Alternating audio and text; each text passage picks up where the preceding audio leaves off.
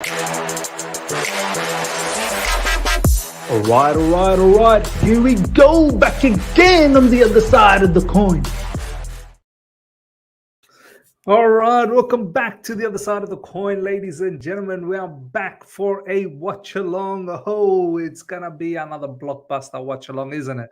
Hopefully we get the victory against Newcastle. We will have Sadiq joining us very, very soon in about 10 minutes. And special guest is going to be joining us, someone who used to be part of the watch-alongs many times before. Ishan Badra, bad boy Badra, is going to be here. So it's going to be a nice watch-along. We're going to have a couple of the boys joining, and yeah, it'll be good.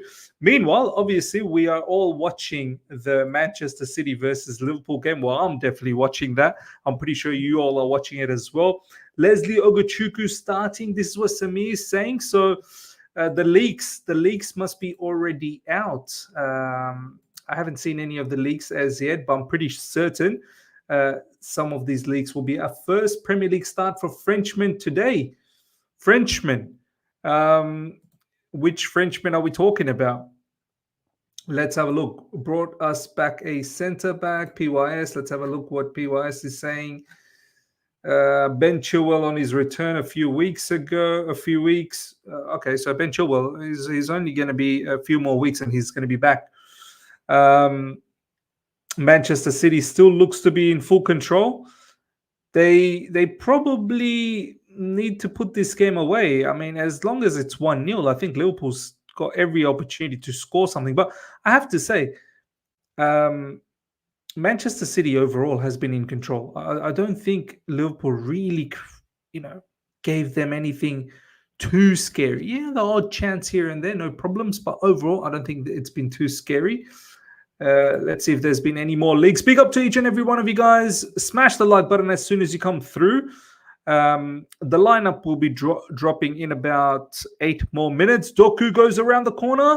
Oh, man, this Jeremy Doku is an absolute live wire shot. Oh, that was close. Handball.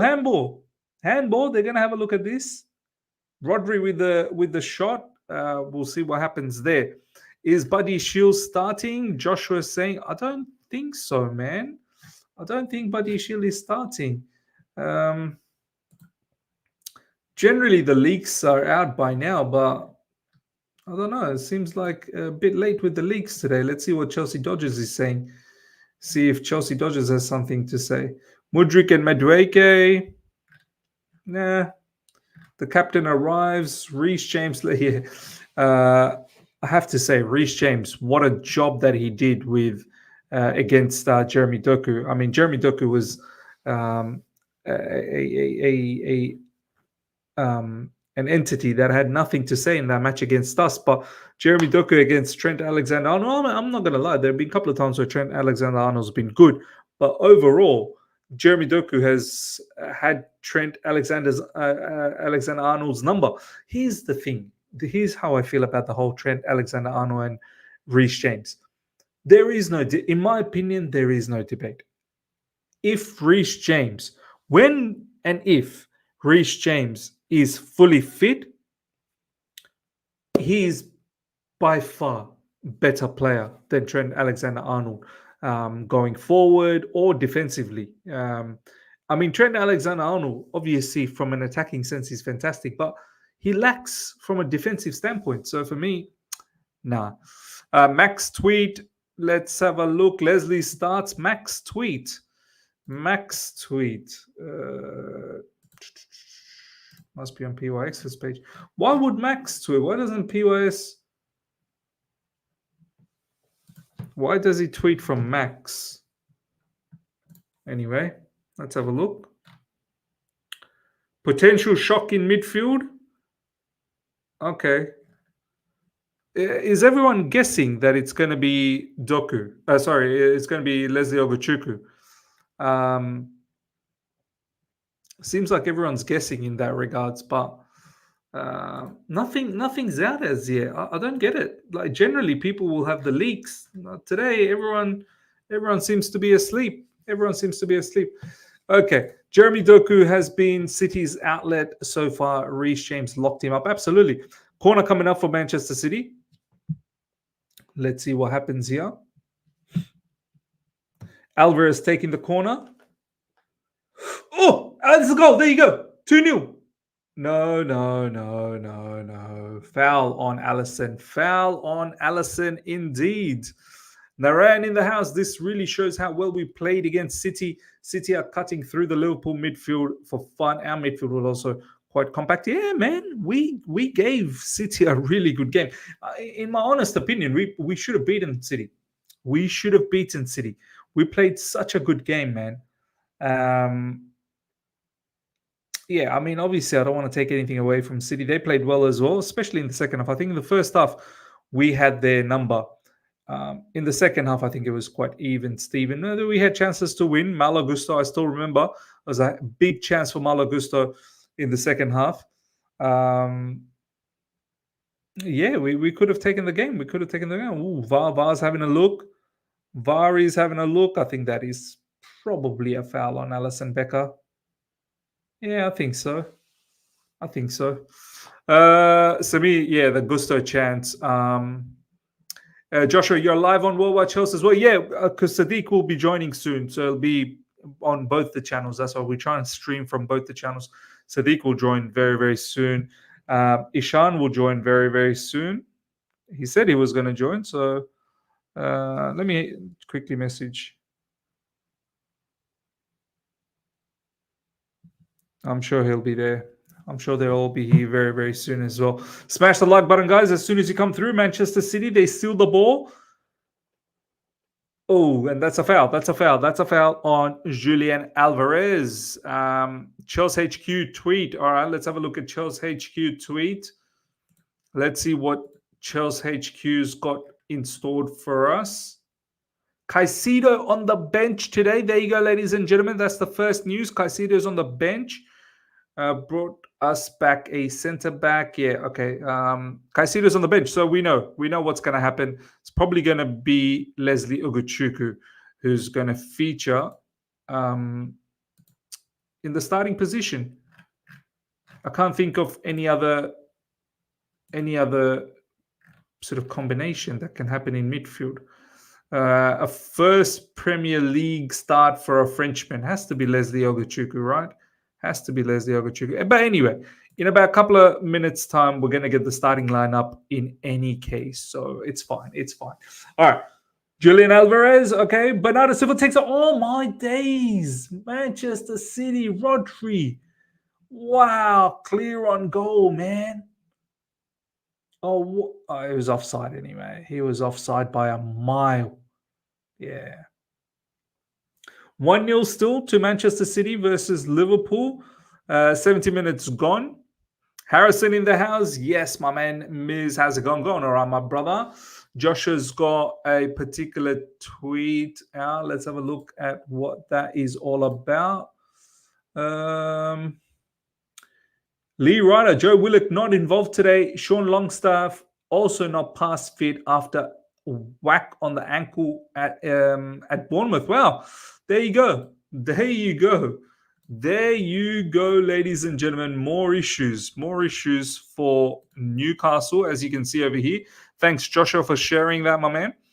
Joe Willock not involved today. Sean Longstaff also not pass fit after whack on ankle at Bournemouth. So we have to win this, man. We got to win this. Miz, is it City versus Liverpool watch-along? I mean, the match is going on, so I'm watching it. Close from Liverpool. Chelsea are not playing now. Are they? Now they're not playing at the moment. We're still an hour away. I'm just waiting for the lineup. Big up, Miz. How's the City game going so far? I feel like City predominantly has been in control. So some may think otherwise, but for me, I think Manchester City, they've been in control predominantly. So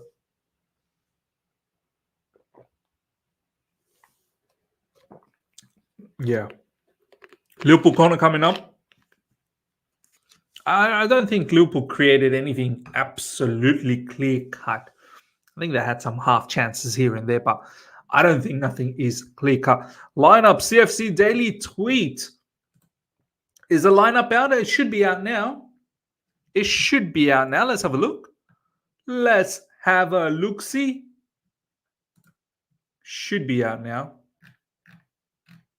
There we go. There we go. The lineup is out. The wait for today's team news is over. All right, we've got Sanchez in goalkeeping position. Reece James, the captain. Thiago Silva. Bad boy Buddy Shield gets a start. I think that's probably the Frenchman they're talking about. Bad boy Buddy Shield has taken over. I didn't expect that. So let's see what happens over here. Thiago Silva and Buddy Shield. Cucurella in the left back position. Ugochukwu also plays in midfield. Enzo Fernandez, Gallagher, Palmer, Sterling, Jackson. Still, looks like two changes, obviously. Centre back and midfield. Midfield, we know Caicedo. He's probably resting up a little bit. You know, he only arrived yesterday from the international scenes. And Buddy Shield, first start. That's huge. That is very, very huge. We're going to try and do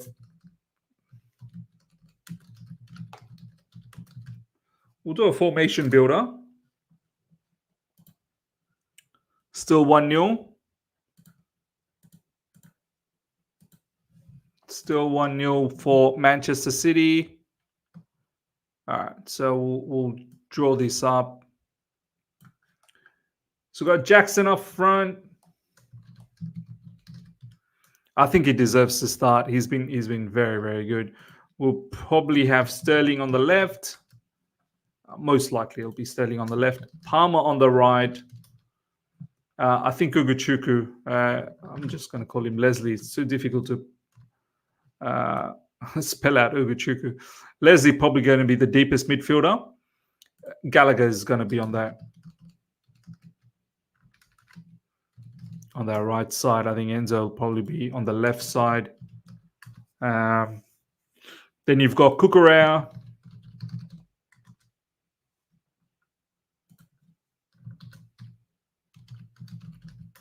Cucurella as a left back.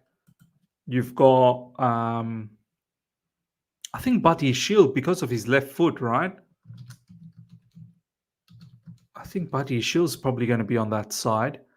And Silva on this side. And then you've got Reece James. I think that's how it's probably going to be lined up as. And you've got Sanchez as a goalkeeper. There you go. So this is how we're all lining up, ladies and gentlemen. What happened to Nkunku? He's not fit as yet. I mean, he's still slowly getting eased back into training. And then I think we may see Nkunku in the next match against Brighton. Another week of training.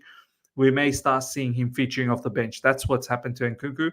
I don't know. I wouldn't say he's still injured. I don't think he's still injured. I think he's now back into training. I don't think he's injured anymore. But we just want to take our time. Why is he suspended? I think you're talking about Poch. He's suspended because he picked up his third yellow card or something like that. He picked up a yellow card, didn't he? Or did he get sent off? I don't think he got sent off. I think Pochettino has picked up quite a few yellow cards so far. So that's why he got suspended. Or maybe he picked up a red card. I don't remember, to be honest. But yeah, he got suspended for one of those matters. That's for sure. I'm pretty sure the live chat will know exactly what has happened, what has gone down. 75 minutes gone, 76 minutes gone, ladies and gentlemen. Manchester City 1, Liverpool 0. I think this game will be an absolute shame if Liverpool end up getting a point out of this. Manchester City should really put them away. Should find another goal, man. All right, let's see what... Yeah, third yellow card during the City match. There you go, Mo, third yellow. Newcastle lineup looks strong. I'm going for a scoring draw. Let's have a look. Actually, yeah, why haven't we been looking at the Newcastle team? That's strange. We should be looking at the Newcastle's lineup as well. They're retweeting our lineup. That's cute. Newcastle, that's really cute. Retweeting our lineup. All right, this is the Newcastle lineup, ladies and gentlemen. Pope, Trippier, obviously, that's going to be Trippier is a quality player. Um, okay. Give me 1 second, guys. Let me share the link.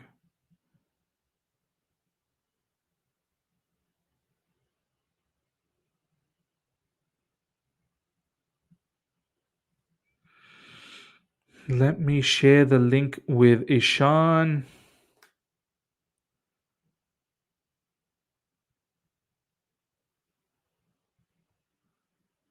Give me 1 second. Okay. All right.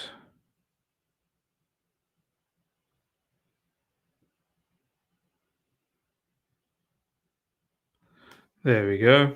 All right. Yeah, so Trippier is going to be a bit of an issue for us, that's for sure. Lascelles, captain, decent defender, I can't lie. Scar is also a very good defender. Tony Livramento is going to be facing his boyhood club. Obviously, he's obviously Chelsea academy player. Bruno Gomes, Miley. Who's that? Is that Miley Cyrus or something? Who's Miley? I've not ever heard of Miley, man. That must be Miley Cyrus. Joe Linton will be a problem. Almiron is playing. I didn't think Almiron was going to be making this game. I thought there was some injuries. Gordon and Isak. I thought Isak was injured as well. Wow. It's a very, very good team. I can't lie. It's a very good team, but I think some of these players might have a bit of injury concern. Jeremy Doku so easily. Oh my days, Erling Haaland, you needed to score that. Jeremy Doku, that was too easy. Too easy, man. Ermias is saying Liverpool scored Miz, did they? It's still 1-0. It's showing 1-0 for me. Oh, they must have scored here. Obviously, I'm behind all you guys. And there you go. Liverpool has scored. Trent Alexander-Arnold, man, that's dirty. Oh my God. Do you know what? This is what I said, right? Keep it at 1-0 long enough, you're going to get them to score. City just haven't been able to put Liverpool away. And as I said, keep it at 1-0 for too long, the opposition will find a way to get a goal. And Trent Alexander-Arnold finds a goal, man. City's mistake, obviously. I mean, Mo Salah gets the assist. Nice. He's my fantasy Premier League captain as well, so that's good. Mo Salah gets the assist. Trent Alexander-Arnold, out of all the people to get a goal, Trent Alexander-Arnold. Now everyone's going to keep saying how fantastic of a right back he is. But no, I mean, look, big up to Liverpool, man. Big up to Liverpool. Ishan's in the house finally, my bro. Hey. How you doing, brother? Oh my God! How long has it been, Miss? I've lost the count. Probably a good season, man. It's been a season. Yeah, bro, it's been a while. Oh my days! I think so. I remember the last time we were connecting. I think so. It was Thomas Tuchel was our manager. Yeah, bro, a long time ago, man. Thomas Oh Tuchel my was the days. manager. How you been, Yeah. brother? You been good? Man, I've been fine, and it's so good to be back, man. Thank you so much for having me here, and it's always a pleasure. You know that I love your channel, I love your chat, Thank I you, love the brother. people coming up here, and yeah, it's a special feeling, man. Today, I mean, I Nice. miss this thing. I miss this thing. That's good, bro. No, it's good to have you back as well, man. Yeah, it's been different, obviously, doing watch-alongs by myself, but I just thought that maybe it's the right time to bring everyone back, as many people back as I can. And then it's good to have you back, man. And yeah, it's a different setup. Are you in a different place or something, Ishan? No, I'm in the same place. I don't know. I just have a table which has been added, so I have a better view of the background. But yeah, You now the same place. have a table. Before it was Yeah, just yeah, like yeah. on a coffee table or something like that. I No, it think you was on had my a. bed, on my lap. Oh my days, bro! Are you watching Manchester City versus Liverpool? Oh yes, Liverpool scored, right? It's already 1-1. So Yeah, I was just huge game. saying to the live chat that keep keep your opposition, like keep a game at 1-0 for long enough, Yeah, opposition will find an opportunity to make it 1-1.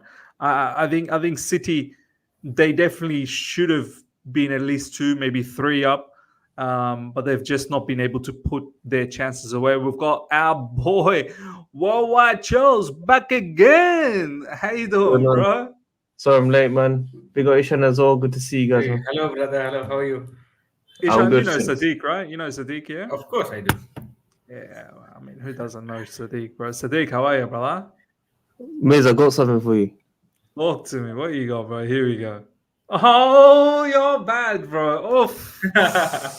Home Why, food for once, for once. Home food, why, no takeaway. why you do this, man? You make me hungry. I forget about the watch along. I just keep thinking about the food, I'm sorry, that's why I'm late, bro. bro. This Man City, man. I'm not even seeing They the score line. What's the score? Bro, they're annoying me, man. It's 1-1. It's They don't 1-1. like. They should be at least 3-1 up, but they can't put Liverpool away. And obviously, as I was saying to Ishan, keep a team in the game for too long, they'll find an equalizer. Doku, ooh, I'm it happy is what with it a is. draw. It means Chelsea can catch them. Catch who? Manchester City. I love it. I love it. I love the optimism. I don't know if you guys have seen the lineup. I just want to show to you guys, all of you. This is the lineup for Chelsea. I'll start with you, Ishan. Sanchez, James, Thiago Silva, bad boy Buddy Shield getting his first Mhm. start, I think, this season after that long injury layoff. Kukurea, Uguchuku, Enzo Fernandez, Gallagher, Palmer, Sterling, Jackson. What Mhm. do you think about that lineup, man? You're confident? Look, I'm really happy for the fact that Badiashile has made his return. I like the back four as we are seeing it's Marco Correa on the left back, Reece James on the right, and Thiago Silva and Badiashile and the two as the two centre halves. I think so. I like this back four. Uh, Enzo Fernandez, Ogechuku. I think so. With Enzo Fernandez, it's always an on and off game. It has been, for the past one or 2 months. I really hope this guy turns up because he's very very important for us. It'll also be interesting to see how he pairs up with the likes of Ogochuku. I have not seen the likes of Enzo Fernandez, piling up the chemistry with any of the other better half, in the double pivot. Hmm. And I think so. Pochettino is also in search of someone who gels up well with Enzo Fernandez and fits. And Caicedo also he has a big part in playing in that big four. But I think so. The chemistry between Enzo and Caicedo has not been at its best, which should have been. But yeah, Hmm. let's see how this game goes with these two.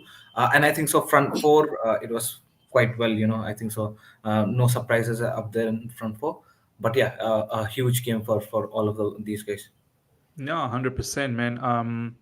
Yeah, with Caicedo, I think it's more the fact that he's just arrived yesterday. I think from international duty, and he just needs a bit of rest. But yeah, I agree to a certain degree that Enzo Fernandez and Caicedo, that chemistry obviously needs to keep building, and it's probably hasn't built up to that level as yet. But it's not the end of the world.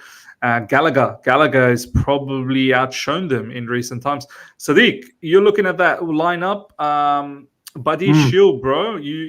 I mean, is that a surprise for you, Buddy Shield? I didn't expect that, bro. Really? You didn't expect that? I didn't think he was ready to start. I mean, he just came back not that long ago against Blackburn. He started that one, but that was a Carabao Cup game. Um, I thought it probably would have been Desasi and Thiago Silva. Yeah, that's what I No. thought about it. From what I saw from the comments when he mentioned Nkunku and Lavia, that kind of hinted to me that Bardashir will be definitely involved in today's game. Because we all thought Nkunku will be back, if we're being honest. We've been saying after Yeah. international break he'll be around, but the recovery time, I think Lavia is just behind Nkunku. So yeah, Bardashir, I think I'm Is excited to watch him personally. is Sadiq, is Buddy Shield um, Pochettino's one of his like favorite Main guy. starters. Like, yeah, main Yeah, guys. yeah, Because definitely. he's just seamlessly just come through and just slotted in. Like I thought Great. he'll have to fight for his position, this, that, the other, but looks like he must be his main guy, bro. He must be his main Yeah, guy. no, definitely. And it's weird. The question has to be asked. Leo Cole's been playing left back, or that left side this season mainly. You gotta ask the question. You gotta ask the question why. He should. If we want the best out of him, he should be playing centre back. So maybe Poch has his preferred two at the moment. Let's just say. Interesting point, bro. Very, very interesting point. I actually missed out on the substitutes. Petrovic, Desasi, Colwell, Matson, Caicedo, Madueke, Mudrik, Matos, and Broya. So Wow, yeah, Matos. man. Yeah, Wow. this Matos kid, he just keeps being in the subs. Like that's another one that I think Pochettino probably rates. Um, we've got Matson there. Is there anyone notable that is missing out? That is fit and missing out? I don't think so. I don't think anyone is notable that is fit and missing out. I think everyone else Is is. Gusto injured? Oh yeah, Malo Gusto. Where's he? Oh, no, he's injured. He's injured. I remember. Um, Yeah. International break just before he went to international break. What about Chukwemeka? He's still He's injured injured, as right? well. He's injured as well. Um, yeah. Desasi Colwell. Ishan Colwell. I mean, he's been starting games for Chelsea as left back, but now I think it looks like Cucurella has kind of taken that position, rightfully so. He's a left back. I don't think Liwa Colwell is a left back. Honestly, I think we've spent enough Yeah. experimentation on that. Now there's a big challenge for Levi Colwell in the centre back. You've got Thiago Silva, you got Badia Shield, you got Desasi, you got Yeah. obviously himself. And don't forget, I saw some pictures of Wesley Fofana back in the grass. So maybe Yeah. a couple of months away until Wesley Fofana starts. Um, do you look at it as competition is great in this sense, or do you start fearing for some of these? I mean, only two can start, and we only got one game a week. Do you know what I mean? Do you start fearing for anyone, or not really? No, I think so. It's a good, healthy competition for Levi Colwell. Also, I believe that he has got enough opportunities for the past couple of months. There were plenty of games that I thought that he shouldn't have been starting. Looking at the past performances, but then he got games after games. All right. I mean, nonetheless, he's a youngster, bright youngster, and he's here to develop as well. So let's not take anything away from that. But again, I think so, and I genuinely believe that our best two centre back pairs are Badiashile and Thiago Silva, hands down. Oh Right? wow, is that how you guys feel as well? Yeah, Like yeah, yeah, definitely. Sadiq, you as well. You feel the same way that they're two of the best, 100%. and Yeah, Ishan, yeah. you also think Yeah. that way. Ishan sees the same game as me, man. We talk the best. Maybe we I've talk the been. best from Gallagher. Gallagher's the best as well. Nicholas Jackson. Look, we know what we're talking about, man. But you never backed Nicholas Jackson. Don't lie to me, bro. Don't you dare lie to me. Maybe I'm the only one that probably just underrated Buddy Shield a little bit. I need to watch him. Look, I'm He's not gonna lie, class, man.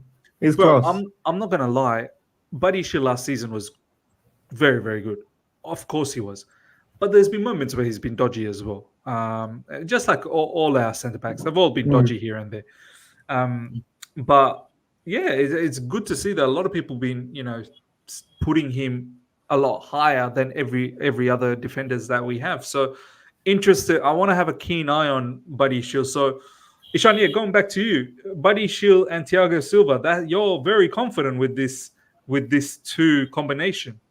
Yeah, 100%. Miss, look, I mean, Let's talk about the two centre back pairs that we've gone for. Yeah, for past few months. What we've seen is a lot of goals scored, a lot of mistakes, lack of chemistry. Not just that, a veteran player like Thiago Silva also making, poor decisions. We've seen that in past few games, and that's something which is shocking. That comes when you have when you have a partner who's not playing as responsibly as your probably Thiago Silva is. That's why he's getting double-minded and making those mistakes. You might say that, but when it comes to Badiashile and Thiago Silva playing at the same time, what I saw in the previous season as well, there was a certain phase when we had a good stability in terms of our defense. few games, 4, 5, 6, 7 games on the trot when we were going, we were conceding very few goals. That I felt like, when Thiago Silva and Badiashile gelled really well among each other, and that created some sort of stability in the back, and that's very important. Now we're in a phase as a unit, as a team, we're in a phase where we need to bounce back. We're on the verge of bouncing back. A good game against Arsenal, Man City, then beating Spurs. Now we're gaining a little bit of momentum. It's very important for the senior guys to jump up and have that stability at the back. If we start leaking goals, conceding goals, again the confidence goes crashing down. So it's very important to not concede goals. That's the first thing, and then again build something in from the attack. No. I'm hearing you, man. A lot of the talk in recent times has been, oh, we don't score enough goals, and then now recently we've been scoring a lot of goals. And I've also mentioned to many people that we should be focused on letting in too many goals. Obviously against City 4. Prior to that, we let in a goal against Spurs earlier on. Could have been 2 very easily. We let in goals against Brentford, of course. We let in 2 goals against Arsenal. So you're right, man. We need to tighten up at the back. All right, let's talk a little bit about the Newcastle lineup. Sadiq, I can see you're eating. I'll let you. All right, I'll just quickly go through the lineup and then I'll ask you guys how you feel about some of these players. Gordon, Isak, Almiron up front, very, very strong. Joe Linton, Guimaraes, and Miley Cyrus. I don't know who this Miley is. Looks like a 5-year-old. I've never heard of him. Trippier, Lascelles, Shah, Livramento. Wow. Chelsea Academy player getting a start, and Nick Pope. Look, I actually thought it might be a little bit more injury depleted Newcastle, but they absolutely fooled me, and they must have fooled a lot of other Chelsea fans as well, because I thought Isak is not going to be able to make this game. I thought Almiron probably wouldn't be able to make this game. As I said, I don't know who this Miley is, so I'm not even sure. And the backline, I think the backline can be got, man. I don't think the backline's strong enough. Scar, Lascelles, Livramento, Kieran Trippier going forward is very good. I think defensively, I think he can be got. Midfield, Joe Linton, Guimaraes is strong. I mean, Sadiq, bro, if now we need the 3 points, bro. I just need the 3 points here, bro. Like, these guys are ahead of us. They're on 20 points or 19 points, something like that. I think they're on 20 points. A win will get us to 19. Bro, I mean, Sadiq, I know it's not the end of the world. I said after the Manchester City game, I fully believe the process. I fully believe this project now. It's definitely not the end of the world. I'm not going to be potty out this, that, the other, nothing like that. But I'm going to be disappointed if I don't get 3 points, man. I think our team is good enough to get the 3 points. Thoughts? Guys, I'm going to make it easy for everyone. Here we go. This guy. We're winning either 2-0 or 3-0. All right, Sadiq. But first time you're predicting a good news for us, bro. Every other time. Listen. I told you about City. Game as well. We should have won that game. Right, come on. Well, our watchalongs blockbuster. We see a lot of magic happen. Bro. Absolute. I was saying we should be beating City as well, bro. I'm not even gonna lie. That match we should have beaten. Don't lie. Before the stream, you told me you weren't sure. What? I was the one who said we are gonna win all throughout the preview, everything. I said I believe. Jackson will score. I told you Nicholas Jackson will score as well. You lied, bro. You're a liar, bro.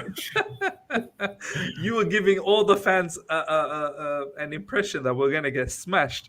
I believe, bro. I believe we're gonna win. No, honestly, today we're gonna win. I'm telling you now, we're gonna win. So what's your prediction again? 2-0, 3-0? 2-0, 3-0. I think 3-0 is a bit too much, but at least 2-0, definitely. Trust me. Nice. Trippier's going to go to the fans. He's going to say we've got injuries again. He's going to start crying. I'm telling you now, a lot of Newcastle fans have been talking before the game. Very arrogant. Very arrogant, bro. Very arrogant, man. They need to be put back into the place. Erling Haaland inside the box, going nowhere. This is probably going to be a draw. Ishan, thoughts on the Newcastle lineup? As you can see over here, still a very strong team at St. James's Park. It's not going to be an easy task, but you'd think the momentum, like what we are creating, And I have to admit, Newcastle have been a bit shaky. Back-to-back losses against Dortmund as well. I think Yeah. before the international break, they lost against Bournemouth too. You have to fancy us to get the 3 points here, right? Oh yeah, 100%, man.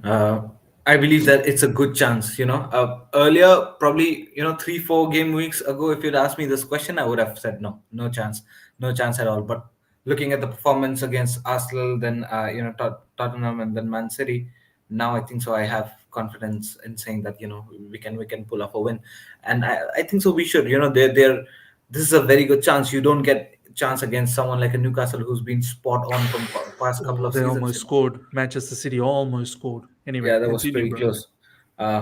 Yeah, Erling Haaland with that header. But yeah, it's a good chance to get some good 3 points against Newcastle. It's not going to be easy though. I believe they're a very very very good squad, and after that whole takeover with the new owners, I don't know what has flipped in them. They just did not look back after that. So it's going to be tough. But then again, this. Would you be disappointed if we don't get the 3 points? Oh, of course, 100%, man. Even if we, pull off just 1 point, I would be like, we should have won this. You know what I mean? We are in a good momentum, healthy momentum. I don't think so. There's any excuse that we can give at this point of time. Injuries are there, but then even it's the same thing on the both sides, right? So that shouldn't be any excuse. We are a better team. I think so. We have a chance to win, and we should. But yes, there are few guys in the Newcastle squad which we should be very very careful of.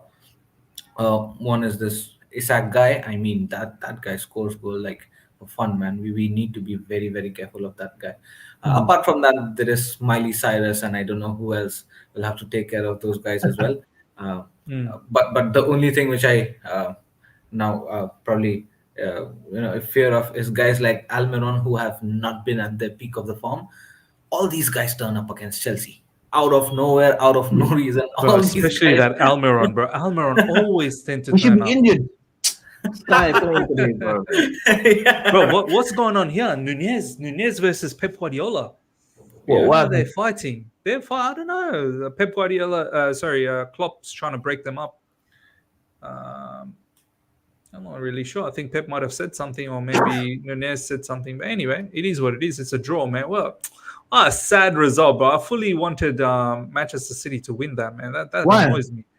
Just go and win it, bro. Don't allow like Liverpool and I don't Yeah, want Something Liverpool. like them. Spurs and all to come them. up and I don't open want their mouths. Liverpool, Spurs, and all these Yeah. challenging for title, bro. I don't want any of these people. Since we are not going to win the title, but just Manchester City got there and just keep winning, Who man. said I we're not don't gonna want, win? Oh, we're not winning the title, bro. Bro, listen. Let me ask you a question. This guy is too funny. Let me Bro. ask you Not something. winning the title. This Guys, guy's let too me ask funny, you bro. something. Sadiq If is we too beat funny. Newcastle, if we beat United and Brighton, you're telling me you're not gonna feel that spark? I'm feeling the spark already, bro. I'm There feeling you the go. So spark.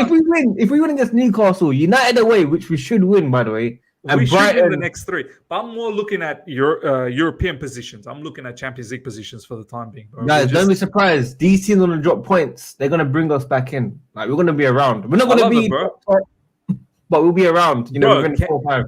Sadiq, can you imagine if we actually put ourselves in a title conversation?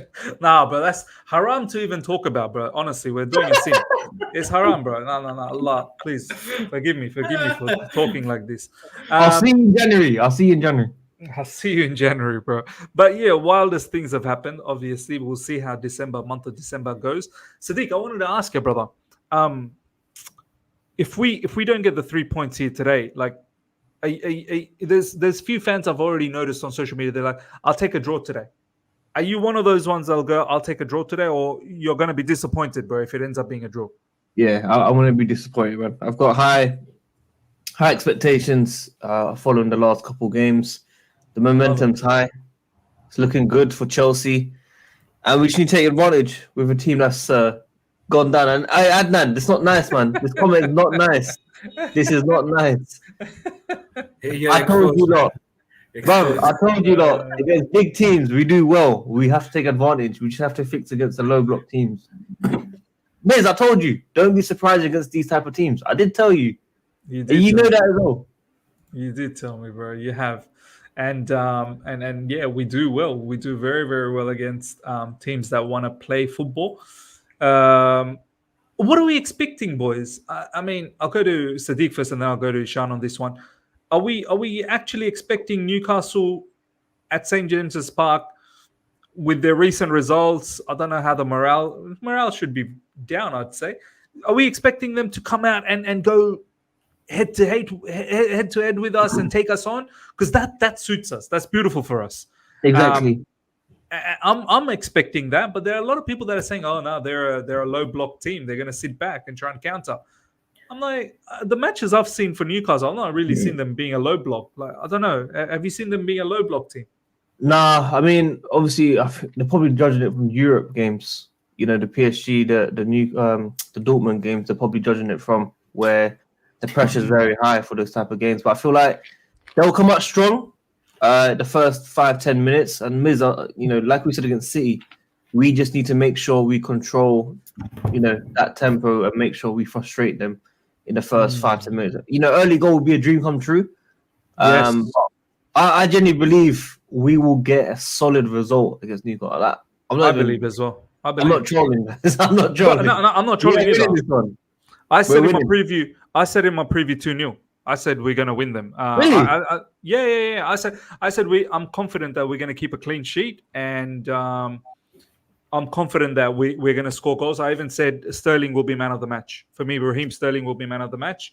Not Gallagher. Um, Gallagher potentially as well, bro. I've got nothing against Gallagher. I'm so happy for Gallagher. To Don't be lie. honest. Don't lie, Miz. Bro, Don't lie. I've even come out in the open and then showed my love for this player, bro. I'm so excited It's about him. Gallagher, miss you. Gallagher. It's Gallagher. It's the Spanish maestro, bro.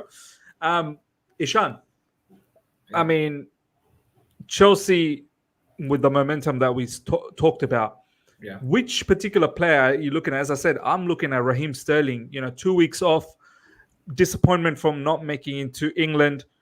I feel like Raheem Sterling is going to come out all guns blazing. Obviously, there's Cole Palmer, but who are some of the players that you're thinking, yeah, they're going to look at this particular fixture, St. James's Park, and these are some of the players that are going to take the game on? Who's some of your players that you're thinking? I think so by default that the first name that comes to my mouth is Stone Cold Palmer. You know what I mean? Stone Cold Palmer, man. I like that, bro.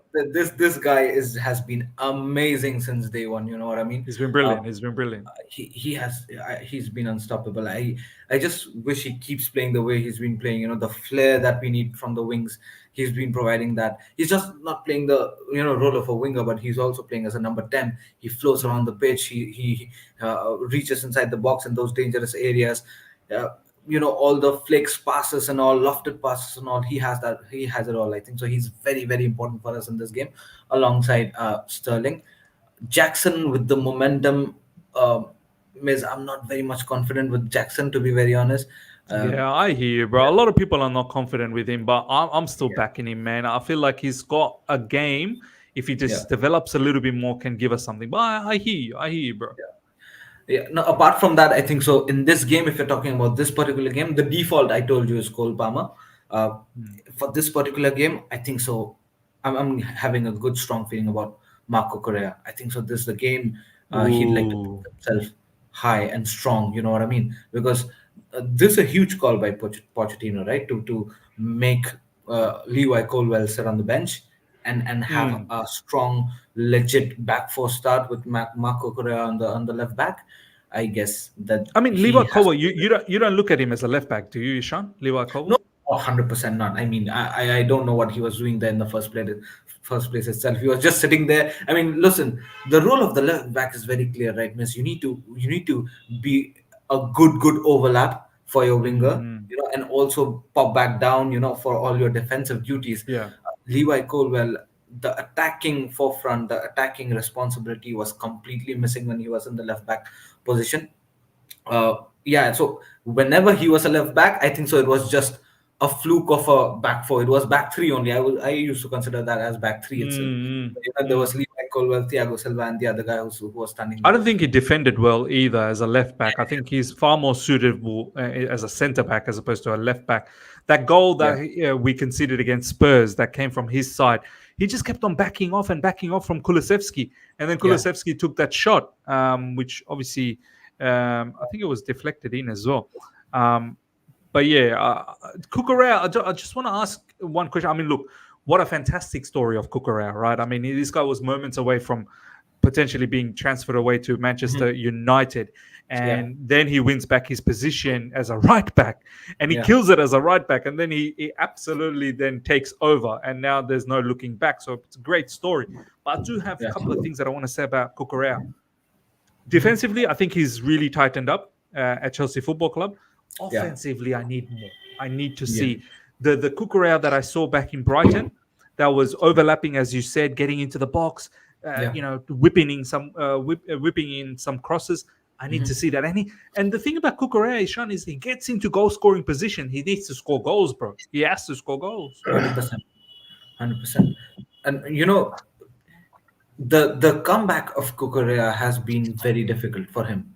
You know what I mean? He was played as a right back. That too, due to all the injury circumstances and all the suspension circumstances, he was played as a right back, which is not his natural position. So to perform in an unnatural position, in fact, a completely opposite position, left back to right back, perform there consistently for 2-3 games, and then now he's been switched back to his natural position. The hopes are very high, and this is his, perfect chance, perfect opportunity to, kill it.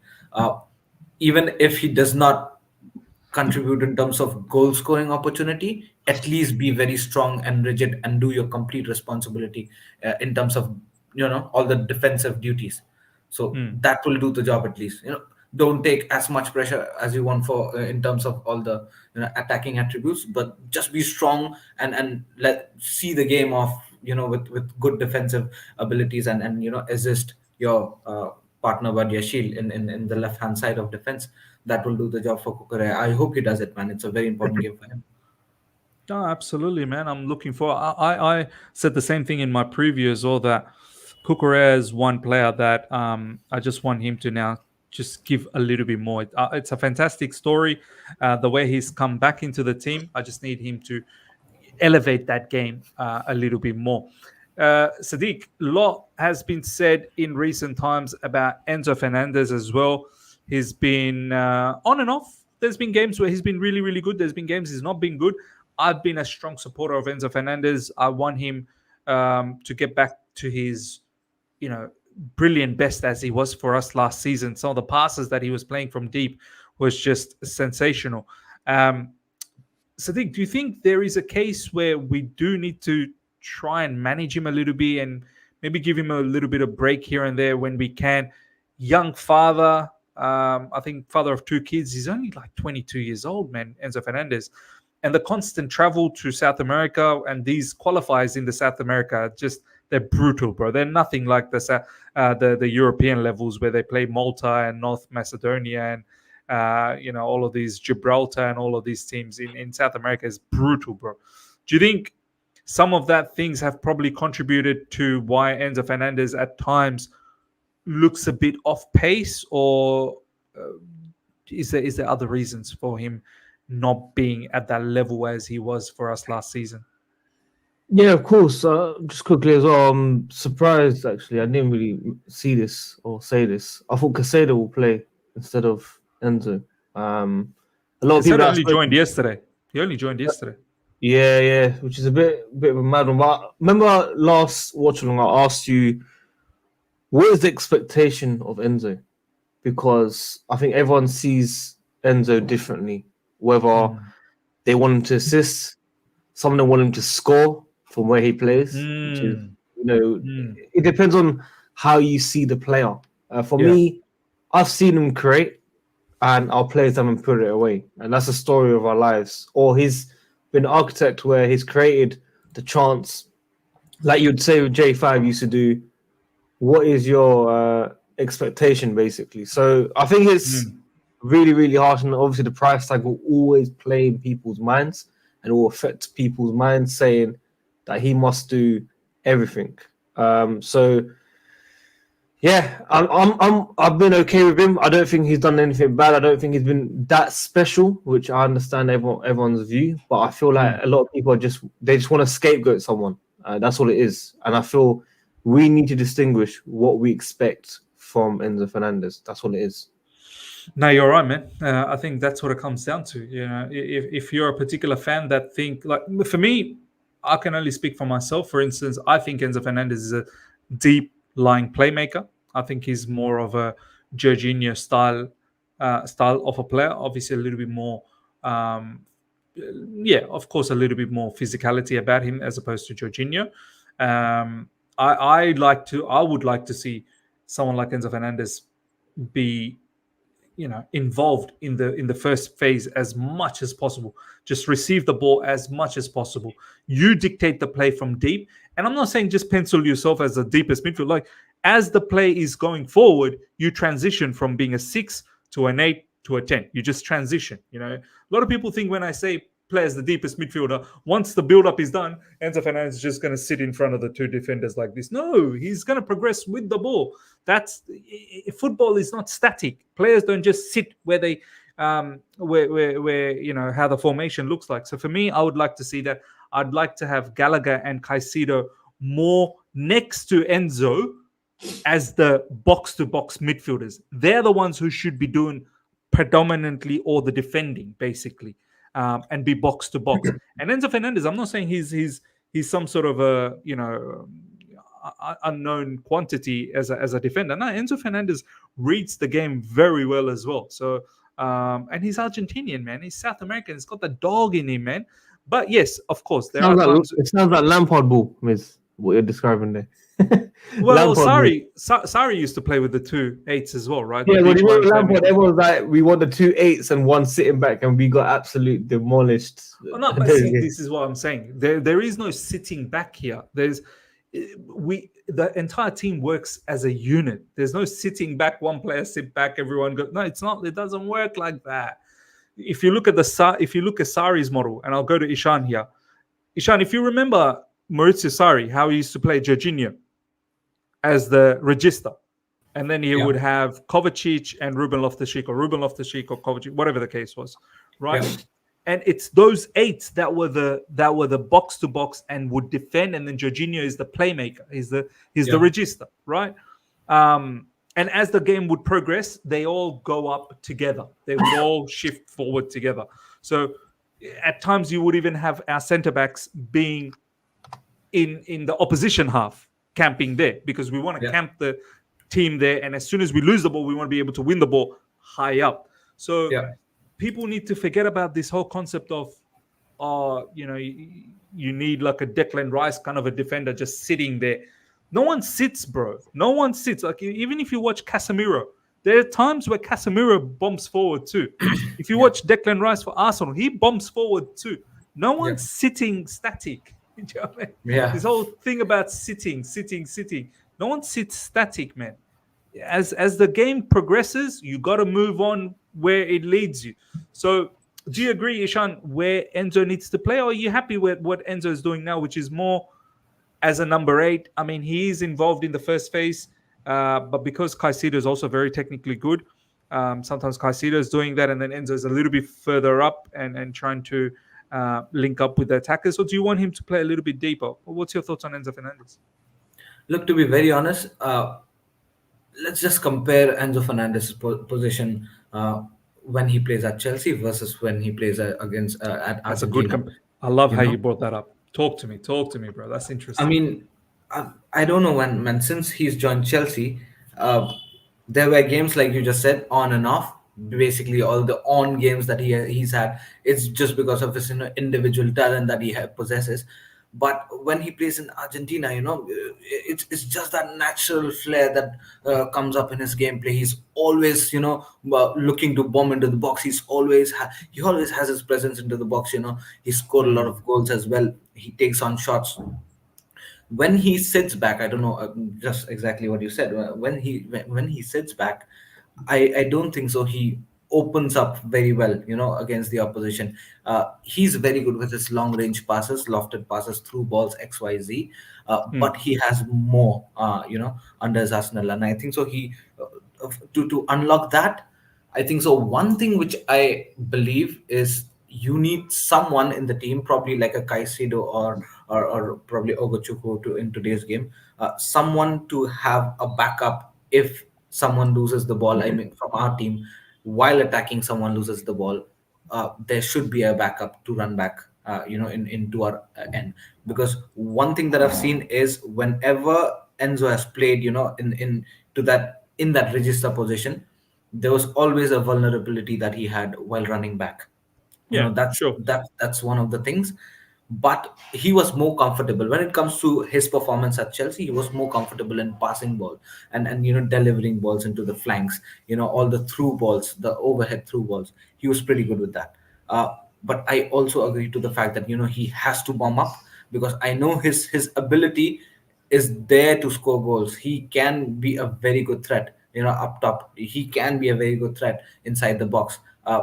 Just because he's probably the best passer in the team does not mean that you have to make him sit beside Thiago Silva for all the through balls and long balls. No, he's got a lot in his arsenal, and I think so he should bomb up. Talking about the current structure that we are playing, I think so this is somewhat making his movement stagnant, because we already have someone like Conor Gallagher, who's been floating around the position, which I believe Enzo Fernandez should be doing that. Right, we already have, and Conor Gallagher covers the ground so much that probably Enzo Fernandez maybe gets a bit paused. That we already have someone like a Conor Gallagher covering all these areas, so why should I go there? Probably that's Caicedo as well, I guess. Caicedo covers a lot of ground as well. yeah, Caicedo as well. But I think so. That's what I was very much interested to see, the combination of Enzo Fernandez and Caicedo, where Caicedo would play a part of in case the let's say a lifesaver guy, whenever there's a counter attack opportunity, he would be the one who to take care of things, when Enzo Fernandez can go ahead and then freely do his work. Maybe that partnership was missing. Maybe that chemistry was missing, and I think so. That's exactly what Pochettino is trying to bring up in with all these different combinations, with Gallagher and Enzo Fernandez and Caicedo, Enzo Fernandez and Ogochukwu, and in the future the other guys as well, may be a part of it. But yeah, I think so. This is the element that is missing in Enzo Fernandez, but. Look at him in the Argentina team. It's just natural flair. He just warms Bro. up, comes back down in time. Bro, It's bro, so not valuable. just that. Every time I've seen him for Argentina, bro, there is so many times I've seen him as the deepest midfielder, and you got Yeah. McAllister on the left, and you got Rodrigo De Paul is the one who's bombing up and down. He's like Yeah. literally like a dog bombing up and down, and Enzo Fernandez playing as the deepest midfielder. But then Enzo for Argentina, he starts off the attacking phase, and then he drifts. He drifts forward, and then 100%. he sometimes ends up being in the box. Do you know what I mean? Like That's I why he's a like. combination of both playmaker, a good box to box midfielder, and also a good register, for And Argentina. this is what I want him to display for Chelsea. But maybe in the Premier League, he's probably just not able to do that. Maybe in the international scene, is a little bit easier to execute that kind of a plan. Or maybe, And also it comes up with understanding miss sometimes. I Maybe was just gonna we say, lack. Yeah, we lack yeah. someone like a Rodrigo. First of all, we actually do lack someone like a Rodrigo De Paul, who I'm not talking about the player, but I'm talking about the Well, role that a some people will say player that Gallagher is maybe the Rodrigo de Paul for us. Do you know what So yeah, I think so. The role of Rodrigo De Paul, is very important when it comes to Enzo's participation in the Argentina team, but also the understanding of these guys, these three guys, McAllister, Rodrigo De Paul, and Enzo Fernandez, Yeah, the is just up chemistry top. is important. Chemistry is Yeah, very, very important. it's Uh, on the spot. Yeah. Absolutely not going to lie about that. Let me just quickly touch up on some of these super chats. Thank you so much for the super chat, ladies and gentlemen. Really, really appreciate that. Rego Park, my man, thank you for the super chat. Big up, Ms. Belated happy Thanksgiving to my fellow American peeps. Feeling good, St. James's Park, X Factor, Enzo brutal game versus Brazil. Hope he's fit. Yeah, man.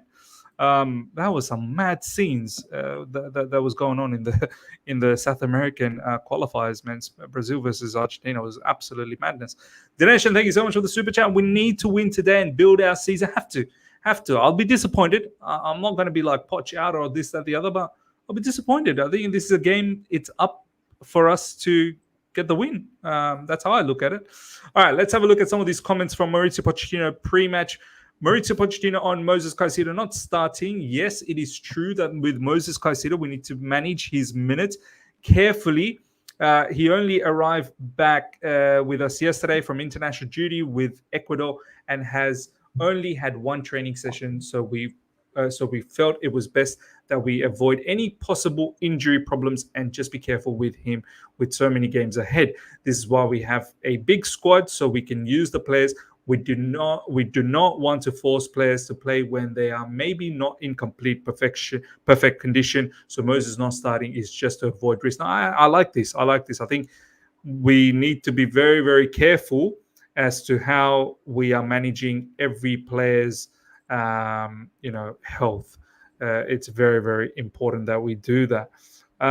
Let's have a look at a few of the other things that everyone else is saying on social media. Fabrizio Romano, at 39 years and 64 days, Thiago Silva becomes today's Chelsea's oldest ever outfield player, making history once again. That's incredible. Sadiq, bro, Thiago Silva, man. I know we talked about Buddy Shield and how people rate him. For me, Thiago Silva, bro, he's still our boss. He really is. He's still our boss, bro. Do you agree? Of course I do. You tell John that. For someone who doesn't like Thiago Silva. There was a bit mad from John last week. I have to admit that last international break. You know I was right on that topic. You were. Now you were spot on. You were spot on. And you didn't let him go either. No way. No, I remember his tweets. I remember him coming to my house and saying these things as well. It's very, very. It's very fraudulent activity from him, wouldn't you say? Exactly. I messaged him now. I said, yeah. We don't need you. We've got Ishan, myself, Miz. That's it. That's the trio that we need. He's a bit hurt, I think. So he wanted to come to my house today, but I've got other stuff going on later on. So, but yeah, Thiago Silva is definitely special.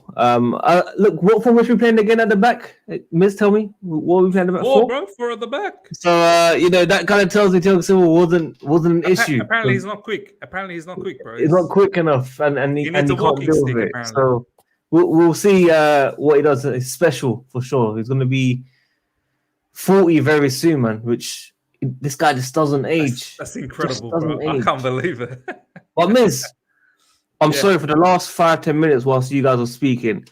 I'm gonna look at the table, man, and I feel like Chelsea winning these games, we could be around, man. We could be around, guys. I'm telling you. Look, United are only 8 points behind City with a game in hand. They can go 5 points, and United are not good. They're not good, guys. They're not good. You have to deep it, guys. This is a very, very good situation for everyone.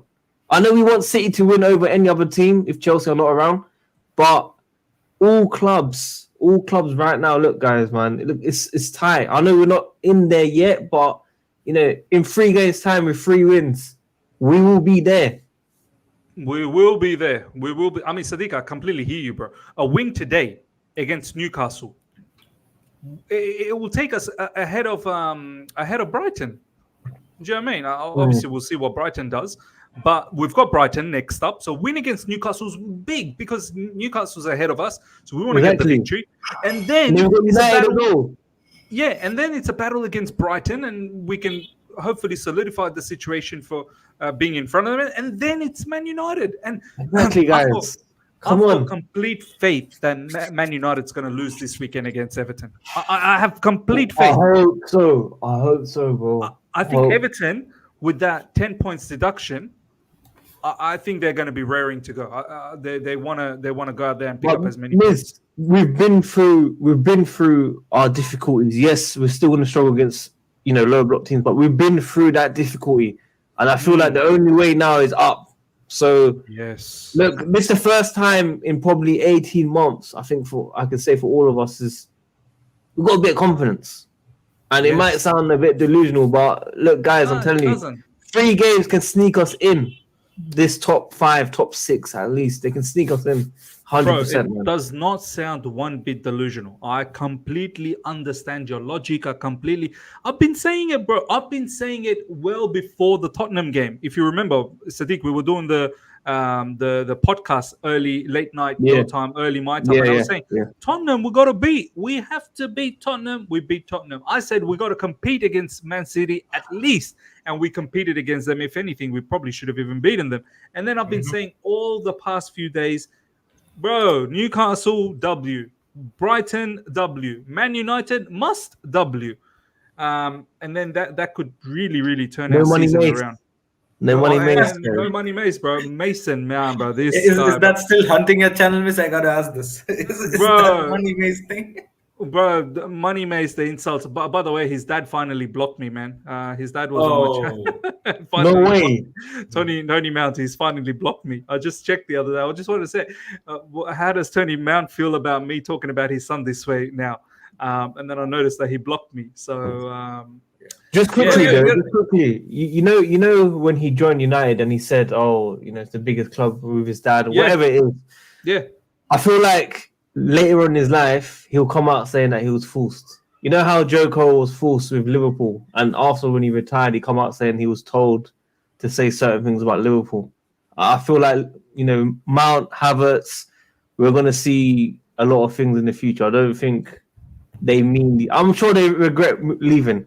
Basically, that's what I'm saying. bro. I mean, the story is that apparently Mount never wanted to leave, but he wanted to get a lucrative offer.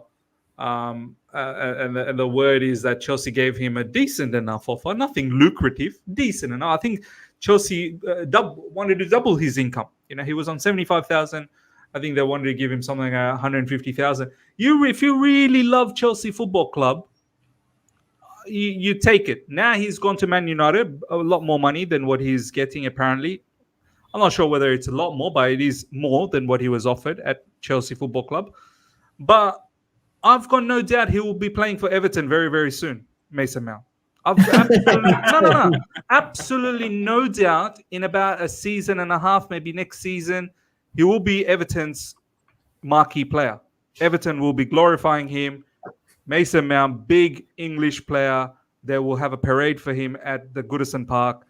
And we shall see him play for Everton. And then most likely Everton's going to get relegated. So we might even see him in the Championship. So kudos to Mason Mount from that regard. I think we will see Havertz back in the Bundesliga for Frankfurt or maybe Mainz or someone like that very, very soon. No, it will happen. It will happen because this sort of foolery cannot continue. Do you know what I mean? So These two sign-offs were spot on, I guess. Havertz and Mason Mount, very good sign-off. I mean, letting them go was probably one of the best decisions that Chelsea made. 100. But they got the minerals, though. They got the minerals. Yeah. They got the minerals, huh? They got the minerals. Yo, is it 2 a.m.? Is it 2 a.m.? Yeah, bro. It's 2 a.m. almost for me, yeah. Oh, my day. I mean, that's normal for me. But yeah, for you guys, that's... Wow. This is the time where it's very difficult for me. Very difficult. I like the midday kickoff, like the one that Manchester City and Liverpool had. That's a little bit earlier for me. Or the late night, like your 8 p.m. kickoffs or your 7 p.m. Like, because I'll wake up in the morning and it's these ones, the 3 p.m. kickoffs. You know, the 3 p.m. ones. These ones. They ruin my day the next day. So and it's at even least worse. Tomorrow is Saturday, Sunday, so you at least that, yeah. But you know what, Ishan? I am tired. Tomorrow I'm gonna be so tired, bro. Absolutely. So imagine ruined. Sunday 4 p.m. games. Oh my day, that's even worse. Oh, I get shattered for Monday. I'm literally like I'm sleeping on my desk. Do you know what I mean? Oh my days. Yeah, it's absolute nuts, bro. But this is what we do, bro. This is what we do. Proper fans, proper Chelsea. Proper chills, bro. Proper chills. Let me see if I can trying to. Let's get some streams up, lads. Trying to do something here.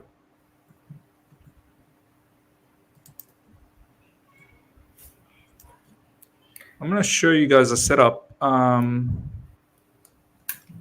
Miss, Very, by the very way, your channel is on the verge of crossing 30K.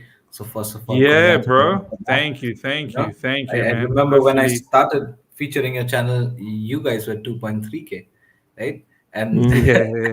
and when I was at the pause, and that means when the time when Thomas Tuchel got sacked, we were at 20K, around 23K ish, Come something a long 20K. way, bro. We've come a long way. With 30K. So congratulations to you and your whole coin army, man.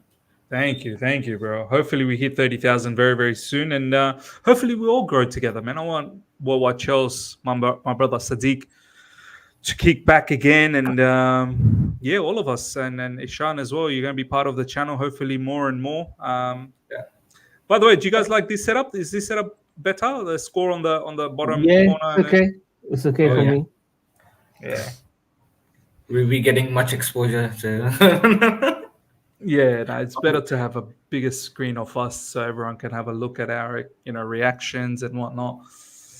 Sadiq, I feel like today we might be on the same time because I'm watching the match on my laptop, where it's a little bit like I've always noticed on the laptop I'm a little bit behind, and on my phone I'm a little bit ahead. So maybe today I might be on the same time as you. If that is the case, I'm watching it on TV. All right, then do that. Let me check. I'll let you know. Yeah, all the players are out. Ishan, hopefully we can also link up as well. Yeah? We just kicked off. It kicked off in my end. Oh, bro, you're way in Bro, front then. Sadiq, I'm in Delhi, India. You are at London. You should be. No, Do you want to bring it back, Ishan? Do you want to bring it back? Yeah, of course. I can't say. I just kicked off. I just what I'm kicked off doing. now. Ishan, I'll tell you where I'm on. Oh no, I'll tell you wait. where I'm on. I'm 33 seconds. Oh, you're well ahead. Okay, You're okay. well ahead. You're well ahead. You're ahead of me as well, so that makes sense. Bring I'm it now back at a little bit. 33. I'll tell you, I'm on 20 now, exactly 20, 21, 22, 23, 24, 25, 26, I'll wait for you. 27. All right. 28. If we all stay together, I think it'll be better. Miss, can you please do that counting once again? Okay, so I'll start. 36, 37, 38, 39, 40. What are we doing on? 42. 43. Yeah, match it. Ah, beautiful. We're all together. 48. We're all together. I'm 48. We're all together. That's brilliant. 52. 53. 54. 55. Perfect. All right. Guys in the comments, we're always going to be behind because we're streaming together, man. Yeah. We're going to be behind. To the live chat, we're going to be well behind you guys. So you either enjoy all of our reaction at once or it's just going to be a bit of a mess. So hope you guys can understand that. Yeah. I can finally enjoy this game. Free kick coming up for Newcastle. I can even hear the commentary. When I do it from laptop, I can at least hear the commentary, or else on my phone, I'll get done.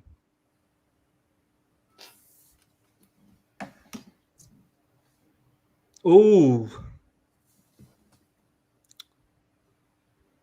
Nick Pope goes long. Mark Cucurella there. I love this comment. Hey, why is he in the stands? He got suspended, bro. He was a bad boy. He was bad boy. He was bad boy Buddy Shield. He was bad boy Buddy Shield. They got suspended. 3 yellow cards for the bad boy. I didn't even know Pochettino picked up that many yellow cards, man. I don't know what that brother is doing, picking up so many yellow cards. More yellow cards than Thiago Silva. Just imagine. I know, bro. And then Thiago Silva's actually playing. Raheem Sterling. Indian manager as well. Yeah. Fernandez. Whips the ball across to Reece James. Reece James, what a pathetic pass. Come on, Reece James. All right, good one. Guys, I can feel it. We're going to win. I can feel it already. Beautiful tackle from Ugochukwu. Cole Palmer. Gallagher finally. See Ugochukwu playing as a little bit more advanced than Enzo Fernandez and Gallagher's. up front as well. So Enzo's playing as the deepest, to be honest.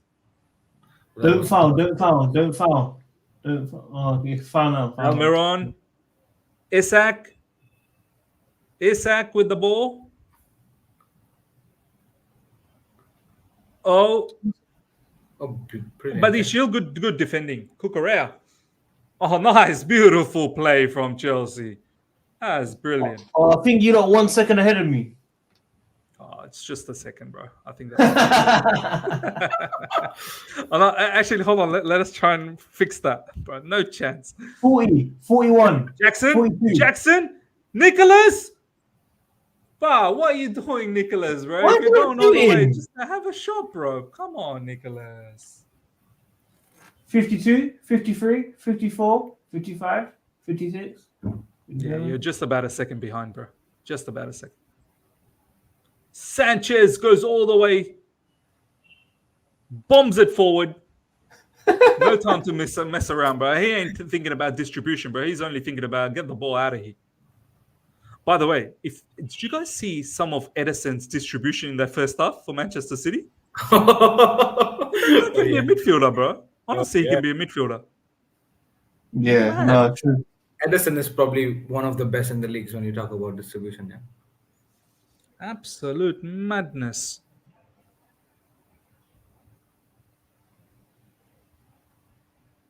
Go on, Reese. Tino Livramento.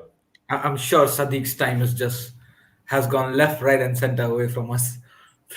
There was no Reese James in my screen at all when you said, What? "Come on, Reese." Reese James, he came for the header, no? Long in the air. I think so. You're probably gone way back, or probably way ahead. Just What? count the seconds. I'm 5 minutes 6, 5 minutes 7, 5 minutes Yeah, 8. you're 5 to 7 seconds behind. Isn't it, Miss? If I'm not mistaken. Yeah, he's not too far behind, man. He's not too far behind. Oh, guys, man. I'm gonna refresh. Wait. You're not too far behind, bro. Like it's No, marginal. I can go It's ahead again. marginal. I can go ahead again. I can go ahead. Oh yeah. Because you actually went behind there. You rewinded. Yeah. Reece James with the throw in. So I'm 6 minutes 6 now. What you look? Oh, you're way. Bro, Bro, I'm 5 minutes 47. he's flexing his 48, time. 49, 50, 51. Tell me when you're 6 minutes 16. 6 minutes 16. Tell me. Oh, are you pausing there? Yeah. Tell me. Alright, 6 minutes 16. I'll let you know. Miss count. Count it. Only 16 seconds. 3, 4, 5, 6, 7, 8, 9, 10, 11, 12, 13, 14, 15, 16. Let's go. Let's go. All right. The same time, lads. Let's go. Yeah. I was like, "Come on, Reese." how are we all feeling so far, man? It seems like the first 6 minutes. Both sides scared. Both sides Scared. Yeah, both sides scared. You're right. Both sides. Oh, are boot scared. it. Boot it. Yeah, sloppy passes from both the sides. Yeah. Roberto Sanchez, he only knows one way, just bombs forward. Newcastle has quite a high line with the ball on their hand. Guys, I think they forwarded my stream again, man. What are you on? 7 minutes, 3, 4, 5. Oh, it's all right. Yeah. Abayomi is saying, I swear Jackson are meant to be a second striker. Let's see. Let's stay patient with Jackson. Cucurella. Uguchuku. Enzo Fernandez, that's nicely done for Cucurella. Cucurella bursting forward. So much space. All through the midfield. Nicely done. To Gallagher. Gallagher out wide to Cole Palmer. Cole Palmer. Beautiful first time. Oh, no. I was trying to find Cucurella, but... And Cucurella wins the ball back again.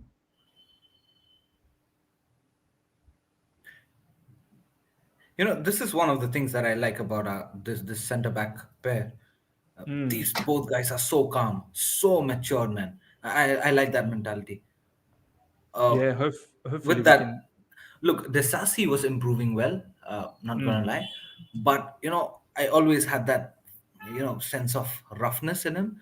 Feels like Mm. he'll probably commit a foul or will make a uh, Yeah, he always unsuccessful looked a pass. little bit dodgy. Desasi Yeah, always looked a little bit dodgy. but He she also brings had it. some good performances as well. Oh, Oh, Oh, who was that with all that run? Gallagher. Gallagher. Gallagher, man.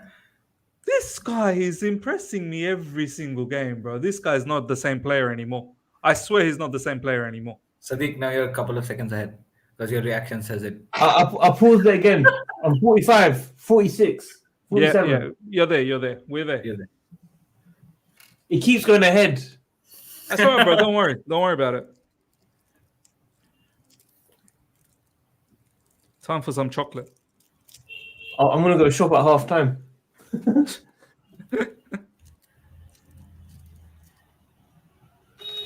I'm prepared like Sadiq today. I've got the dried mangoes. I've How about got. this? Oh, he got some hints. I've And I've got. got this too. Oh, look at you, bro. I've I've got actually the got some, peach tea. I think I've got some leftover Starburst actually. Mm. I've got some Haribo's actually. All right. I got some chocolate, Lindt chocolate. Gallagher, Cucurella, Raheem Sterling. Come on. Ah.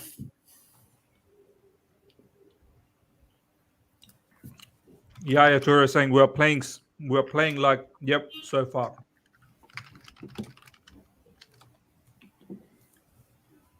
Yeah, it's been a bit strange. I'm not gonna lie. Like this game so far, as Sadiq said, I think he said it perfectly. I mean, both teams are sort of a little bit scared. Why is my stream freezing, man?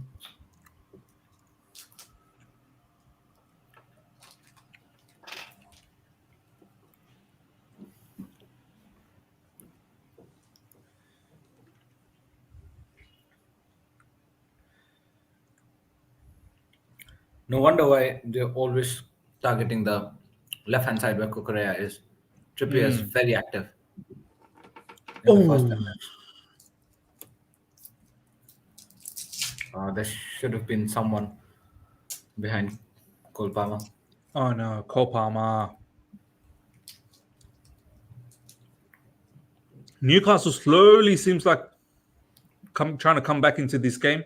Kyle Almiron, what was that? So in the first 10 minutes, the clear reflection is they are not sitting back. That's for sure.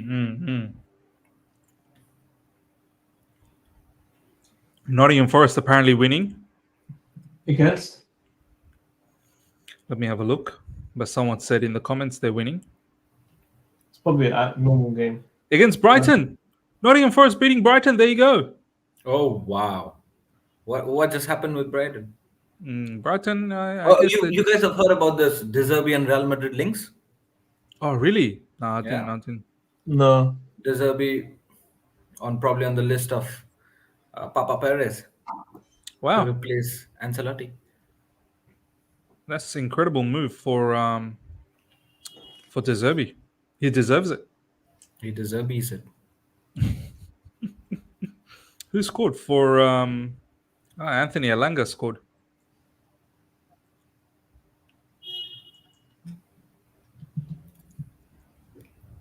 Trippier. Yeah. I'm not liking this, boys. I am not liking this. The more and more Newcastle's kind of coming into this match. Cross coming in for Anthony Gordon, and they still have the ball. Newcastle. Anthony Gordon now. Anthony Gordon. Oh my days! And it's a goal for Isaac. There you go. He's just left unmarked. As I was saying, ladies and gentlemen, I am not liking this one bit. And Newcastle just scored. I have to admit, lads, we've not been playing good, man. This is not looking good for us. The first few minutes, 12 minutes, it's looking a bit strange. Who gave that assist? Miley Cyrus. Well, no, don't talk to me. Was it Miley Cyrus? I think so. The kid that I had no idea about, it was Miley Cyrus. We allowed Miley Cyrus I think Miley Cyrus. Bro, we allowed Miley Cyrus to Offside. No, it's not. Kukura kept him in. Wow, lads! I did not expect this, bro. What happened to my Oh clean my sheet? days. What happened to my clean sheet? What a nice ball How- through, bro. Who's marking Isak? What a ball through. No one's on Isak. No, nobody's marking Isaac. It should have been Bariashil, I guess. Were they not Yeah, marking him Brazil. because they thought? Were they not Yeah. marking him because they thought he was a referee or something? He's wearing the same. What was Bariashil doing just behind Thiago Silva? Our Smelling his players sweat. need to understand that's not the football referee uniform. That's the wrestling referee uniform. You know, he's a Newcastle player. But that was disgusting defending, That bro. was Was it meant to be disappointing. Buddy Shield? Was it bad boy Buddy Brazil. Shield? Yeah, it was Bariashil. Yeah. Poor boy Bariashil. We just gave it away. I hope Chelsea wakes up now. At least one thing I've been proud about Chelsea in the last few games, we've been able to come back. Came back against Spurs, came back against Man City. We need to come back against Newcastle. But boys, I have to be honest. I'm not happy with the way we started here, man. We shouldn't be going behind against Newcastle. In first Nothing, 15 no minutes, disrespect. that's- Yeah, no, look, no disrespect or anything against them, but we should be winning. Like, it's a team that's been losing in recent times. I'll give up, guys. I'll give up. This guy, man. The guy's already given up. We're not coming back. Newcastle, different beast, huh? Sadiq. Yeah. Oh my God, Almiron just skipped past Ugochukwu like he didn't even exist. Ugochukwu jogging, man. Ugochukwu, you need to run, brother. Gallagher, here we go. We get the a real Asli Gallagher is coming back. The real Gallagher is coming back. Gallagher Oh, moment. no, Miz, no. Yellow card as well for Gallagher. In the first 15 minutes. Congratulations. This is why I hate the international break. I hate it so much, man. It ruins all our momentum. Nah, Gallagher, that was poor, brother. That's not nice. What sort of a tackle was that? Oh, my days. Why are we surprised with this tackle, man? He's always been like this. Yeah. Some people tell me he's our Xavi. He's our Iniesta. That's what people tell me, bro. Gallagher. Mason Mount reincarnated. Yeah, better version. Kieran Trippier with the cross. Cucurella defends it, but it's back to Newcastle again. They go out to Trippier again. Trippier whips one in. Oh, they're gonna score again, aren't they? Oof, lucky. Nah, Cucurella is getting hammered on that side.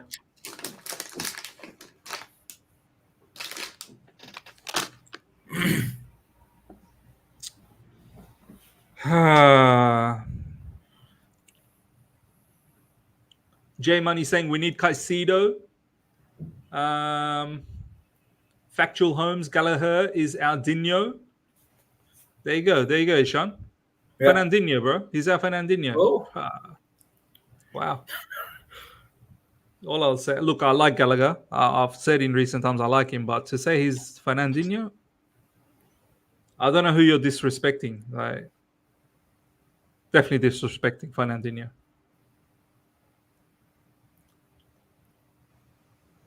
And they threw again. Defended. Everything is coming from that Cucurella side now.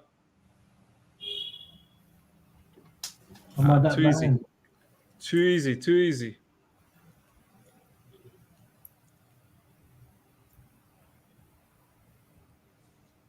Sadiq, where are you at? How come your stream jumps, Sadiq? Doesn't it stay in one place?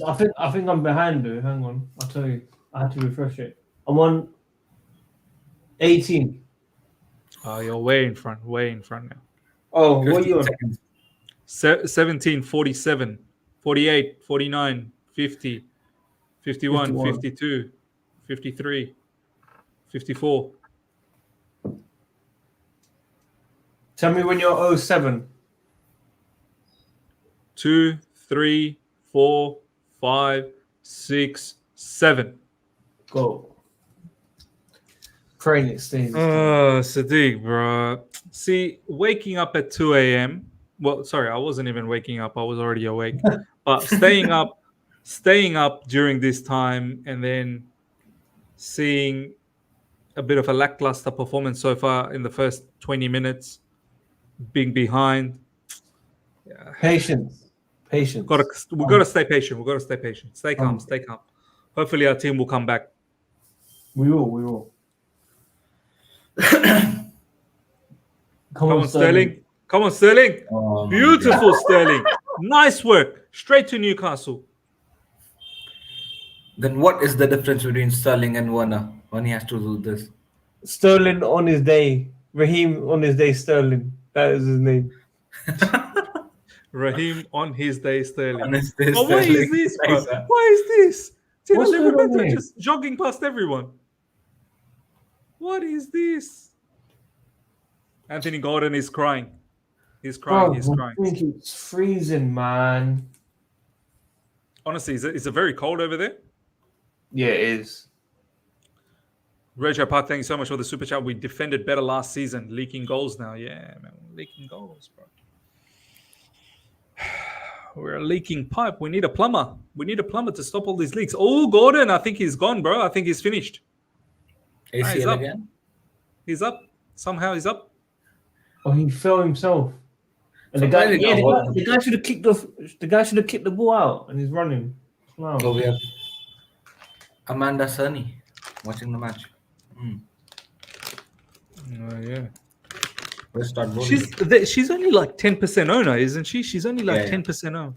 Yeah. Like Saudis are like the biggest owners over there. Yeah, but she's she's got a good post in the board of directors. Big Bite says Miz turns on players very quickly. Yeah, you know me very well, my man. You know me very, very well. I turn on players very, very quickly. I love how, boys, like, just random people come into your channel and they'll make a mad statement about you. Like they know you. They've seen you forever.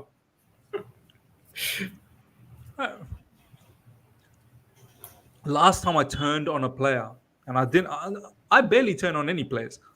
But if I ever did turn on a player, it was probably Mason Mount the last time a proper, like, because he was stinking up the gaff for a long time. Oh, go on. Oh, here we go. Come on. This should be something here. This should be something at home. Sterling, don't ruin this. Oh, my days. Bro, Sterling's not having a good day. He needs to be benched. Bro, look, when he does not have a good day, right? He shits all day. So better bench him, man. Bench him early. That's disgusting from Sterling, bro. He was meant to be my man of the match. Nah. But that's a foul, though, right? It's a yellow card, yeah? I don't understand, yeah? He had to just run straight. Why did he have to just stop? Like, why did you stop? Just keep running. No, Eden Hazard used to do that when he used to pretend right and then goes left, eh? Remember, he does that. But he does it when there is a player in front of him. He had nobody. Why was he doing that? Bro, Sterling's ace at taking free kicks. He almost scored against, was it Man City where he hit the post or something? No, it was Reece James, man. It was Reece James. No. Oh, yeah, it was Reece James. Yeah. All right, but didn't Sterling take one recently as well? I don't know. Spurs? Man. Reece James had hit the bar against Man City. That's what I know. Yeah. I just see Sterling everywhere, bro. Ishan, this is for you, my friend. You hear me, Ishan? Are you again ahead of the stream? Oh, no. You bad boy. Well, he's in front of us. He's in front of us. That's why he's saying this guy's 1 minute in front of us.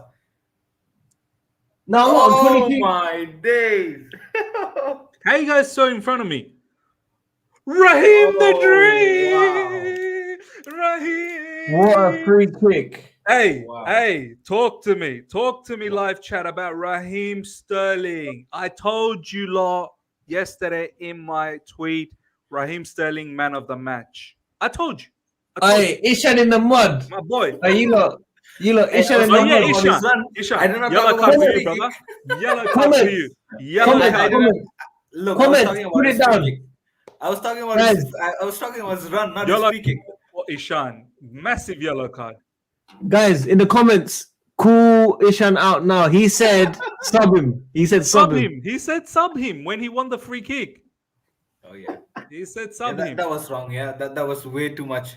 Sub him was probably. I said it for 45 minutes, guys. Come on, chill, relax. It's only Hey, 23. didn't I say, when we got that free kick, Sterling. I was even saying Sterling took that free kick against Man City when it was Reece James. That's how much I love him, bro. I was making up stuff. Oh, it might be offside. It might be offside. But how you get offside for a free kick goal, bro? Man said As in, Ishan like, is not trending. someone's blocking the way. Nice. Chelsea are back. I love it. Every time we go behind, we come back. Sadiq, are we again winning the title? Yeah, 100%. I told you we'll come back. I told Miz, calm down, Miz. I told him, calm down. I did say calm down. Just 5 minutes ago, he was like, "Oh, we are done. We are done."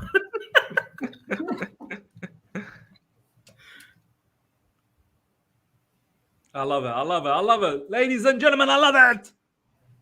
Ooh, Sterling. Again, he's buzzing. He's going to be man of the match. Already given man of the match. I'm ahead of you, lot, maybe. You're way ahead, bro. Why are you ahead again? Thiago Silva, great defending. Anthony Gordon, go. Oh, my days. I said great defending. I said great defending, and then he fell on his backside. Bro, don't laugh at me, bro. I didn't get to see what was going to happen. Did you not see that? I saw him defend really well, and then I commented, and then he fell over. Bro, that was a commentator's curse. Because you need to watch your mouth. That's called premature commentating, not premature ejaculation. Premature commentating. You talked about Sterling, he scored. You talked about Silva, he fluked. Beware, man. Trippier with a corner coming up. Oh, He scored. days. Oh, wait, no, they didn't. I thought he scored. Joel Linton was going to score that, bro. That was a clear goal. Ooh, yeah. That's a huge miss. But even Timo Werner wouldn't miss that. Nah, that's bad. Bro, oh my Bro, God. who's marking who here? Like who's So it was about to be Gallagher, but someone blocked his path, so he couldn't mark Joe Linton. Bro, our defense. But what is Sanchez doing, bro? Looking the other way. Sanchez is facing our goal. Sanchez was facing the goal. Yo, how did he not score? But I was mad. Allah saved us big time. That should have been a goal. I'm shocked. I'm very embarrassed by our defending, bro. You guys said that Thiago Silva and Bad Boy Badishil is the combination that the world should fear. Hey. They weren't involved in that chance. Bro, even Al Hilal attack wouldn't even fear this defense, bro, at the moment. As long as we win, guys, that's the most important thing. Come on. I'm not here for 10 out of 10 performances. I'm here for wins. Yeah, no, I'm here for the 3 points as well. I hear you, bro. I hear you. Let's get the win, lads. Nicholas Jackson, come on.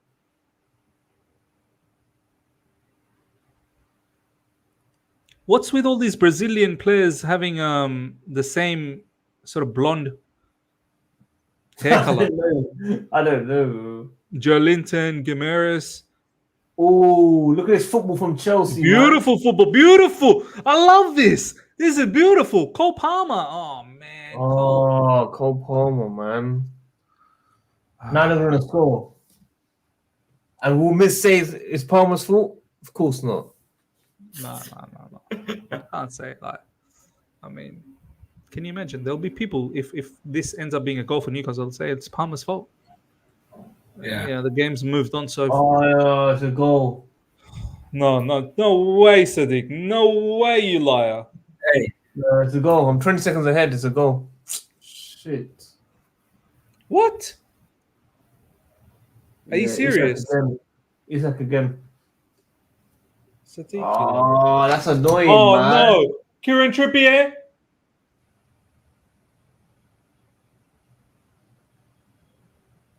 20 seconds ahead. I've now gone 40 seconds ahead. And there's still no goal. There's still no goal. What's going on? Hey, what minute you look? 28, 20, 21. Yeah, the 22. same time. We're still same time. Such a liar, this kid, bro. He's such a liar. Hamble. Oh, Palmer got knocked Miss- out as well. Oh, I don't understand, Miss. How you keep going always 3-4 seconds behind me whenever I match it. Always I don't know, Ooh, man. I don't really? know. 5 seconds. And this Sadiq goes naturally ahead of us. You go naturally He's just a behind natural disaster. He's a natural disaster. Sadiq's channel just refreshes itself. Mine, I don't know, bro. Somewhere I think mine is pausing and maybe I'm not Oh. realizing. Ooh. This Don't Miley sound like Cyrus, this Miley Cyrus is all right, you know. Yeah. Yeah. Is he like an academy player or something? Must be. No. Hey, this guy pretending to... Guys, Bro, guys, your thoughts on Did he Sanchez? actually pretend or Yeah, did he he did, miss he the did. pass? If he pretended, that was a mad skill, bro. Because I fell for it. You fell for it? I fell for that. Nah, I knew that. Still, I knew that. I think because I'm sitting sideways. Come You on, know John. who I should have Come on, had in my John. fantasy Premier League? Yes, come on. I should have had Sterling, man. He's like 6.5, you know. Yeah, my brother has him. He's spamming me right now. Sterling points, Bro, points. it's the dumbest move not to have him. Who else is going to do stuff for us? Palmer. Penalty. Nobody Yeah, was I doing got stuff Palmer, for us, actually. man. I got Palmer. Palmer's at 5.1. It's mad price. I had to remove all the Chelsea players from my FPL, you know. It was a bad juju. The day I removed all the Chelsea players from my squad is the day we beat Chelsea Brighton. started winning. Bro, don't pick any Chelsea players, bro. Don't. Bro, Yeah. you know, this week it's sad. I've got all City, Liverpool, Newcastle, Chelsea players in my FPL. Oh my God, they're all playing each other. I gotta get rid of Levi Colwell, bro. I don't know if Levi Colwell is definitely not going to be left back. Nah, don't, man. Don't. What made you select Levi Colwell in the first place? Yeah, what makes Because I knew he was going to start. Like I picked Levi Colwell from the beginning. He was like 4 points. Come on! All right, here we go. Rhys James, Cole Palmer. What you gonna do, bro? Cole Palmer, have a shot, brother. Oh. Oh, goodness me, Enzo Fernandez. That would have silenced the critics. That would have silenced the Yeah. critics. He desperately needs a goal. Bro, that was beautiful from Enzo Fernandez. I wish that was a goal. Oh my God. Big save from Nick Pope, man. Huge save. Big save, man. Big save. Huge save. Bro, Nick Pope looks like Declan Rice, I just realized. Yeah. Maybe it's Declan Rice in goals. Come Bro, on, what's Gallagher. up with Conor Gallagher's socks, bro? Does he purposely do that, or he just rips them open? I don't know, bro. I don't move like that, innit? Oh! Who was that? Shield. Shield. Come on, Chelsea. Come on. Finish the half strong. Oh. Anywhere in the corner. Yeah. This Nick Pope, man. This Nick Pope is good keeper, man. I've got my FPL. I mean, no good distribution, but good shot stopper. Good shot stopper. Yeah, 100%. Guys, we're putting them on pressure, man. We're putting them on pressure. Let's go, man. Put them on the pressure cooker straight up. Need to get this win, man. I think we can get this win. I think we can. Oh, now you do. I said it from the beginning in my preview that we're gonna get this win. No, but for 1-0, you're done. But you were done, bro. You liar. Someone rewind all of this and show it to Sadiq. He keeps forgetting. No, I 1-0. I said, come on. I said, we'll be back. You're like, yeah. Bro, at 1-0, you said everything. You said we are done. You said karma. You said we're gonna win. You said this game is over. You threw all the every possibility. You said every possible answer, so no one can. You said you're disappointed and we're not going to win. I said, calm down. We're going to come back. Then you're like, yeah. I said I'm disappointed with the start. I didn't say we're not going to win. I just said, nah, bro, this is embarrassing. Why are we starting like this? But you gave us every answer. Every answer was available. Yeah. Yeah.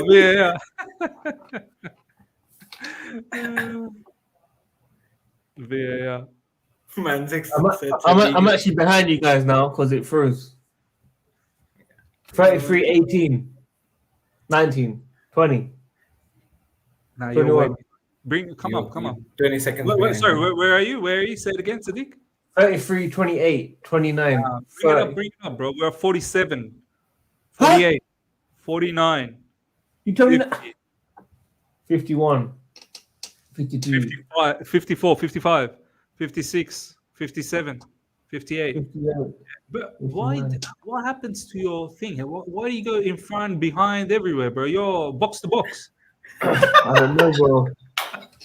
I think I'm 5 seconds behind you now. I'm on The thing is 04, not correct, bro. 05, It's box to box. 06. Bro, you're supposed to be a holding midfielder. You're becoming Oh, box to holding box. midfielder, bro. What's going on? Oh, nice, Reece James. Oh, beautiful. Cold Palmer through the middle. Sterling asking for the ball. Sterling gets the ball. Oh, Going Sterling for. Oh, what a ball! Oh, come on. Cold Palmer. stone cold Palmer, man. Still Cold Palmer. We are finished. You're finished. Wallahi, you're finished.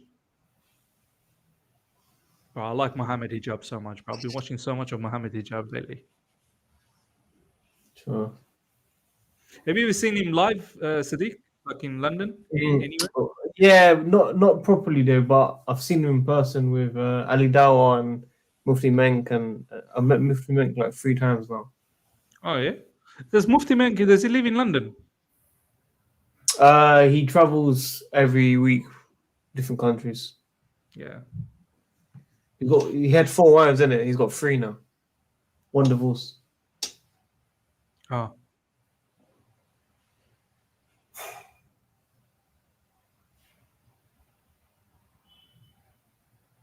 Oh, that was going to be a sensational pass.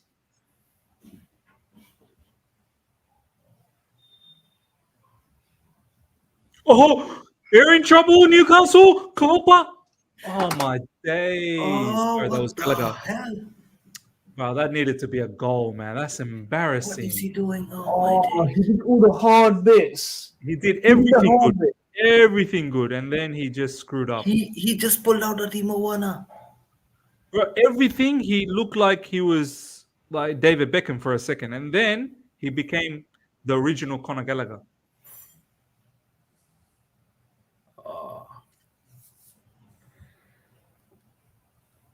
He was not like this when he was playing for Crystal Palace, was he? Nah. Nah, but continue. Conor Gallagher, I like the growth. Oh, Jackson, brother.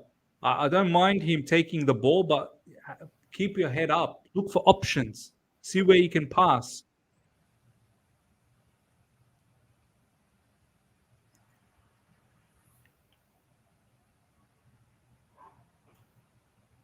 Kieran Trippier.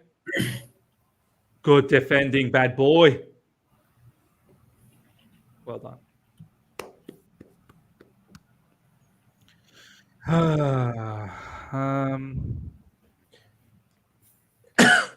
You know what, guys? What the role and the area that which Conor Gallagher is playing, I think so. We could have done so much better with some other players currently available in the market.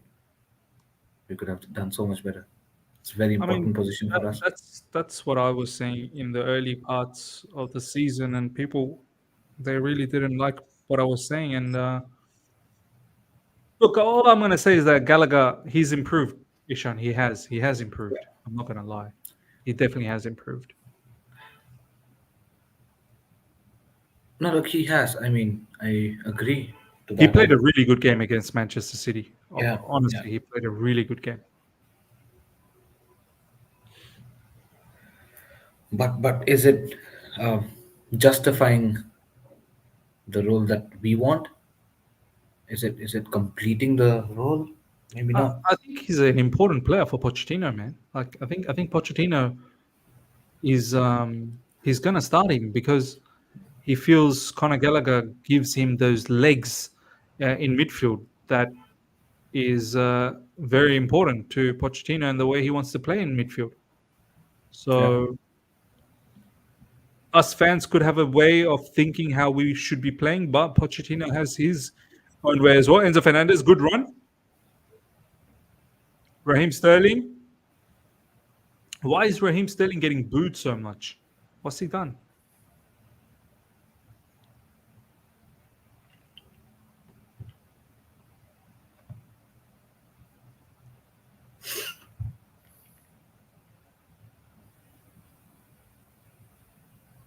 Yeah. Does anyone know why is Sterling getting booed so hard?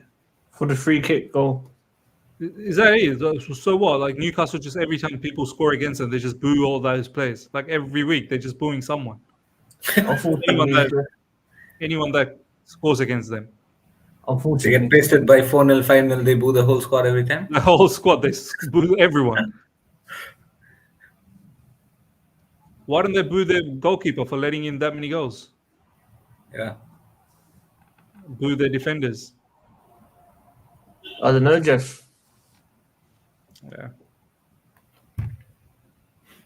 Guys, it's gonna be 1-1 half time.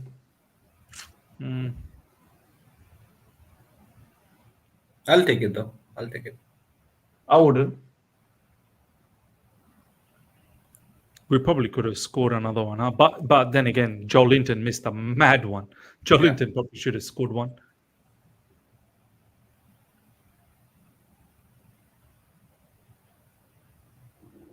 Buddy Shield. Oh, that's poor. That's poor. But that's nice from Buddy Shield. Well done. Enzo Fernandez. Thiago Silva. Back to Buddy Shield. By the way, was Mudryk in the bench? Did we see? Was he in the bench? He was. He was. Okay. Oh, come on! This is a big. Oh. Never a foul. Gordon. Oh, that's bro. How you guys feeling about Ugochukwu, guys? Gotta give him a chance, man. He's lack of match fitness. Yeah, it's just. Oh, that's so clumsy from Ugochukwu, man. 41, 23, 24, 25, 26. Well, you're way ahead of us. You're Yeah, that's ahead what I again. I don't know how you went ahead. Joking. Yeah, you are, bro. I don't know, bro. You're a natural disaster. So what are you on? You're on like 10. We're on 23 now. 23, 24, 25, 26, 27, 28, 29, 30. Shall I ruin it for you guys? No, don't. I've got some bad news. I'm looking at the score below.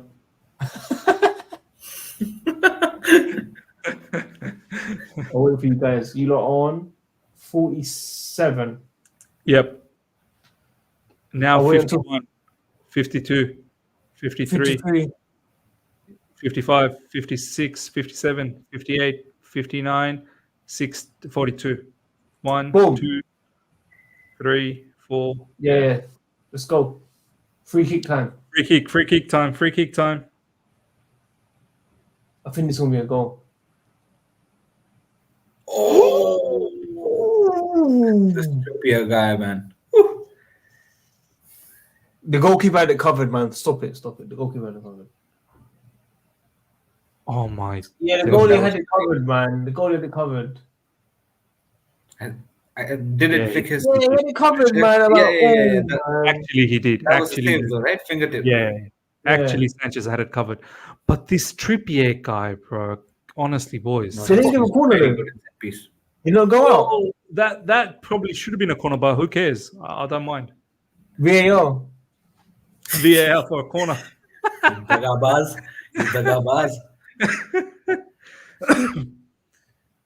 Bro, Trippier is He's some freaky taker, bro. Wow. Top You two want him at Chelsea? of set piece. You want him? Trippier, how old Yeah. is he now? Like 32? Nah, well, where's he gonna play, bro? Right back is Reece James. Reece James might get sold. He keeps getting injured.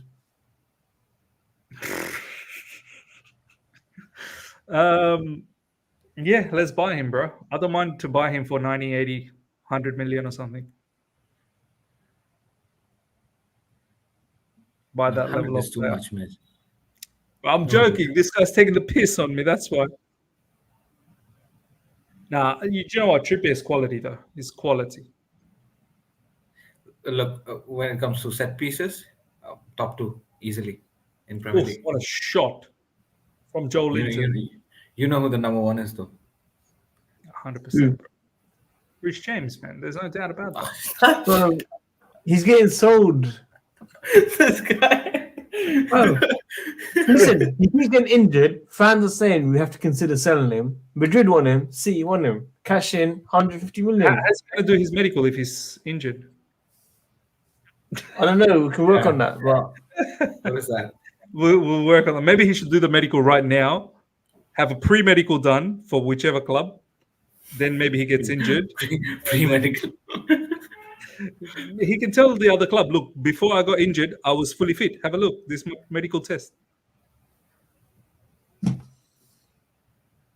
Flips, I'm behind you lot now, like 5 seconds.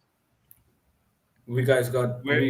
I'm on 47, 48, 49. How? This is proven. You're naturally going behind, and Sadiq is naturally going forward, and I'm stuck in the middle, How like is a that ham not- in a hamburger. How? Why am I naturally going behind? I don't know. You're going naturally I'm behind. on Sadiq is going naturally 43. in front. I'm on 43, 16, 17. Wow, 18. you're sick. You might as well watch the game next week. Why? I'm on 45, 19, 20, 21. 45. Yeah, bro. How come 43, bro? Might as well just watch the Man City game. Are you 45? Yeah, I'm on 45, 36, 37, 38, 39. I can see it from the foot mob. I'm literally about a minute behind, like normal. This stream is way behind. I'm on 44. No. You need to bin that one. What is going on? If you're going to be on that stream, bro, I'll let you know what the game's like. Go to bed. I'll let you know when you wake up. Oh my days. Yo, guys, what's the Arsenal score? Is Arsenal playing now? Oh, no, 5-30. Sorry, ignore me, 5-30.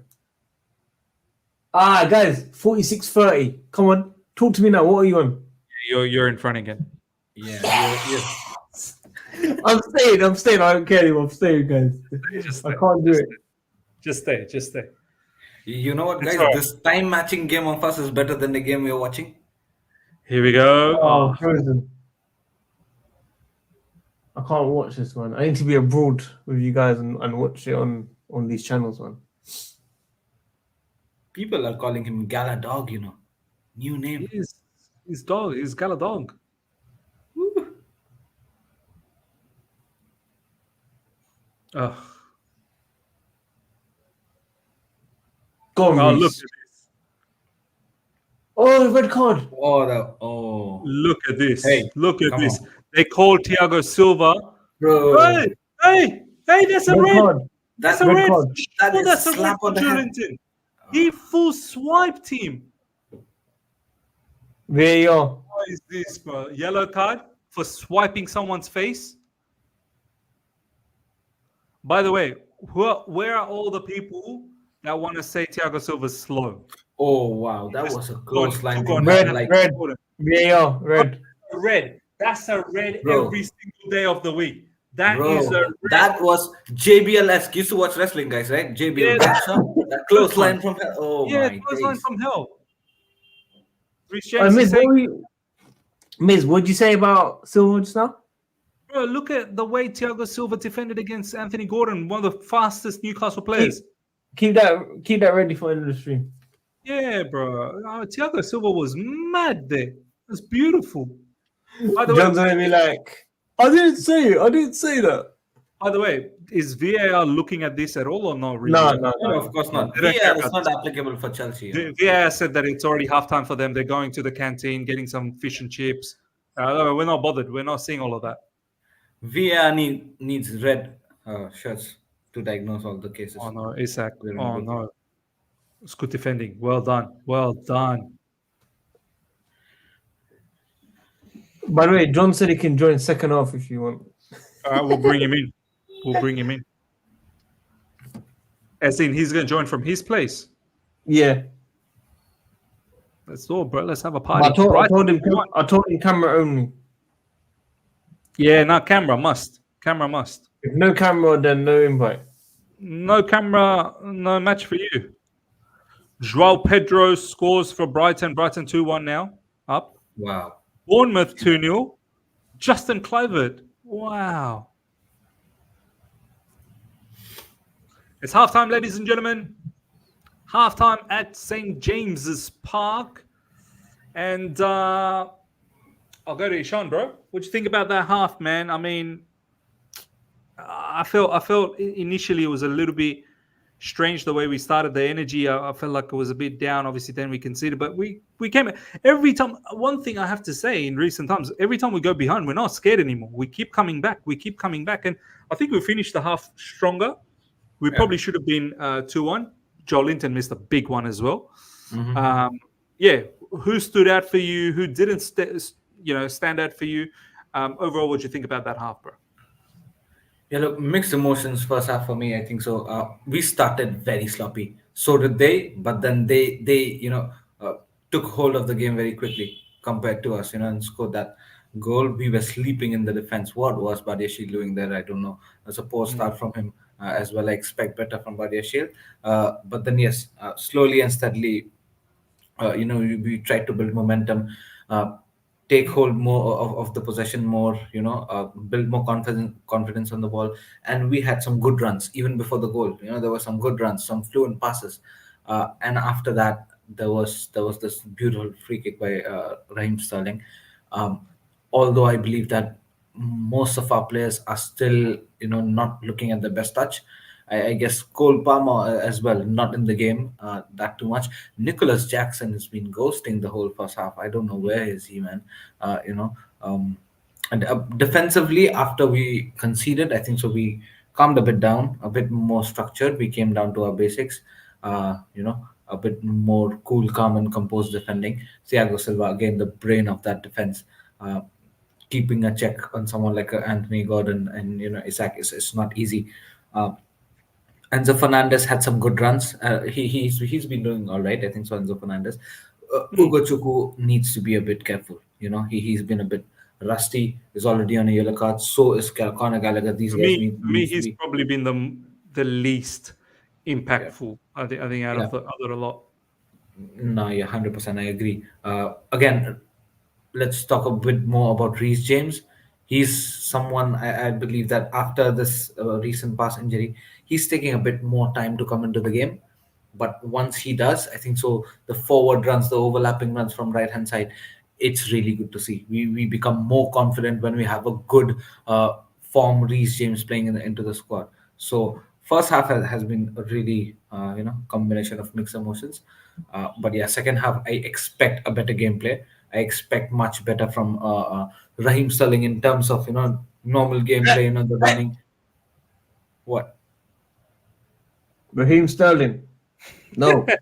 Yeah, man, listen, I'm giving him his flowers. He scored a free kick. Come on, Uh, but he needs to Ishan, be you better did with say his runs. you did say sub him off before that free kick.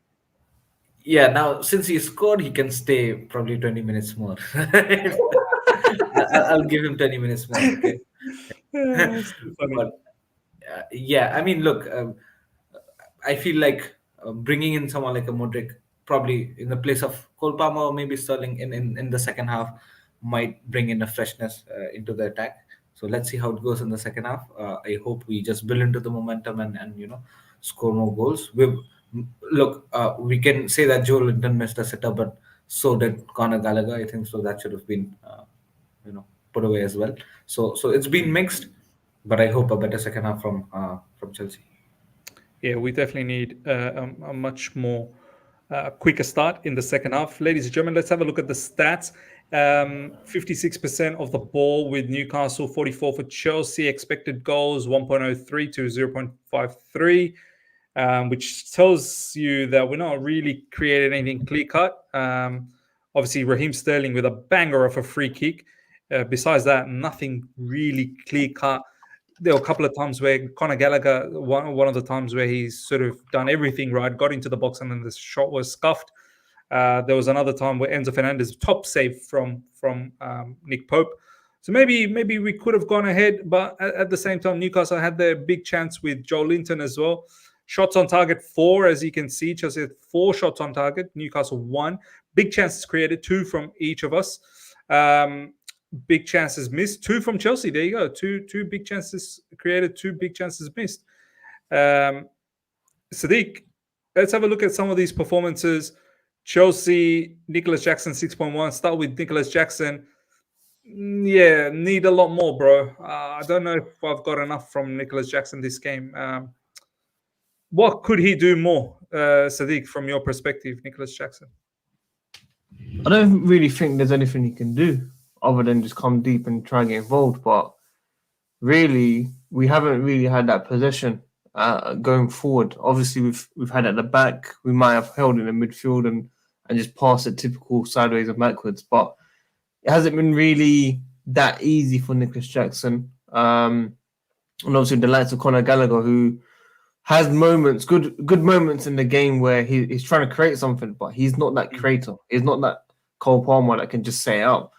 And that's my worry for Cole Palmer. He hasn't really been involved today, if I'm being honest. Yeah, he's not. He's not been involved today. He's my favorite player, but I have to be honest. If we want to get the best out of him, he needs to be in that middle bit. We need to get someone else on the wing instead. So, yeah, maybe Poch might hold on for another 15, 20 minutes, see how the game goes, and then change it up with Modric coming on maybe.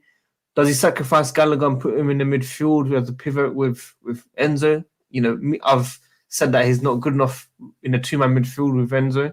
In previous games, I forgot who it was. I think it was Brentford. But today is a different ball game, and it won't be as difficult as we've seen against low block teams. So yeah, Palmer in the middle. Whether Leslie comes off, because a lot of people have been saying that. Yeah, he's been a bit shaky. Yeah, that's what I would do eventually. And then maybe put a Mudryk on. Yeah, but I think he will swap with Sterling. Yeah, it'll be like this. I agree with you, bro. I agree with you. I think this is probably what needs to happen, man. Maybe Ugochukwu needs to come off, and Gallagher and Palmer and Enzo Fernandez to be the midfield. Do you know what I mean? Yeah, no, definitely. But I don't think he would obviously do that at halftime. He'd probably do that around 60, 65 minutes when we need to change the game. So, yeah, interesting times. I hear you, bro. I think Cole Palmer has struggled to sort of impose himself in this particular match. Absolutely agreed. Conor Gallagher, some things he's done well, some things he hasn't done well, so it hasn't been a very good match. Enzo Fernandez, Sadiq, I think he's had a very good game. I think that goal, as you said, if he'd scored that, he would have shushed up. He would have done a celebration. That would have been a celebration. That would have been but that was a huge save from Nick Pope. Yeah, it's very unfortunate. He was lucky to be on that side, really. And it was kind of a just put your hand out and it's a save. Sometimes keepers actually just parry that into the net. I don't know if you noticed that. Sometimes the fingers go back and carry it in. Yeah, I was going to ask you. A lot of people say, and I've categorically sort of disagreed with a lot of people when they say this, that Enzo Fernandez has got to have a better shooting technique. And I keep saying, I've seen the brother shoot for Argentina. Like I've seen him shoot in the World Cup, that goal against Mexico. I've seen him play in some of the qualifiers when he scored. His shooting technique is spot on. I don't know what has happened since he's joined Chelsea. His shooting wasn't that great, but that shot was beautifully hit. It just didn't. He just didn't score. It was a top save from Nick Pope. Do you think he's got issues with his shooting technique, or do you think he's just been unlucky? Yeah, it's been unlucky, man. the chance that we saw today was vintage Enzo Fernandez, really, at his best. Just unfortunate, man. The goalkeeper, Nick Pope, is not a rubbish goalkeeper. He's a decent goalkeeper. I mean, I've got him in my FPL, so he must be good. If I pick him, he must be good. He must be good. So, no, look, hopefully Enzo Fernandez gets his goal. Also, just remember that he missed a penalty against West Ham, which is why a lot of people were on his case as well. Enzo Fernandez, I'm sure it was. Yeah, he missed penalty. He missed the Yeah. yeah, right. And then West Ham scored to make it 2-1, and then we had Chelesa come on for his debut and give away penalties. So a lot of people are probably, looking at what's going on. He's not scoring his penalties. He's not shooting, the ball in. What's happening? But today, I think he's done really well. As you can see, the ratings here are quite realistic for once, I think. Yeah, they're quite realistic. Do you think Thiago Silva, that's a bit harsh on him? Except him. Yeah, except him. Yeah. 6.7, bro. Like, I mean, at least give him same as Buddy Shield 6.9. Like 6.7. He's the worst defender. See, this is what I mean. People will not watch that match and they'll see these foot mob stats and they go, he's the worst defender. Yeah. But that's why everyone has their own opinions in it. Sometimes you agree, sometimes you don't agree. But yeah, that is embarrassing. That is definitely that is outright embarrassing, man. Sadiq, Zugachuku, has he got a future at Chelsea Football Club, or talk to me, bro? Give me the straight up facts. It's tough. It's tough, really, man. He would be my, depending on the formation. If Gallagher's not involved, he'll be fourth choice. He'll be behind your Lavias, your Casados, your Enzos. Do you think Santos, Andre Santos at Nottingham Forest, who's on loan, do you think he's also a little bit more advanced than Ugochukwu? I'm surprised. I'm really surprised at the treatment of that player, man. I'm really, really surprised. How have we let that go? How have we just accepted that situation? But look, we need different types of midfielders. Leslie, for me, can I say he's like not as good, but can we say he's like the Mikel type of player that will just sit up and eat the pressure to come off the bench in future? Am I wrong in saying that? He's the Mikel type of player, but I still remember when I saw Mikel for the very first times, you could see he's a solid player. Like there's no one gonna get past him. Simple, very basic, keeps everything ticking. But Ugochukwu, there have been times I've seen him play for us. I don't know whether it's his big structure. Like he seems like he's a little bit slow to move. Like it doesn't seem robust. Yeah, like he seems a little bit slow, man. I mean, I understand he's not played enough. I get that. But you know how, Sadiq, when you see a player, from the first few instances, you can tell, yeah, I like the quality. I see the raw quality. It's good. Like, for instance, Mudryk.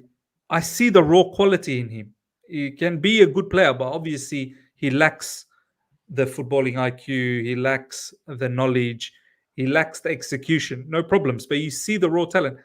With Ugochukwu, I don't know, man. I'm not seeing the raw talent.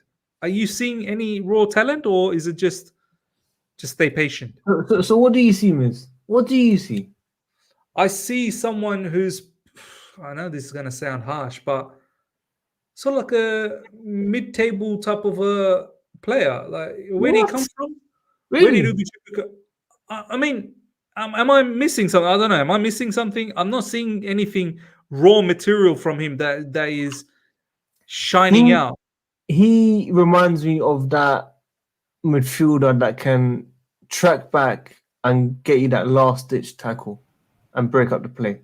That's the type of midfielder that I see. He's not starting one. Definitely not a starting one. But he's someone that can, like I said, come off the bench, eat up the pressure, soak up the pressure, and be the extra man just in front of defense. That's just say John will be Mikel.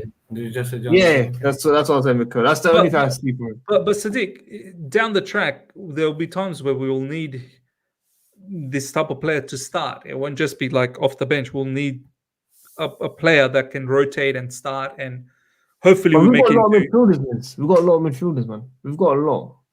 He'll be in and out. So down the track, you're happy to keep Ugochukwu with us or not loan? Like, you're happy to have Andre Santos on loan or Cesare Casete on loan, like all of these players on loan, and keep Ugochukwu with us? Yeah, because if we bring those players back in, they're all very similar, no? I think they're all very, very similar in the way they play. I hear what you're saying. We don't have I'm just saying it from a squad depth aspect. Like, obviously this season we're only playing one game a week. It's different. It's very simple to control in terms of we'll have options eventually.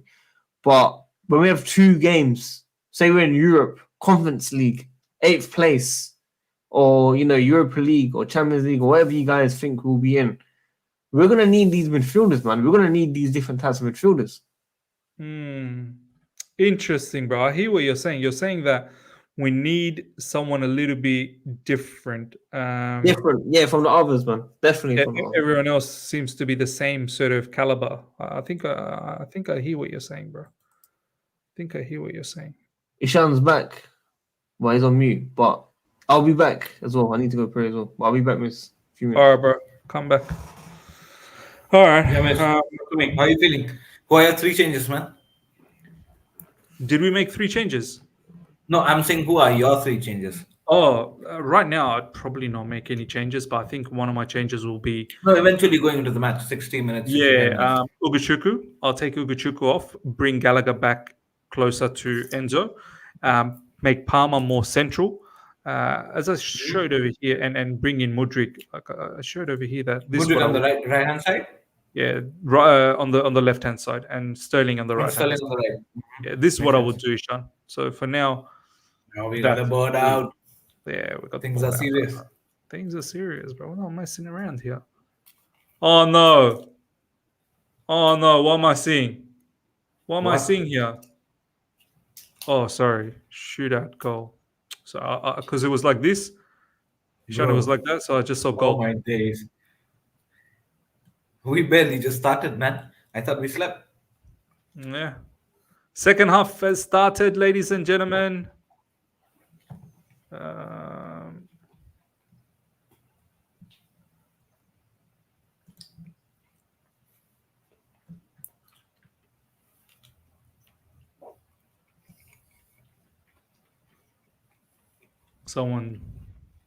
We got a free kick.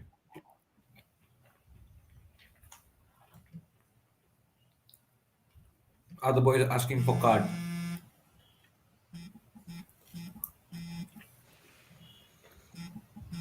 Who's going to take this free kick? Is it going to be Raheem Sterling again? No changes. Yeah, no changes. I don't think it's necessary to make any changes as yet. I think down the track, I think halftime changes would have been a little bit drastic, right, Ishan? Like it would have been a bit crazy.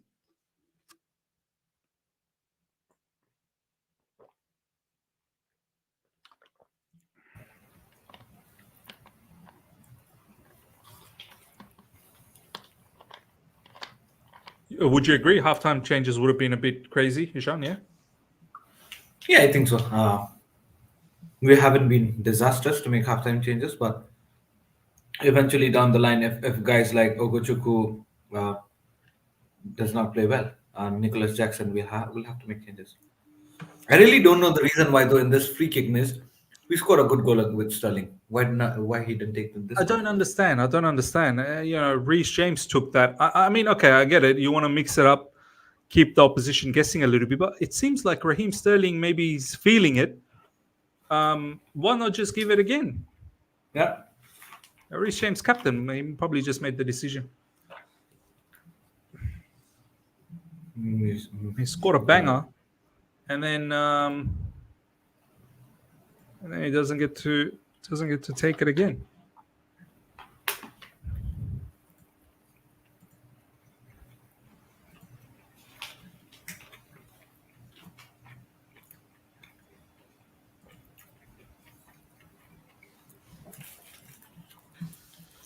Uh, 47 minutes and 50 seconds. Newcastle 1, Chelsea 1. Let's see what happens, man.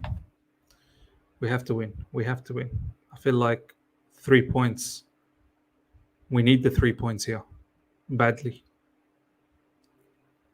Milo K is saying we better not concede right out of the half. Yeah, no, we better not, man. Better not. Free kick for Newcastle coming up. Regio Park, Cuckoo being all right. Their goal was Buddy Shield's fault, in my opinion. I think that's what everyone's saying as well. It was Buddy Shield not marking. That's all right. Look, it's 1-1, so hopefully we can get the winner from here on in.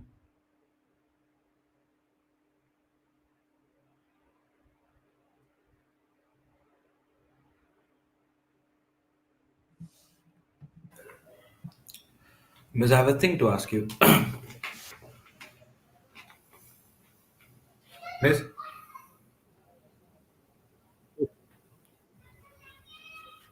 Can't hear you.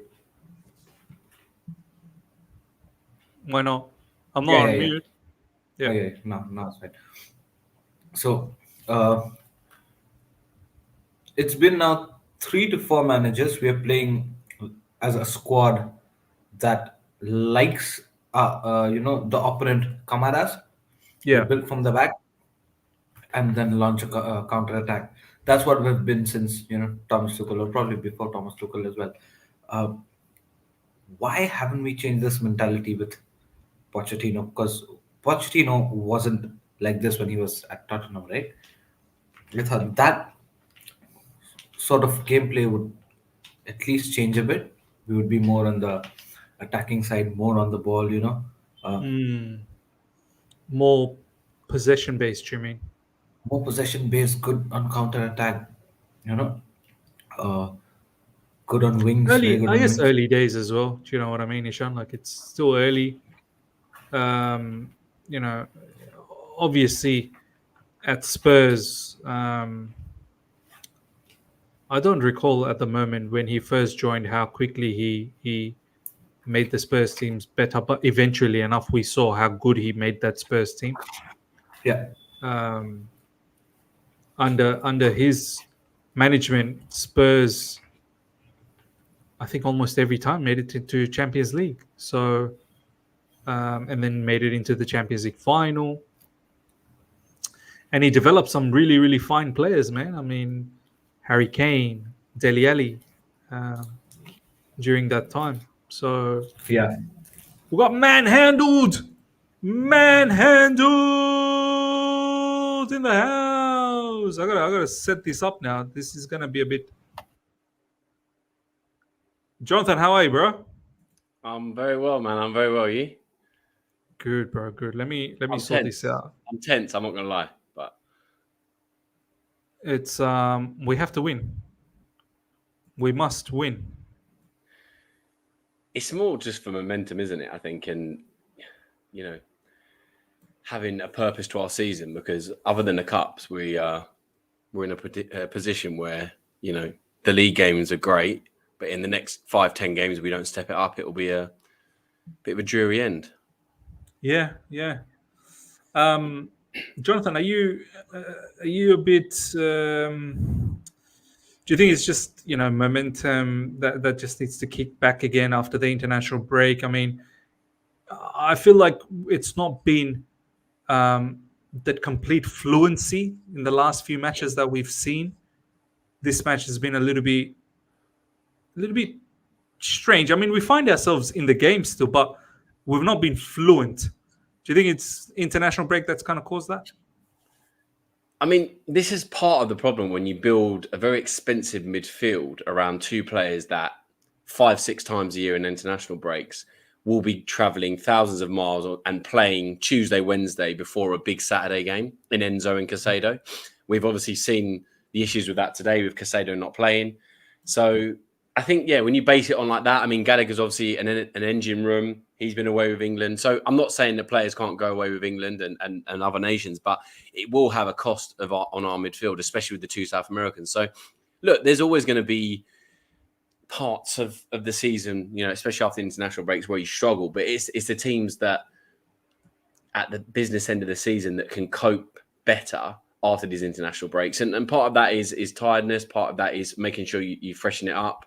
But, just making sure the mentality is correct. You know, turning up to a game like this and making an error like we did for the first goal in the first 20 minutes, when historically you need to dig in for the first 20, 30 minutes.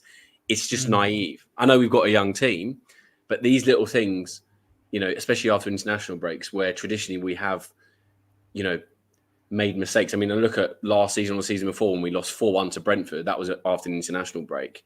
And it's just frustrating that these things keep happening. And it will happen with a young team. So, yeah, I think there's a variety of reasons, but Poch and the players need to know that these breaks, all the other players are away as well. We're all in the same position. Let's just dig in and stick to the way we can play. Because from what I've seen today, we as you say, we're not really fluid. Nice little bit of play. I don't know what minute are you on at the moment.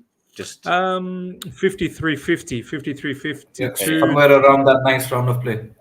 Okay, so yeah, I'm on 53, 59, 54, 51, 54, 3, 4, 5, 6, 7. Cool. I'm going to basically find a stream that's as close as I can to you. That's all right, man. Now we've got like 4 in the house. So it'll be very difficult. But if we can, yeah, I think the point on Jackson, afraid to shoot. Yeah, he just doesn't pull the trigger. I mean, there's a little bit with Sterling and Jackson there. If you get the ball first time and hit a shot, it can rebound. Anything can happen. So, yeah, I know I've come in and I've spoken a lot, but I think it's just frustration really, because, you know, you want to turn up, not make mistakes. These lapses of concentration that I keep talking about, it's just very frustrating. I mean, the goal is a perfect example of another position this season where we see ourselves just don't stay switched on, don't communicate. I mean, Badiashile runs out when he probably shouldn't, probably just sit back and hold the line. So it's just frustrating to watch. But I mean, what a free kick from Raheem Sterling, by the way. Top free kick, man. Top free kick. I don't know why he didn't take that second one just a moment ago. Yeah, I have no idea. That makes no sense. I guess Rhys James captain. All right, here we go. Oh, man, miscommunication between Jackson and Raheem Sterling. Almiron with the ball. Sadiq looks so different in the dark, man. Like I can barely see your face, man. Come on, Sadiq, bro, why is it so dark, bro? That's racist. No, I'm saying put the light on, bro. I need a bit of you. Come on, man. This fraud. Fraudulent activity. It is, man. You can't shoot with no light, man. Bro, you're meant to be in my house with some food. This guy is so frustrating. I said to him, "Shall I come?" I was out. Shall I come straight to your house and bring food? And he said no. Bro, you only want to do it at your terms. It's frustrating, man. Like, this guy is like Pep Guardiola. He's only got one way and he will not deviate at all. It's my way or the highway. He'd sell me like Cole Palmer, just like this. Yo, hang on. Did you talk to him about Thiago Silva, Miz? Did you talk to him? Bro, did you see Thiago Silva versus Anthony Gordon? I've seen a wobble. Oh, you just remember the wobble. You don't remember the good defending. No, all I've seen on Twitter, because I've only seen the second half. I haven't seen the first half. All I saw was the wobble that he had where he tried to kick it and fell over. That's all I've seen of the first half. That's so bad. That's so bad. He had a really, really good defensive moment against the fastest Newcastle player, and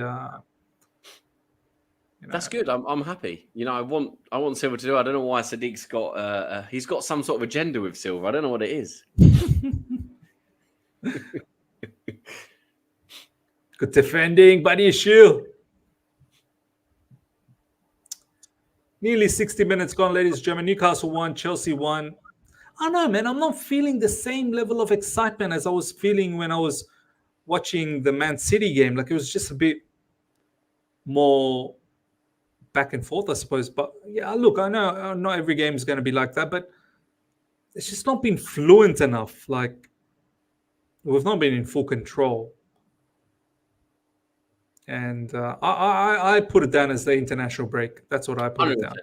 I'm just glad there's not one until March, because it's ridiculously frustrating to see this bit part performance.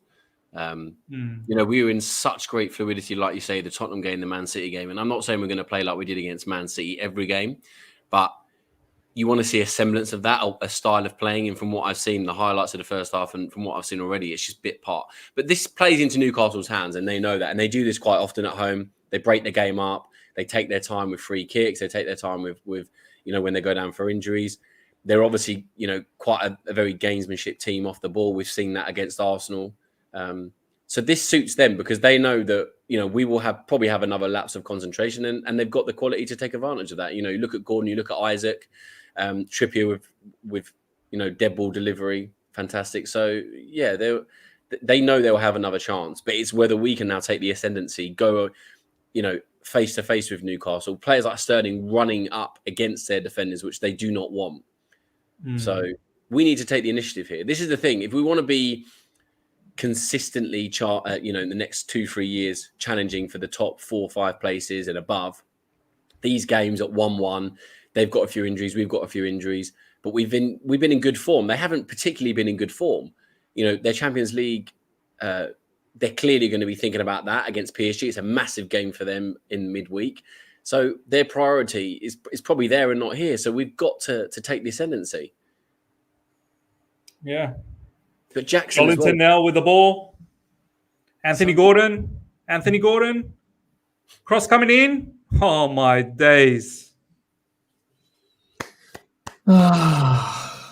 It's exactly what Jonathan was saying literally a moment ago. Jonathan was literally saying all of this a moment ago, and everything that he just said came into fruition as soon as he said it. Why is he on the stream, Miz? He literally just said, they will find another chance, and we have to be on our toes. And they did find another chance, and we were not on our toes. Reece James. Look at this defense again, man. Anthony Gordon, so easy. Reece James not cutting him off, and then just where's the defense? So many Newcastle players in the box, so many to pick out. Who do you want to pick out? Kukurea's got no idea who he's marking. Buddy Shield again's got no idea who he's marking. No one knows what is going on, and it's a simple goal. Guys, once again, we have to come back and do something here. Guys, end the stream. I'm done. It's just everyone remember. Sadiq said he's done. He did the same thing last time, and then he told me I gave up. Yeah. I still believe we're gonna come back. I think it'll be 2-2, but it's still disappointing. It's still. Are you serious, man? It's not gonna be 2-2, bro. Oh my days! Oh, this is shambolic. Oh my god! Do you understand why I said end the stream? You understand? End it. He's on our side of the road. What happened? How did that goal happen? That's what I'm saying to you. Oh, is that what you were saying in the stream? Yeah, because you were referring to the third. I didn't want to say anything because I didn't want to. I saw it as he was saying it. I looked up. A second one.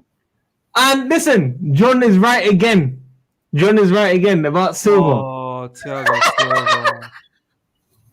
Thiago Silva. That's. Oh my god, that is. Oh, that's a gift. I'm actually fuming inside. Oh my god, that's a gift. Oh, Thiago Silva is gonna cop it, man, and I'm gonna be so sad. It could not happen to a better person, man. It had to happen to. I mean, I don't wish that on anyone, but I think just looking at the comments saying don't blame it on international breaks isn't on Poch. Like I said, it is a mentality issue. Pochettino has to be out there to say, look, guys, we've got to dig in. This is going to be a tough game, 30 minutes, as I said, away from home against a Newcastle side that priorities are aside, but they're always a tough team at St. James's Park. They hadn't conceded since August until we scored today. So, but Jonathan, I'm just surprised by this. I'm just so surprised by this, Jonathan. I'm not surprised. I'm not surprised because, you know, we've changed the team around. We brought Badiashile in, who hasn't played for a while. We brought in Ogachukwu. Look, I understand the Ogachukwu one because Kaisuda literally landed yesterday. Because I mean, look, we've got the changes. He's tried to combat. I get why he played Ogachukwu, because he's thinking he's come up against a combative midfield. Oh, Galadog.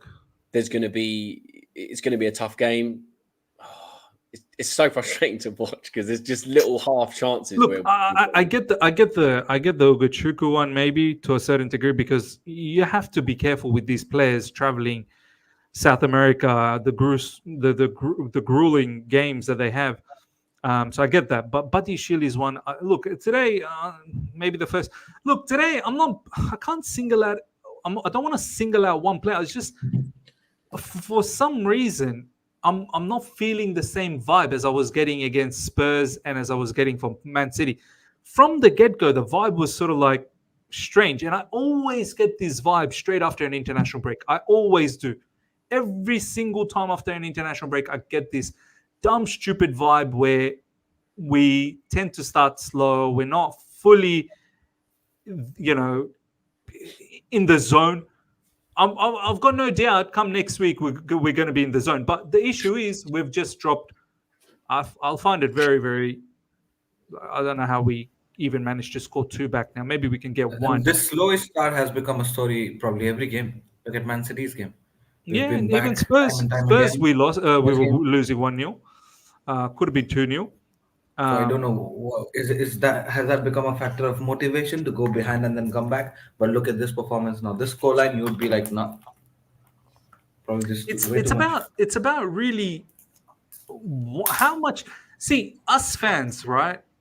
We seem to always want it a lot. Like I've said it all along throughout this stupid international break. I can't wait till Premier League comes back and our momentum, going after that City game. I felt now it's time to move forward. Like we can't go backwards. And this game, losing 3-1, like draw. Okay, you'd still be annoyed, but you take it. But now we're losing. Like this is a backward step for me after the Manchester City game. Do you know what I mean? Like there's a massive backward step. So against the team that's ahead of us in the table, like this, what more motivation can you need? Like I don't understand how much more motivation. What more motivation can we give? I reckon the goal that Thiago Silva just gave, we all know what level of a defender Thiago Silva is. For him to stutter like that, he got rattled after the second goal. It just clearly seems to me being behind rattled him. All I'm going to say is, I'm not happy that we've conceded these Yes, goals. you are. I'm not happy that we're losing. I'm never going to be, happy that we're losing, we're behind, we're making silly mistakes. But when I say something and people don't listen to me, when I talk about these lapses of concentration, they're going to continue happening. We need to get rid of them. And all 3 goals have come from individual mistakes, lapses of concentration. The third one, it happens, whatever, Silva, these things happen. But the second one and the first one in particular annoy me the most. But what we can't now do is after one game, after building ourselves up against Tottenham, building ourselves up against Man City, is now start nitpicking, which I've seen already on Twitter, and you will continue to see it. We've got Casado and Mudryk coming on and Broher, so triple substitution, hopefully some positivity, hopefully, we can change the course of the game. But what I now will most likely see, Sterling, wow, he can suddenly make a difference. Cucurella, back to being, pants again. Gallagher back to his normal levels. Palmer, was it just a couple of games that he's played well? James, isn't fit, can't get back into it. What's Enzo's impact on the team? I can already see, players that have suddenly been built up to be superheroes, i.e. Cucurella, Gallagher, now suddenly be vilified and not be back. So, I mean, you can't judge one game after an international break, a tough game away at St. James's Park. I'm not coming here expecting to win. The only reason I was confident is because of the momentum that I was hoping we'd get from the last 2 games, but also the fact that Newcastle are much changed. They've had injuries like us.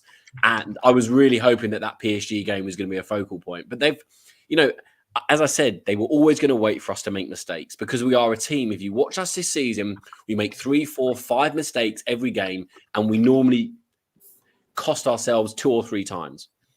And today, all three of our mistakes, Newcastle have taken advantage of. And that is a sign of a very good team. And it's a sign of us, of being naive, of not keeping our concentration. But for Pochettino, to see this every single game and not start to stamp it out. I know we're early on in the season, but it's so frustrating to watch, and it's so easily rectified. Mark your man. If you've got a man marking, if you've got a zonal marking, or a mixture of the both, which is what it looks like, zonal and man marking, we need to get rid of it. Gallagher's coming off for Mudryk by the looks of it. But we need to get rid of this zonal / man marking and just stick to man marking. If we'd have adopted a man marking scenario in that second goal, even the ball comes in, if you're man to man, Lascelles is not free. I just don't understand, the insistence on this man / zonal marking. Jackson coming off of Broha as well. Let's hope that Broha can at least occupy some of the defenders, because Jackson just hasn't used his strength today, from what I've seen. Who's the third person that's come off? So we've got Gallagher come off. This Faisal guy, bro. I can never win with this guy, bro. I can never, ever win. If I show some confidence, he thinks I'm an idiot. If I show that I'm scared, he thinks I'm an idiot. Bro, Faisal, just come out and be clean and just say, you effing hate me. I'd rather you do that. I can't seem to... This guy thinks I've been cocky. Why wouldn't I be cocky, man? What, you want me? I don't know what he is, bro. Faisal Ahmed. Frankly, I don't care. All I'm saying is, after having that performance against Spurs, okay, albeit a 9-man, we should have done better, but we still won. After having the performance against City, do you want me to come up in this preview against Newcastle and be a Mickey Mouse? Be some sort of a loser? Act like a defeatist? I don't get you, bro. Why should I be doing a preview for a Newcastle match not thinking we're going to win? Why? The momentum was going forward. I repeatedly said in my preview, I am not disrespecting Newcastle. I understand they're a good team, but I've said that their team is disrespecting us. Look at the way Newcastle fans talk about Chelsea these days. Have you noticed? They don't even treat us. They think we are some sort of a, stupid club. What's Newcastle done in the past 30 years? Nothing. But they think we're a stupid club. So that's why I was like, we need to shut them up. And I think it was a perfect opportunity to shut them up. This capitulation that I'm seeing right now, 3-1, after 72 minutes, I don't know how many of you guys expected this. I did not expect this. Now, am I a fool to not expect this? I did not expect this. I'll tell you straight up, I did not expect this. This is a shock for me. It's a mad shock to my system. How you go from playing well against, getting the 3 points against Spurs. I know a lot of people won't say playing well. Okay, fine. Getting the 3 points against Spurs, playing well against Man City, and probably should have won. How do you go from those two performances and then capitulate like this? This is not normal. Is this normal behavior? This is not normal behavior for me. Don't say we just got a red card. I beg you. James got, bro. It's a capitulation. You might as well now. Might as well just give everyone, like, it's going down the drain now. This is now going to be a disaster. Yeah, red card. I'm done. Why red card? Why does he get a red card? For what reason? Let me have a look at this. Oh my days. Oh yeah, he's on a yellow, isn't he? Yeah, he's on a yellow. That's dumb. See, this is what I mean. This is a capitulation. Something happened. Something went wrong. I think that second goal has absolutely ruined everything.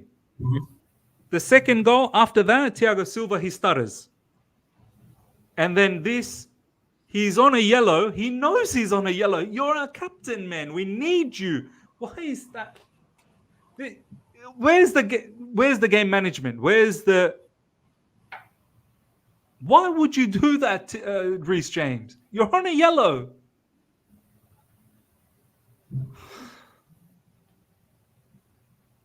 Lads, why would he do that? You're on a yellow card. I'll go back to my previous comment about naivety.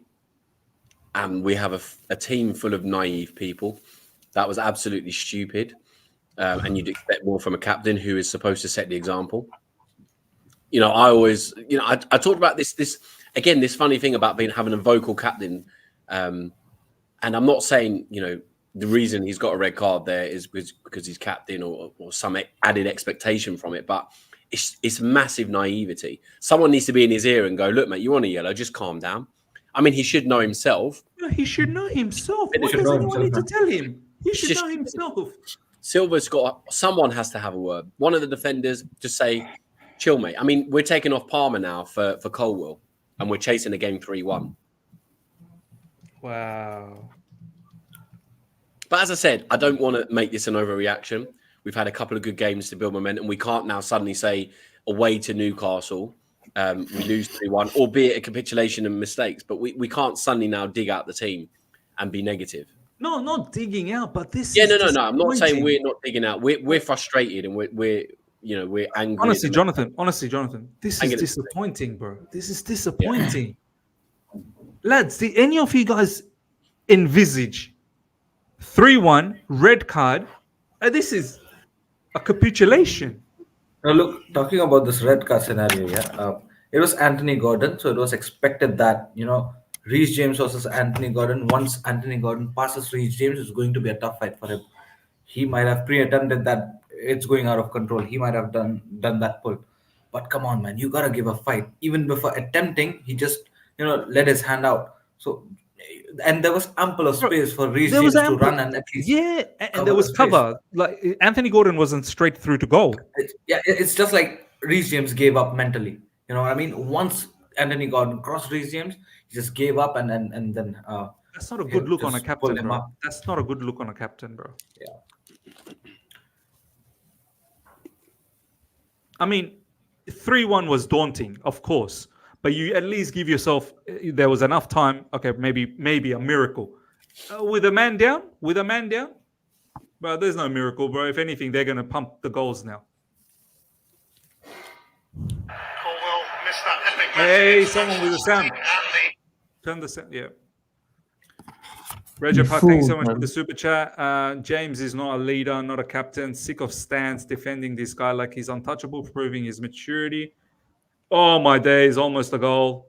From Newcastle, Dinesh, thanks so much for the super chat. Newcastle mentally killed us, and back-to-back goals. Yeah, I think the second goal really killed us. Faisal's back again. I don't hate you, Miz. I sometimes enjoy your outlook on things, but sometimes you forget how far back we are as a club.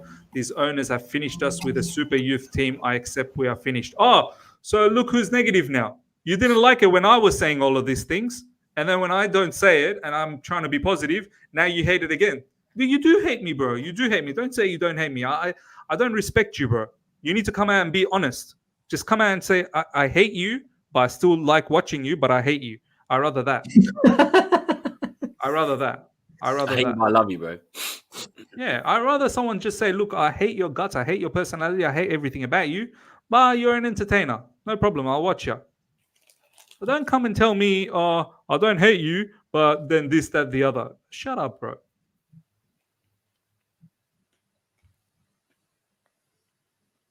So annoyed, man. I'm so Let's have it annoyed. right.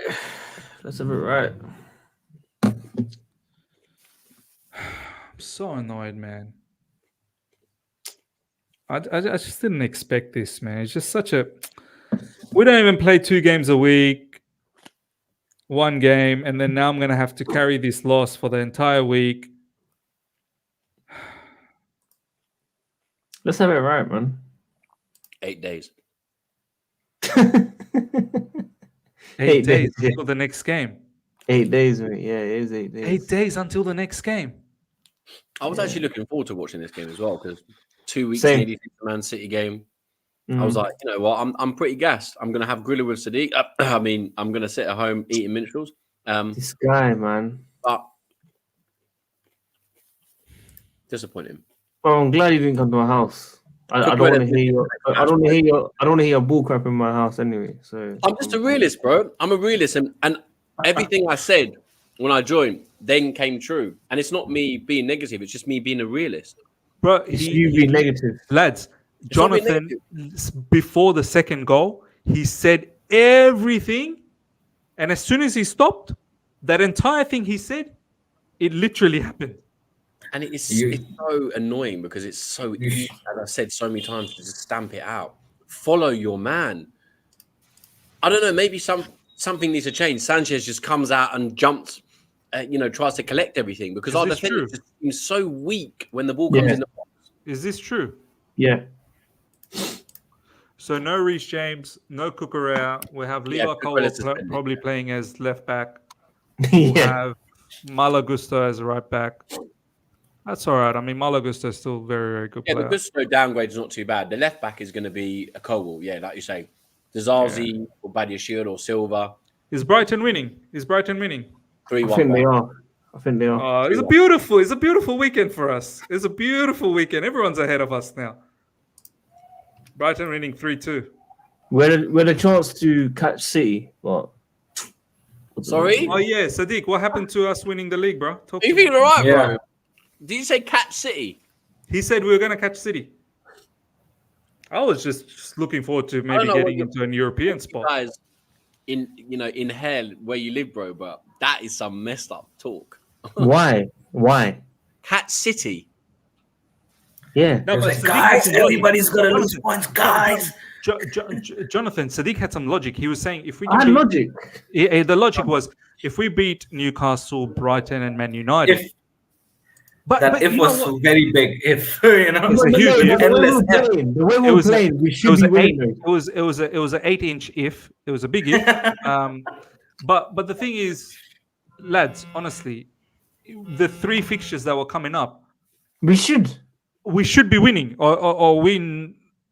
Are we sitting here and thinking we shouldn't be winning them? We should be beating Newcastle. Listen, we should be beating Newcastle, Brighton, and Man United. There was only 8 points from if we won today. That's all it was. Literally, United can be 5 points behind top if they win their game. I mean, it's not out of the blue. We are close, but obviously this is just an L now. It's bad. But these things will happen with a young team. It's the naivety, it's the inexperience, it's the fact that we just cannot stamp out these stupid mistakes. If we were getting carded open by ingenious play, I wouldn't be as annoyed. But we are getting beaten and conceding goals by just such basic errors. It's so frustrating. But these things will continue happening until we sort out our defence, until we have a solid, settled back four. We can't have a settled back four because the left back we bought for 50 million, one of them can never stay injured, can never stay injury free. One of them is up and down like a yo-yo. 1 minute he's great, 1 minute he's poor. Our right back, James can't keep fit. We have Gusto, who's a very good understudy. We've got centre back issues for Fana Badiashile, who've had injuries. Dezazi's come in. Silva's obviously getting on now. So we've got no settled back four. Sanchez is probably turning up every week thinking, who's in front of me today? We've had a little bit of settledness, with Dezazi and Silva and then Colwell. And now suddenly he wants to deviate away from that plan of having a centre-back at left-back. I get Pochettino trying to work these things out. He's trying to play his way out of these issues and trying to work out a formation and a setup that works. But the setup against Tottenham, more against Man City, that's the setup you go with. Why are we trying to keep... It's easy to blame these players. I don't hear you say anything about Conor Gallagher, your guy. I don't hear anything about these. Today, all he's done is run around the pitch, which is what he normally does. This is what I've said. This is what I've said from all along. Can I end the stream? He's someone that... Don't tell me that. Can I end the stream? Yeah. Don't tell me this. I know why he's saying it, yeah. What a capitulation. Gallagher facilitates other players playing. And if you don't have those players playing like Caicedo and Enzo, Gallagher's a pointless player to play in front of Ugochukwu and Enzo. But look, we can't just, Here comes the 4th goal for Newcastle. Everyone stands still. Look at our high line. And the ball's through. Anthony Gordon, he loves playing us. Anthony Gordon, look at him. Oh, that's beautiful, Anthony Gordon. Every defender is just sitting there He was meant to be our admiring his player. quality. All the He was meant to be defenders. our player. Nah, Gordon should have been our player. He was meant to be our player. Lampard knew. Look, Look I at said, our defenders. Look at our changing- defenders. Just Absolute annihilation. our defenders are admiring Anthony Gordon. Yeah, just in awe. We have not seen a superstar of this caliber in our life. They're just standing there, stand still. you can't change what? centre backs in such a My big days. game. Someone that hasn't played properly for the last. Who said Bardeshill is good? You lot, both of you, Ishan and you. I like The guy under me. The guy under me. I like that as well, to be fair, though. No, but the thing is, when you bring a player back who's been injured and out for so long, suddenly to come in with Thiago Silva, you can't. No, but Jonathan, this is poor from Badiashile. He's just standing. He is very poor. He's But again, standstill. it's someone that's not fit. You can see the way he's arching his body. You know Gordon's going to cut in. It's basic defending. It's a lack of fitness. It's 83 minutes. The guy hasn't played 90 minutes in 6 months. He's tired. But if we'd have had the correct substitutions, if we weren't chasing the game. Whose call was that to start him? Well, Ooh. part of this comes down from Pochettino. I wouldn't have started Badiashile in a game like this. I had I was Desassi. excited to see him. I had Desassi starting. Yeah, I was excited to see him. Don't get me wrong, but it's naive. Thing is, the naivety from the players you understand, the naivety from Pochettino, who's managed in the Premier League with Tottenham. He's won a couple of trophies at PSG. He's not a new kid on the block. He should be the guy trying to steer this and trying to have a sensible head. But he's been very naive in his substitutions. He's been very naive in the way he's set up the team. He's been very naive with the lineup. We're never going to be happy with the lineup, but what we can do is at least expect no mistakes. Honestly, I wasn't. Look, I was surprised with Badiashile, but obviously everyone was very excited to see him. No problems. I still thought we had a strong enough team to take care of Newcastle. But I was a bit concerned that Badiashile hasn't started any Premier League games. Like, he's only started the one against Blackburn. Where's the minutes off the bench? Slowly easing him in, get him sort of match sharp again. I'm doubtful with Desassi as well. Don't get me wrong. I'm doubtful with Desassi. This is why I've been saying all throughout the international break. I'm not a single one of our defenders gives me that belief. Look, Thiago Silva is a different case. For me, Thiago Silva is a legend of the game. I know he's old now. He's made mistakes. No problems. But all the other ones, I've said, I'm not completely confident. Lewa Colwell is probably the one that I'm a little bit more confident than others. But even Lewa Colwell has been a bit strange this season for the past few. But then again, he's been playing as a left back. He doesn't really even play as a centre back. So I thought moving into this game, I'm probably going to see Silva and Desassi. And then I see Badiashile start. I was a little bit shocked because has he got that match sharpness? And first goal, I think Badiashile probably didn't mark. And now this fourth one. But look, by the time the fourth one came along, the game's already over anyway. I'm just annoyed. I'm just annoyed that the capitulation. I've got no doubt next week we're going to be up against Brighton and we're going to put up a good show. I've got no doubt about that. We're not. Really? Yeah, we're not. Look, don't let one game just completely cloud judgment. These players have had a bad day in the office. We all have bad days sometimes. It's how we now react. We almost need to just... How many are you allowed? How many allowed to have bad days? How many days? Yeah, with a young team like this, we are going to see a lot more. This isn't the last game. You're going to see Chelsea not play very well. Chelsea concede, capitulate. This is going to happen this season. We're going to see. I need to make it to at least Europa League, bro. I'm like I said, I'm desperate now. I'm desperate. Conference League is. I don't want it, but that's where we need to be realistic. Jonathan, you do realize Conference League is still 7th. Yeah. Are we accepting the midfield? That's about where I think we'll finish. 7th, 8th is probably the target right now. We've had one attempt in the second half, just FYI. 14 touches in the opposing area. No, the second half has been abysmal. Second half has been abysmal. The defense are making errors. If we don't make these 4 stupid errors today, I'm not saying we win 1-0, but we maybe concede 1-2 goals. But we can't just do what we did against Tottenham, score 4 goals. Man City, 4 goals. We're not going to score 4 goals every week. If you make 2 or 3 mistakes, you are not going to win games. Now, no amount of patcher in the world from Sadiq is going to make you feel any better. So, yeah, it goes down to the mistakes. The reason we've lost today is the setup, the mentality, but it's the mistakes. Pochettino can do as much as he wants. And just to address a comment earlier in the stream, Pochettino's making the calls on this game. He's got the guys in the ear. He is calling the shots today. Just because he's There not. was nothing wrong with the lineup. The lineup was. I get why he started Ogachokwu, as I said, for the combativeness of Newcastle, getting their faces. He hasn't quite done that. And I get Badiashile because you need to change it up. But in a game like this, to start a centre-back that hasn't played 90 minutes and play him 90 minutes, yeah, I don't think that is really the best thing to do when you've got Dizazi and Colwell on the bench. Colwell, did he even play for England? Colwell? I don't think he really even if he did, England played Malta and North Macedonia. Yeah, and struggled. And I mean, I don't want to talk about international because this is the source of all evil in this world. But yeah, so these, as I say, these things are going to continue to happen. We need to be realistic.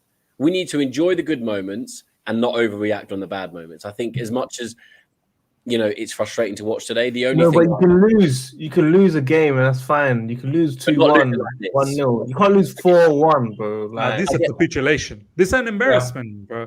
And you know what typified it? You know what typified it for me? 2 things typified it for me. One, Thiago Silva stuttering and giving the third because it clearly showed Thiago Silva was rattled after the second goal. He didn't expect Chelsea to be behind, so he got rattled and he created that mistake. And the second moment that typified was Reece James's red card. Because for me, brother knows he's on a yellow card, yet he pulled on Anthony Gordon, who was nowhere near the goal. There was enough defenders. I don't know why he's wanting to pull him. Is that just the natural reaction of a footballer? Natural, yeah. Everyone does that. Man. Luton, though. Big up really Hodge, nice. by the way. Big up Hodge. It's Jonathan with a H, though. Luton, 2-1. Yes. Kevin K, thank you so much for the super chat. About these different things, man. Kevin K, I'm happy for them. Kevin K, thank you so much for the super chat, my man. Leslie, too inexperienced to start these big games. Look, I said in my preview, my team, Caicedo starts. But I said if it's obviously Pochettino selecting, I think Ugochukwu is going to start because Caicedo arrived yesterday. So, look, we probably could have had Caicedo start and then he would have copped an injury and then we all would have been very upset with Pochettino. Why did you start him? So, which way do you want to go? So, I'm not going to be angry with the fact that what I am a bit annoyed is I saw Ugochukwu's level because few games I've seen Ugochukwu now play for us. None of them really gave me a sense that there's something unique about this player. There's something, a particular talent that I'm seeing. I hear what Sadiq said earlier on. He's a different midfielder. He's a sitting midfielder. That's fine. But what I'm saying is he's not showing me the level that I want to see. Whoa, Mudryk. Whoa. Calm down. Don't need any more red cards. Dinesh, thank you so much for the super chat. Our team is becoming soft. We lost our roughness. Rajapak, is this on Poch or players? We'll talk about all of this, obviously, as soon as the match finishes. We're going to break it down as much as we can. But what are we going to say now? I mean, this is 5 minutes. We're already broken, Miz. We're already done. Miz, when I said everything, Jonathan said this chap abused me and said I'm lowering standards. Lol. Thank you, Jonathan. The only one who has accepted what our... I don't think... we're going to talk about in details, but I don't think Jonathan has accepted the level. I think what Jonathan's trying to say is that there may be days, the odd days here and there, but as Sadiq said, how many odd days are we going to have? Like, odd days is, one in every... And I said it before the Spurs game. You got to go on a bit of a momentum, and then you may have a loss. Okay, fine, we have a loss. But we better now bounce back against Brighton. We better.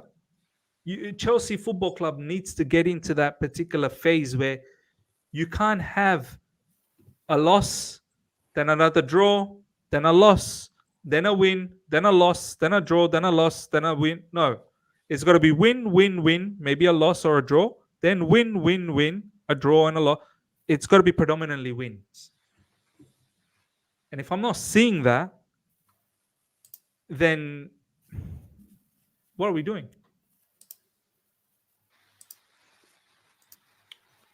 We were finished. I don't think we should. Like I said, I wouldn't overreact. I wouldn't read too much into this. It's like, for example, just to give an analogy here, if you're, in my case, 6-year-old son does something wrong, you have a go at him. You know he's probably going to do it again because he's 6 years old. It's a bit like these players in this, and I know they're 20 odd, but the analogy is these guys are going to be making a lot of mistakes. They are young. We can't expect them to be the finished article overnight. I'm not saying 4-1's acceptable. I'm not saying, you know, Joe Linton standing on the ball at 93.5 minutes with no one really pressing him is acceptable. The mistakes acceptable. The genuine lapses of concentration are acceptable. But these things will unfortunately happen. Pochettino needs to stamp it out. The players need to stamp it out. But we as fans cannot expect us to, after an international break, with injuries still, go to St. James's Park and win a game of football. At the stage of the project we are, I still think we could have won today. I was expecting at least a draw. I expect us to be competitive, but these things are going to happen. And as horrible as it is to accept that after the highs of only even 2 years ago in May 2021 when we won the Champions League, that kind of blew smoke over up our asses and papered over the cracks because the squad was something that was fragmented and needed change. Bodie's come in and done that, but maybe he's gone way too extreme and just brought in too much youth, not enough experience, or not enough proven players. I'm not saying you have to be 30 years old to be experienced, but even 23, 24-year-olds that have been in the Premier League for 4 or 5 years, they've got steady heads. And today, there's no communication that I can see. There's no one, standing on a pitch, getting behind the players. And this, again, and I said this before, and you guys had a go at me about the captaincy. A vocal captain, a winner captain that shouts at his players and goes, guys, let's just lift our level, lift our heads, let's dig in, let's not concede another goal. And all I've seen today is him get sent off and no one really give a fight. There's no fight that I've seen today. And that is probably the one thing I'll take away from it. I'm not going to be reading too much into the performance because I semi-expect these things to happen. And as depressing as it is watching us, don't think this is the last game that's going to happen, guys. That's what I'm going to say to you. If Guys, this Chris, I'm going to leave you to it. If you lot are still live, I'll come back. But I'm sorry for everyone that's tuned in that Chelsea again have lost and let us down after international break. I apologize that Miz was awake at 2 a.m. Watching this. 3:57, bro. It's almost 4 a.m. now. Yeah, it will be up for another hour at least. So show him some love. Keep liking the video on this channel. Subscribe to his channel. Get him to 30k. He's very, very close. And hopefully Chelsea bounce back in 8 days' time. The guy on the bottom left will give you as much positivity as possible because he knows it all. And Ishan, it was good to see you after a very, very long time. 1 year. Hopefully we'll see you more often. But Yeah. Peace. What do I even say, bro? What do I even say? I'll give you guys my raw emotion. Honestly, this is a shock to my system. It really is. It really is a shock to my system. I did not expect to lose like this. I didn't even expect to lose. I actually expected to win. And the logic behind my expectation to win was 3 points against Spurs. Very good game against Man City, which we probably should have won. And the momentum was going upwards.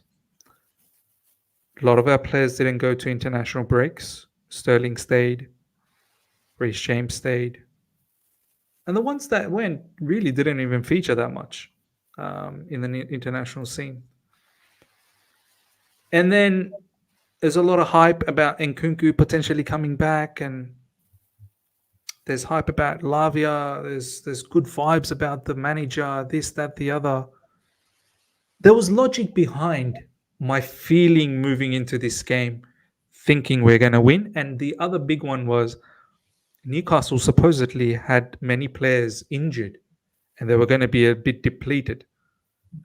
Even with a depleted, I don't know, I didn't see anything depleted, to be honest, besides that Miley player, whoever that Miley player was in midfield for Newcastle. Besides that player, it was a very strong team still. However, Newcastle, if you look at their form, they lost to Bournemouth.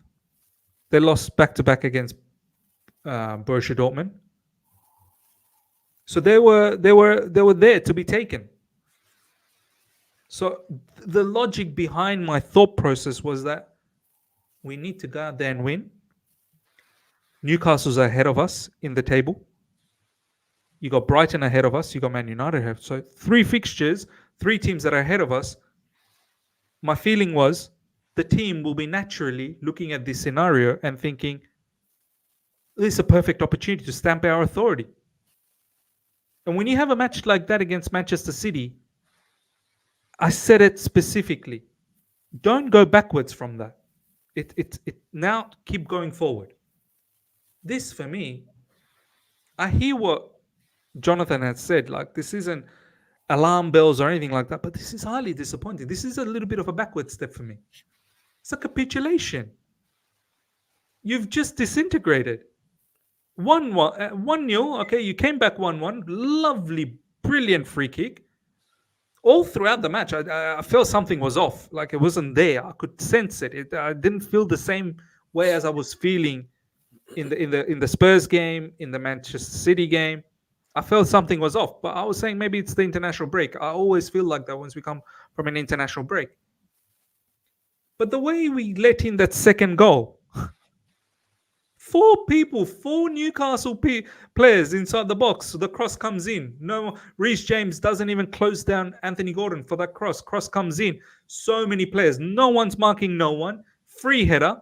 And that rattled us. That rattled me. And then the third one comes off because Thiago Silva's rattled now. He's just shocked at the situation of Chelsea going behind, and then we go behind even more. Then Reece James does what he does. It just shows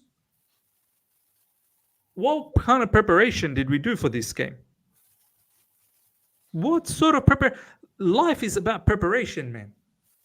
You want to challenge someone, it's about preparation. Newcastle clearly had a good preparation. They knew what they wanted to do. This performance today has put a bit of an egg on my face. Like, I would have understood if we'd gone through a bad patch and then we get slapped up like this. I would have said, you know what? Understandable. We're not in the right frame of mind. We got slapped up. We deserve to be slapped up. This for me is just, it's not normal for me.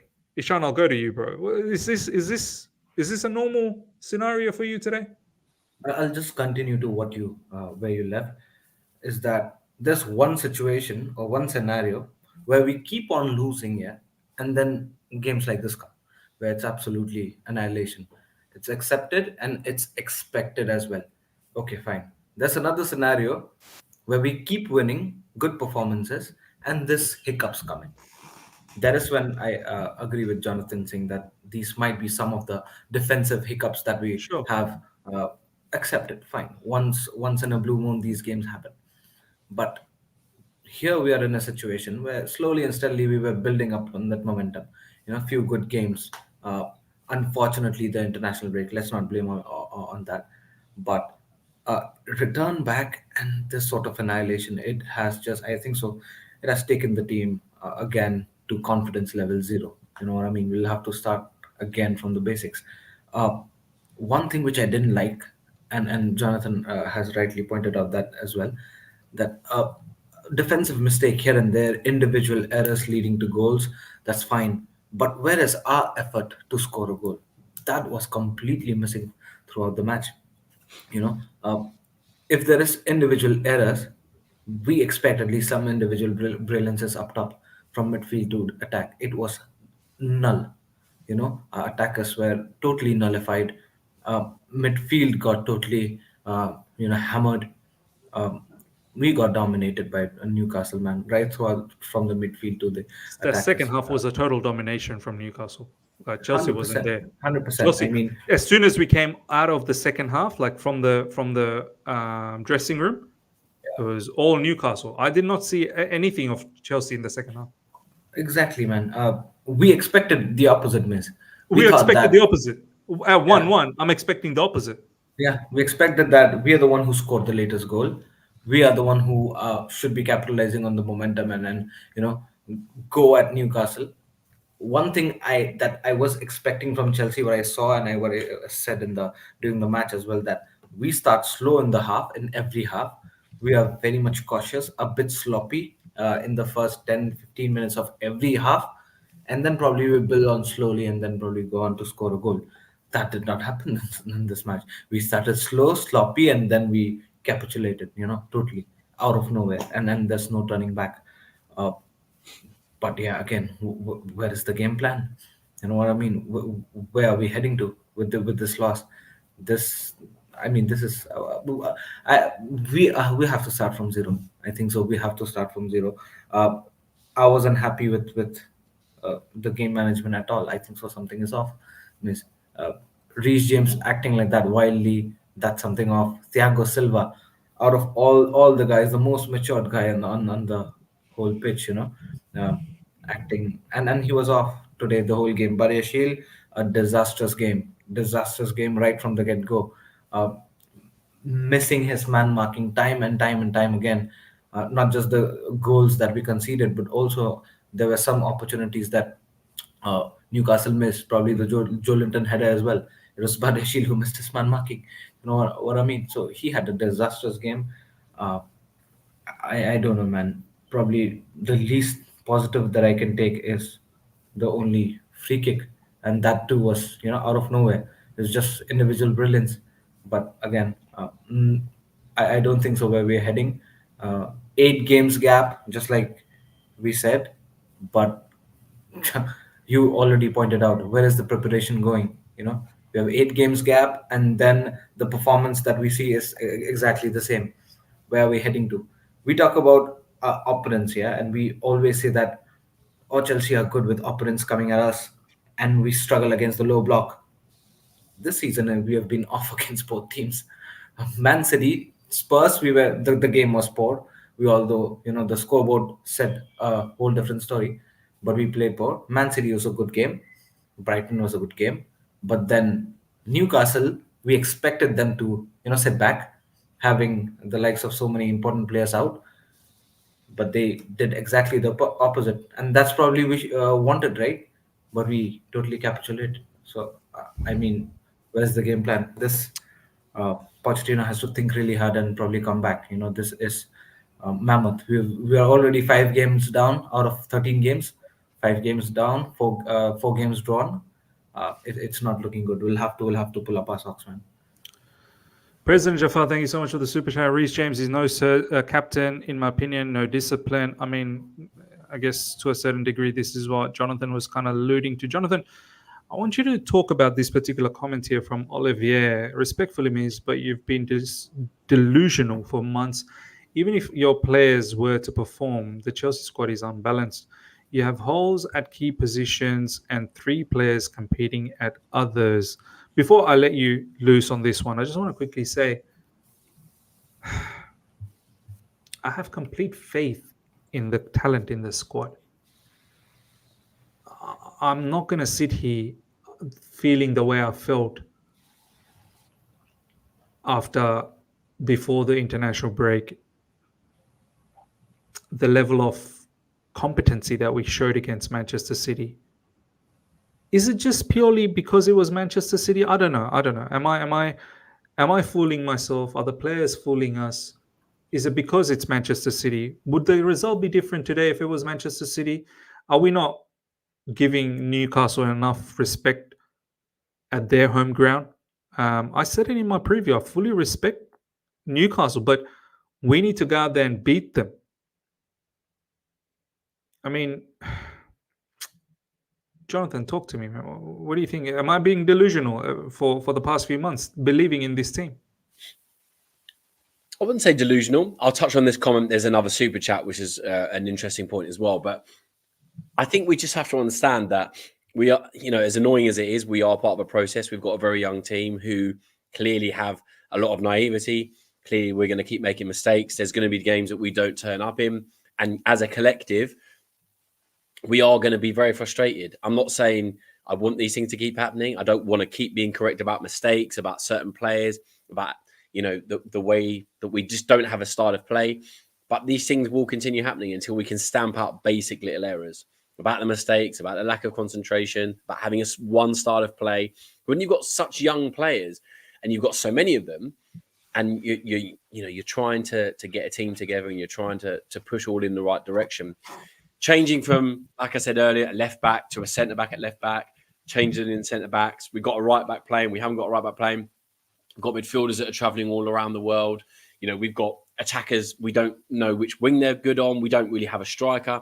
So we've got so many key issues which are going to happen, when you're trying to build a team, when you're trying to build a project. But we've got so many questions. Pochettino has just got to start nailing a few of them, and quickly. You can't keep having 10 different questions about the project, the team, the style of play. You've got to start making decisions. You choose one style of play. You choose a certain 11 that you think is the best in most situations. Like today, we can't play our first 11, and it's shown that the players we bring in are not quite up to scratch.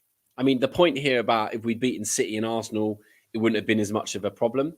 I agree, points-wise, table-wise, we'd have had 4 more points, we'd be high up the table. But I still think people would have got annoyed about this performance because of the ill discipline, because of the fact that we've lapsed in concentration, we've made basic errors. We haven't shown any fight. And one thing that I did like, just after the game, and they panned on him for about 20 seconds, the cameraman, Sterling, sitting there with his hands just on his head, or not his head, but on his chin, and he looks gutted. And I'm not saying I want players to be upset. They need to move on. They're professional players. We now have another game in 8 days that they need to prepare for. But that looks like someone who cares. Because when I looked at that 11 today on the pitch, or then it went down to 10, there was no fight. Newcastle are messing around. They're bringing on young players for debutants. That's how easy the game was for them. But I said it earlier in the stream. We knew that there was going to be lapses of concentration. Newcastle knew there was going to be lapses of concentration. It was just a waiting game. If you keep pushing, you keep playing, something's going to crack. And we haven't given them a crack. The whole ceiling's burst through.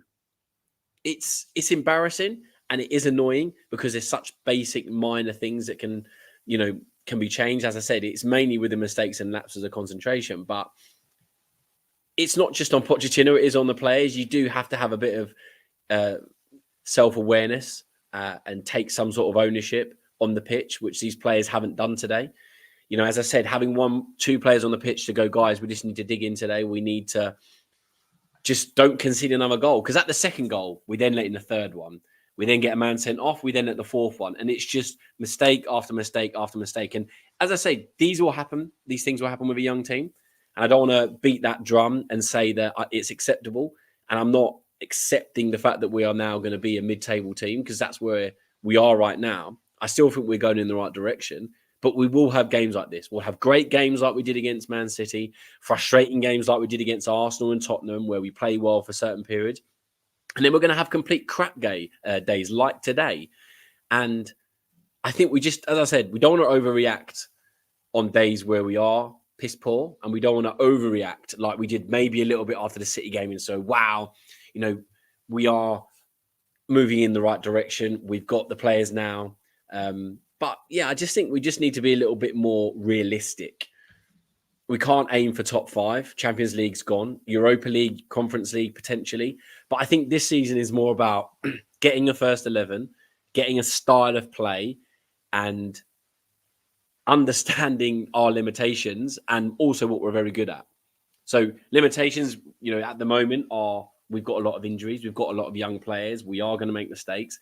But the only way to combat that is to, in training, work on a system, especially with set pieces and crosses, man marking, man zone, do something different to what we're doing now. This man/zonal marking isn't working.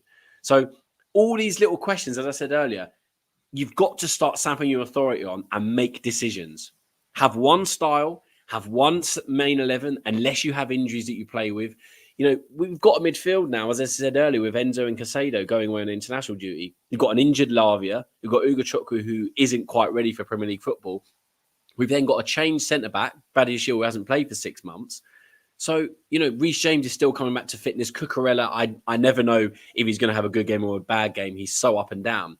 So I'm not just saying it's the lineup from Pochettino, because it is the mentality. You know, these players should at least have a bit of pride not to get smashed 4-1. I mean, Newcastle are walking around the pitch for a lap of honour after a 4-1 win against a team that 2 years ago won the Champions League. Newcastle were nowhere 2 years ago. They've got their backs up, and rightly so, because they feel like they've utterly embarrassed us. But all that's actually happened is that we've turned up and we've had 4 obvious and easily eradicated mistakes that has gifted them goals. Joe Linton's got the ball off Silva and he's gone, you're just going to give me the ball in front of the goal. How is that acceptable? Even Anthony Gordon's the fourth Gordon goal one was, is just, I mean, you know he's right-footed. You know he's coming in on his right, and Badiashile transfers all his weight, and it's just a tired. As I said last week about the tired, or a couple of weeks ago with the tired Silva thing, we're 85 minutes into a guy who hasn't played 90 minutes for 6 months. Where's the game management? I know there's a red card. I know we had to bring on Colwell earlier, and I know that changed with the red card and the fact that we were 3-1 down. But we're 3-1 down, 10 men, and we bring off Cole Palmer, our best attacking player in the last few weeks. I get we need to bring another defender on, but why bring off Cole Palmer? So it's very frustrating. And it is, as I said, going to happen again. But until we sort the defence out, we can keep scoring 4 goals every week. We ain't going to win games if you continually allow such a porous defence to continue with the naivety and the lapses of concentration. I'll keep saying that, lapses of concentration, because until we get that into our heads, these things will continue happening. It's just it's so deflating, man. It really is so deflating. Felix, thank you so much for the super chat, my man. Galadog, Silva, Reese, Leslie, Jackson, horrific. If we won versus City plus Arsenal, I wouldn't be as mad. Ill discipline. We lost to Richie and Dummett, FML. Yeah, I mean, it's just the manner that we lost, man. I've always been big on the manner. You know, the way you lose, the way you play. You know, once again, I keep referring back to the City. Like, it was a draw, but we played like we should have won. You know, like I really like the way we played. The way we capitulated, the errors, as Jonathan has mentioned. It's really, I don't know how to assess. I don't know what to say, you know, next game. Like, what do you say? What do you say in the next game against Brighton? What should be the commentary? I mean, I'll go to Ishan next up, but let me just quickly get through this super chat. Roger Park, thank you so much for the super chat. You keep talking about youth and inexperience. It was our experienced players like James, Silva, and Connor were among worst today. Sterling, Badiashile, Ugachukwu was on Poch, but I'm tired of the excuses about youth. Yeah, look, it's beyond experience, and it's just consistency. You're right. It's beyond talking about experience and non-experience. Just here, isn't it? It's in the mind, I suppose. And how do you tighten up that mind? How do you make it more, you know, stronger so you can perform on a regular basis? I mean, Ishan, I don't know what to say for the Brighton game next up. Like, I'm not sure. I feel the team will bounce back because this was absolute shellacking. So naturally, you'd think the team bounces back against Brighton. But this level, like I could have taken, if we played well and Newcastle just edged it 2-1, 1-0 or something like that, I could have said, you know what, we played well, we just lost. No problems, we go again. But this was such a capitulation. Like, I don't understand this huge level of variances. Do you know what I mean? Like, it's good and then it's really bad. Like, we don't seem to have anything in between where we can be somewhat say to us that, okay, we're building something. Like, Yeah. Ishan, what can we say moving into the Brighton game next? What do we even what do we say in that match, man? I'm just lost. Yeah, I mean, it's so difficult to comprehend, isn't it? I mean, first of all, Brighton are a way better playing team than us at the moment. Look at Did they the game win? which Did was they win, by the unfolding. way? Did they win today? Yeah, and they were behind, I guess, at one point of time, right? And then they came back to win at 3-2. Is the scoreline 3-2? I'm not sure, but Yeah, it's yeah, at 3-2. one point of time it was 3-2. Yeah. So look, they're a very very good squad, and the good thing is we know how to beat them because we just beat them, a few game weeks ago. Um, there are things that we should keep in mind that these defensive hiccups cannot happen. It happened today, it's fine, let it go, but we need to come back stronger. We cannot allow these kind of mistakes, so we have to work that. We have to work our backsides in the training to not let these things happen. uh, Again, team selections and everything, to me at this point of time, is everything is secondary, because whoever plays seems like is playing bad at the moment. Whenever we have a bad games, whoever plays, it seems like everybody's having a bad game. So to me, look, team selection is secondary. Whoever is playing, just go out there and give your 100%, man. Do not let these hiccups. And also, we need to be super strong when we attack. It always looks like we are double-minded. We are not, full-heartedly in the attack mode. There are not much, man around in the boxes. That has been a long time problem, but not yet resolved. Guys like Enzo, guys like Gallagher, who should be there inside the box, knowing the fact that there's someone else like a Caicedo or a Ogochukwu in the match to have the control in the back. Why not bomb up forward? Why not help in the attack? Why not, instead of having a three guys attacking against five of the defenders, why not you also join that attack to create more pressure? These are some things that we're lacking, and I don't know why. It's always seems like our squad comes in two-minded when it comes to attack. Man, Brighton, they won't let these things happen. They are a very good squad. The good thing is that, like I said, I'm reiterating that we've beaten them very recently. We should take some good points from those matches. Again, the confidence level is absolute zero. For me, it's zero. I don't know how we're gonna get back up, but slowly and steadily, we'll have to ensure that we do not leak goals. First of all, uh, whatever happens in the Brighton game, I would like to see zero goals scored by Brighton. That's where we get a bit of confidence that we have not conceded in one game. In a 90 minute of a game, we have not conceded. Then slowly and steadily we can develop.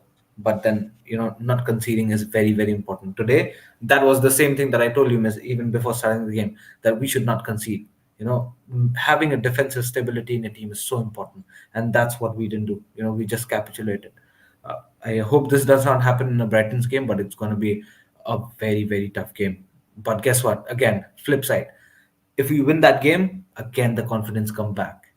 Again we start believing into things. We'll have to capitalize on that momentum. We are not just doing that at this moment. Yeah, absolutely, man.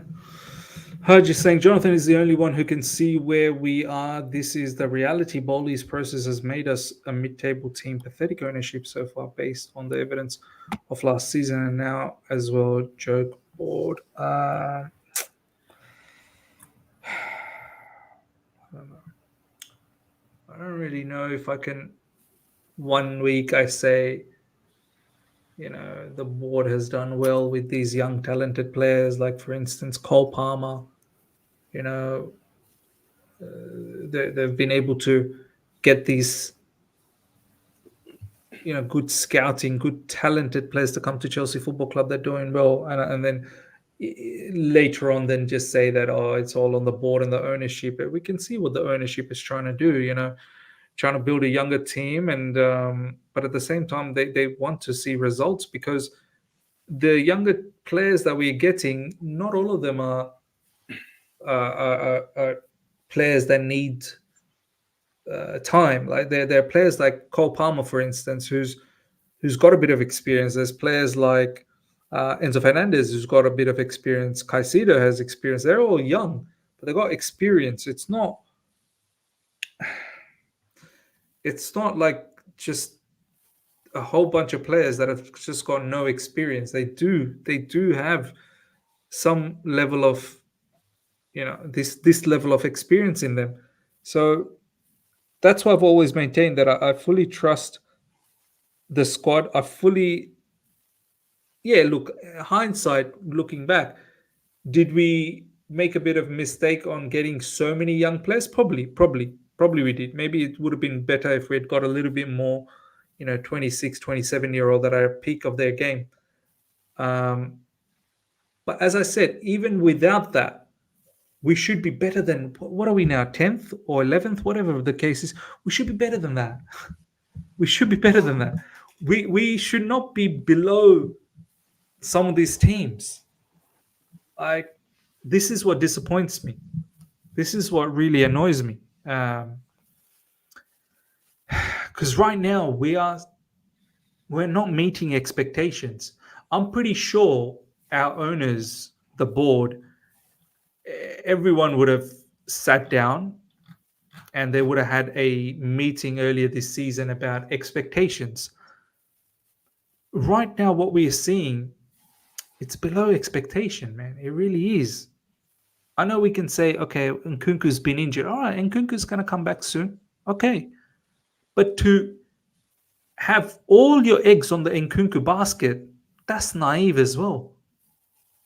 Like, the entire show so far, it's like, what is very clear, one thing that is very clear is the inconsistency. It's the level of inconsistency. I'm fine to lose here and there, but we can't seem to come out of this inconsistency, inconsistent mannerism. I'm just, you look at our fixtures from the last international break. It was a draw against Arsenal, loss against Brentford, win against Spurs, draw against Man City. So we picked up 5 points out of 4 games. There was a win against Blackburn in the Carabao Cup. Now we come out of this international break and straight away a loss. When are we going to start seeing 4 matches, 3 wins, 1 loss? Like, I can accept that. I can say, do you know what? I can see where the project is going. It's predominantly wins and the odd loss here and there. No problems, I believe. But this is, for me, this is a bit difficult, man. I mean, Jonathan, what Haj has said, like, I don't think that's what you truly mean. Like, I know what you said earlier, that we're going to see more of these losses. I understand that. But do you truly agree with what Haj just said, that we're just a pathetic mid-table team? Like, that's what we are. Is that what we are? No, I don't think we're a pathetic mid-table team. I think we just need to understand where we are in our project, which is what everyone keeps calling it. It's the buzzword at the moment. Someone just randomly tweeted, I'm going to have to say it because it made me laugh. If you appoint Spurs, you get Spurs performances. And that was the capitulation that we used to laugh about with Spurs and Tottenham. And it happened today. And this will happen, as I said, and it will continue happening until we start making some changes. And I made an analogy earlier about young children, about, you keep telling them something and they will always go back to it because they are 6-year-olds, they are young children. But also one thing that kids like is familiarity. They like routine. They like things to be consistent. And to touch on my point earlier about the style of play, about the way we play, we're not giving that to our players right now. We're chopping and changing. I know we've got players coming back from injury, and we're trying to find the best solution for our very expensive assembled squad. But right now, I'm just going to read out some statistics after the international break. So we draw, the 4 international breaks we've had this season. After the international breaks in 2023, we lost 2-0 to Aston Villa, drew 0-0 with Bournemouth, drew 2-2 with Arsenal, and have now lost 4-1 to Newcastle. So I'm not saying this is an after international break issue. I'm not saying that this is the only reason we've lost today, because we weren't at the races. And whilst I said earlier that the 4 goals we consider were massive mistakes, Newcastle were just up for the game. They looked like they meant business. And at home at St. James's Park against Chelsea, when people are doubting them, they've got injuries, they feel like they've got a bit of siege mentality around, they were always going to do this. And for Pochettino to be so naive, and the players as well, I keep using that word naive, but for them to be so naive to think that it was going to be any easier is stupidity. So this is, as I say, these things will keep happening. And I will try and be as level-headed and realistic as possible. I don't think we're a mid-table club. We are right now. I don't think we will end up like that this season, as long as we can get on the right track. And I think the right track is, as Miz said, winning as many games as possible, having as many positive performances as possible, but also winning when you play, really, really ugly, which we haven't really done enough this season, because that almost gives you and instills a belief, when you can win, when you play awful. Coming back from games against Man City when we were 3 times we went behind, that's great and all. But when you play like crap and you still win 1-0, as a fan who's been to games away from home, especially when you win 1-0 in some dirty performance, there's a real bit of triumph, a real bit of pride. And as I said earlier with Sterling, he looked like the only guy who was trying today. On the bench at the end of the game, disappointed. The rest of the players, I'm not saying that they don't care, but they come across as if they've got no spine, as if they've got no pride. Because even though I don't get paid 200 grand a week at my job, I've still got that pride. I still want to do the best I can. And I know you have your down days and your off days, which is what we've had today. And I'm not going to, say that, these players are suddenly crap after building them up. But we have to understand players' limitations. And I mentioned it about Gallagher, that I think he is a work player, a workhorse that allows the Enzo and Casellas of the world to be facilitated. You've got Cucurella, who may be very aggressive and good at left back, but he always has a mistake in him. I said that previously so many times, and people keep saying that he's back. And I'm not saying that he won't play well ever again, because I think he will. He is very aggressive one-on-one. As soon as he gets yellow carded, as soon as he makes that mistake, you start to question yourself. But this is the thing. We do have to stick with an 11. We have to find one style of play. And that's, in my opinion, the only way that we're going to get out of this. A style of play, a consistent team that plays together, understands their role in the team, what the left back needs to do, what the right back needs to do, what the centre back needs to do. You look at the best teams in the Premier League and across the world, they have a style of playing where every single piece of the jigsaw can seamlessly be taken in and out. Even Brighton to this level have understood this and got this in place. You take one piece out or one player out, you put another one in, and they know exactly what is needed as soon as they get on the pitch. We don't have that at the moment. The players are just sometimes playing through their own free will. And it's great when you've got one player doing that in Cole Palmer, someone that's not afraid to make mistakes. But when you've got 11 players that don't have one style of play, that don't have one common goal, you are going to get performances like that today. And you haven't got anyone standing up saying, guys, we need to dig in here. We talk about Gallagher and James being experienced players. They're still 23, 24. They've not won anything really in their career. I know James has won the Champions League, and we can point to that as a bit of silverware, but he hasn't really dug in and won in a league season, because cup competitions are very different to winning something in a 38-game season. We haven't won a 38-game league since, 2016? And I alluded this 2 years ago after the Champions League final, that we need to start getting better on a day-to-day basis. We can't just be a cup team forever. We're almost playing like a cup team this season in the league. One game you have great, another game we have crap. You have to be consistent. And I know with younger players, you are going to get inconsistencies. But that is down to them, but down to Pochettino, who sets the standards in training every day. When you have players that 20 of them out of 23, 25 have gone international break, and they come back and you have only a few chances on the training pitch, a few chances to talk to them. For a game like Newcastle away, me as a fan, I'm not leveled coached, like Pochettino is, but I know they are going to be right up for this game. They're going to make it as difficult as possible. They're going to be dirty. I don't know if you've seen the Joe Linton grab around on Reece James that he even got sent off for Brazil. Yeah. Got those things that are going to happen. Why be so naive and so fickle? We know that exactly. I know exactly how they're going to play. So why have we just allowed them to run through us and make us look like cannon fodder. I just don't get, because I talk about this quite a lot. I go into my office, loads of different fans. Or I now go into my office on Monday and just think, how do I explain that defeat other than naivety? Because that's really what's happened today, is naivety, the mistakes, and we can keep going on about it and keep talking about individual mistakes and individual performances and talk about what we need to change. But it's just, the sad reality is, as much as I didn't want this to happen today, and I really wasn't hoping that it did, I did feel like we could at least nick a draw. It hasn't surprised me. And that's a sad thing, because we've capitulated quite a few times this season. We've conceded sloppy goals.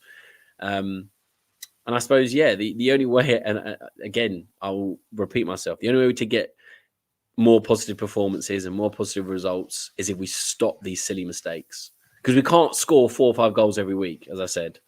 So, and there'll be overreactions like you've seen on a tweet just here.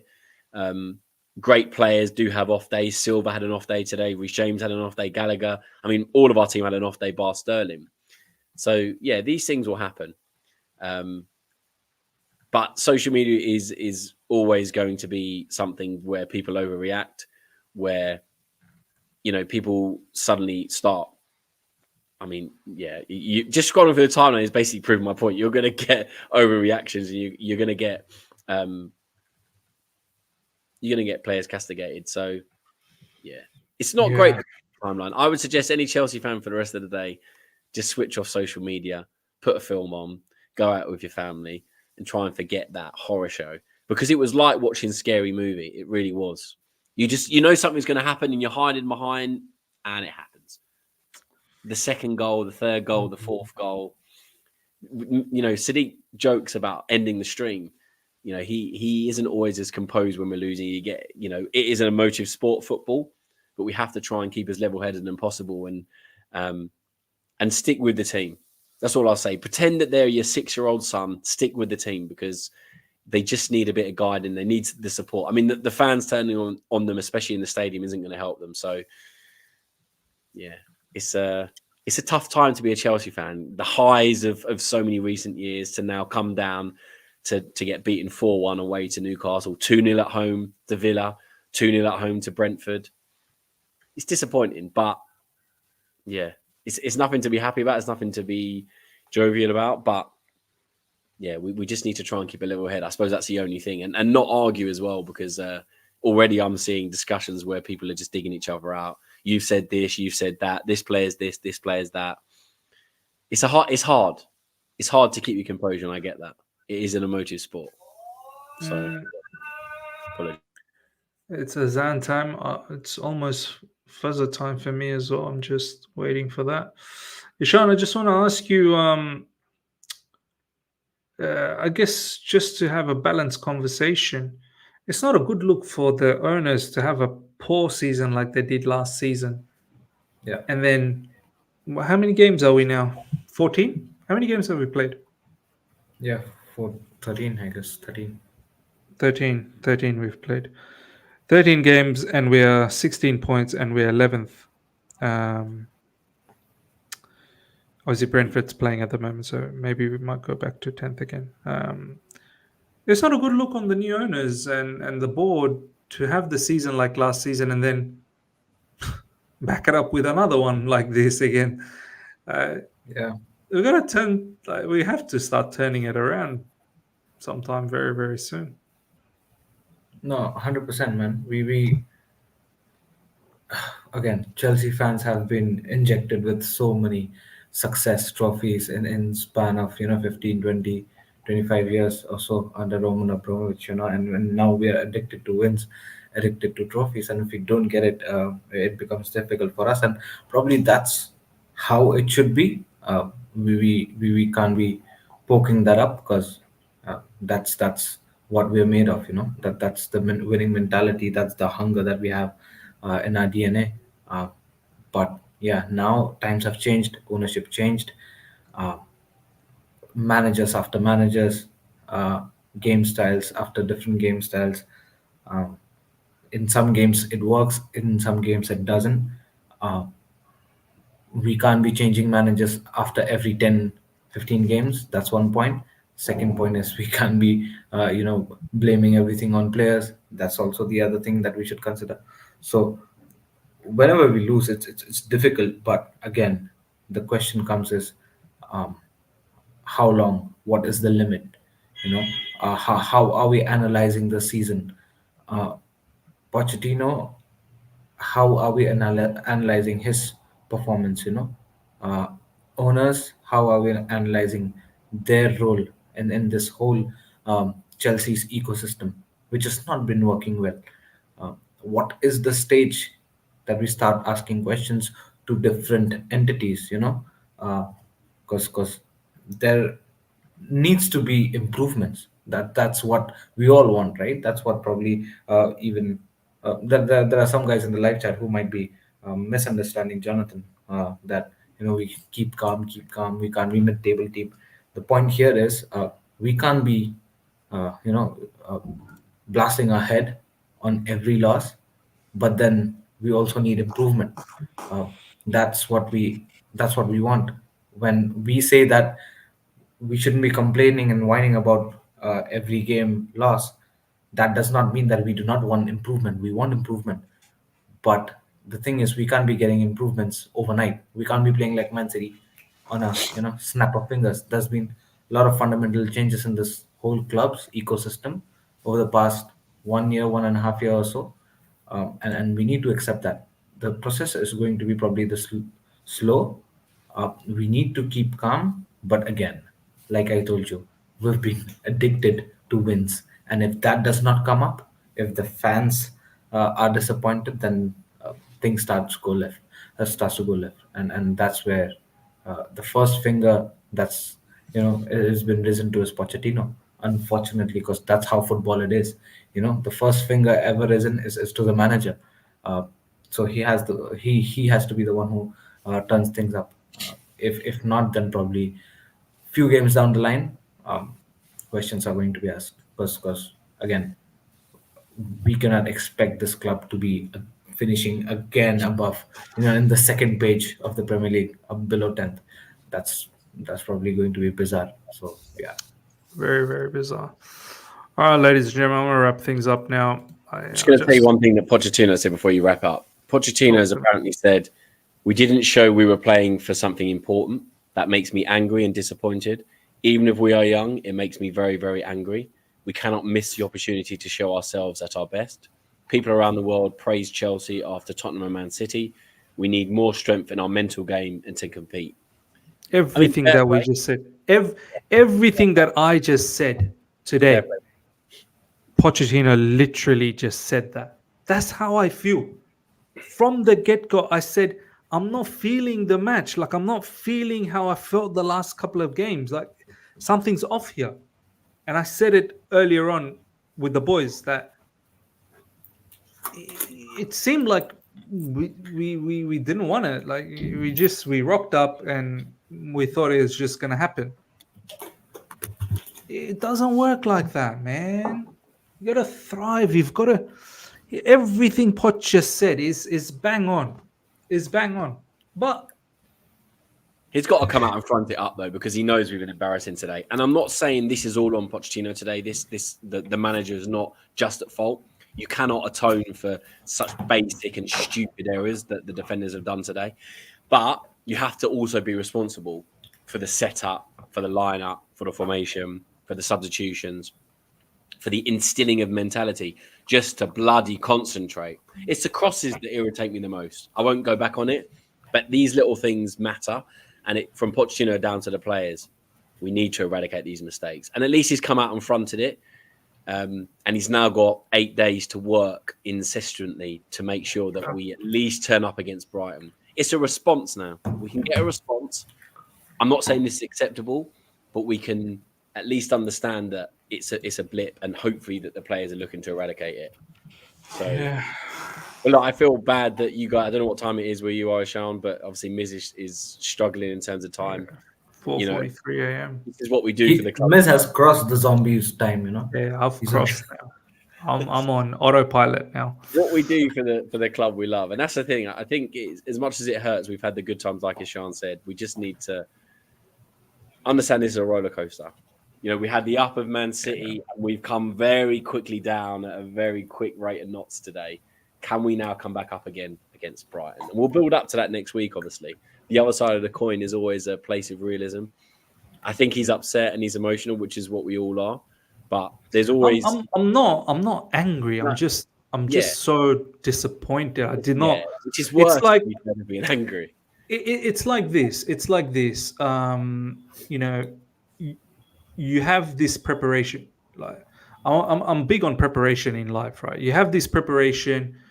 You prepare a certain way to encounter a battle. You look at the strengths and weaknesses. You look at my strengths and weaknesses, and you go into battle. And then if you get capitulated, it's almost shameful of your preparation. Like, I can understand if you lose after a preparation, because win, loss, all of that happens in life. But the capitulation has really, really upsetted me.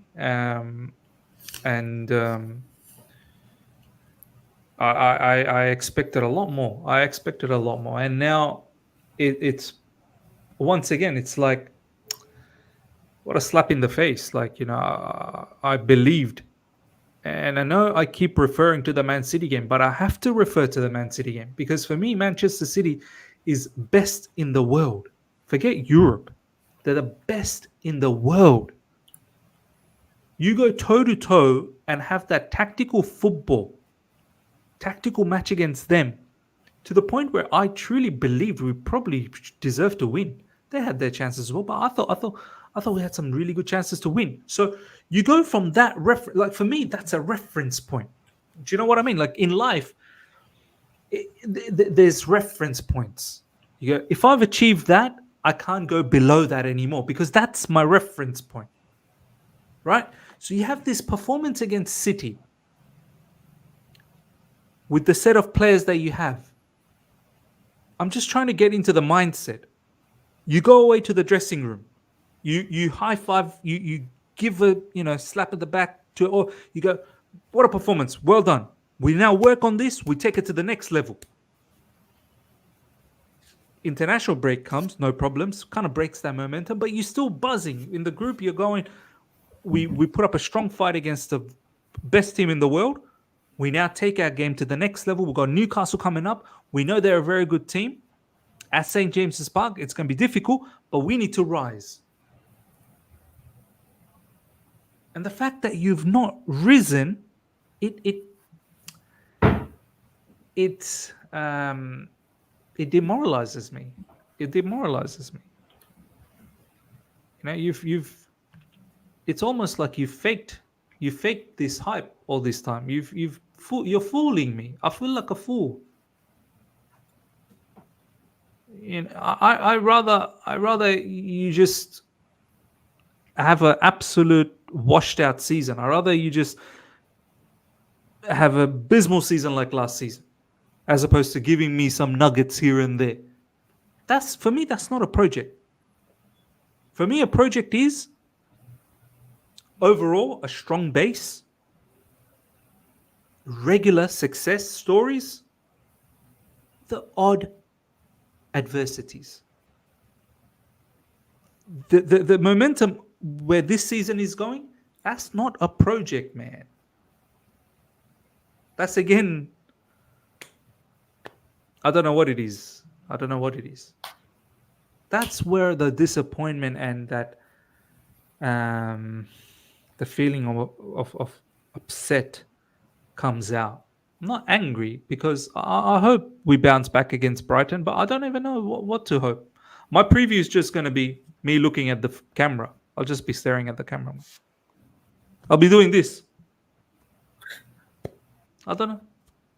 And then I'll just come up with a score prediction. That's it. And then I'll end it. It'll probably be a 1-minute preview of 50 seconds of me just going like this. And then I'll just say, I don't know, 2-1. Because what am I meant to say? Like, what can I say? What can I say? Like, 1 week it's good, 1 week it's bad, 1 week it's good, 1 week it's bad. 2 weeks it's bad, 1 week it's good. 3 weeks it's bad, 1 week it's good. No international breaks until March. Let's see the positive side.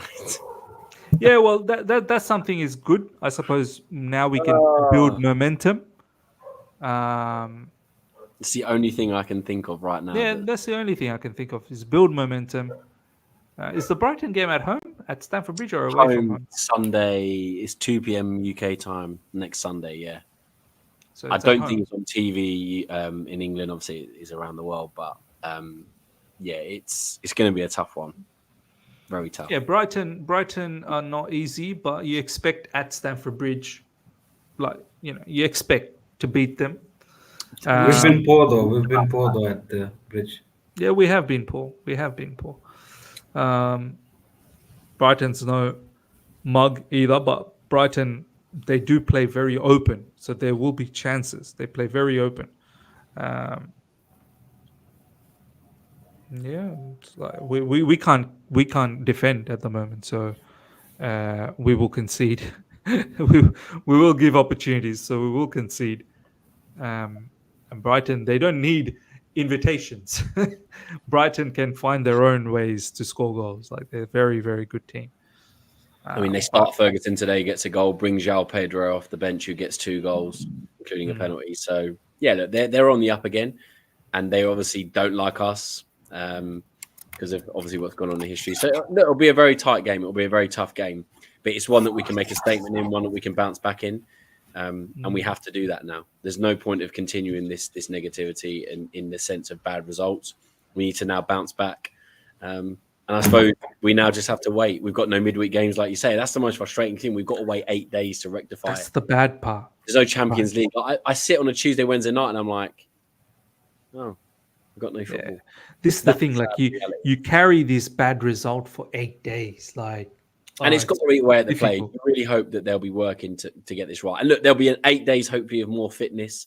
We've obviously been forced into changes with Colwell probably at left back and Gusto at right back. So again, we lose that potential consistency. Yeah. Hopefully, Chelesa will be back. Hopefully, Nkunku will see a few minutes. So look, we just need to get these injured players back, and hopefully, we can start seeing a bit more consistency. But I suppose for now, all we can do is just switch off from football wherever we are in the world and either sleep or do something else or just don't think about Chelsea because it's a hopeless thing to think about right now.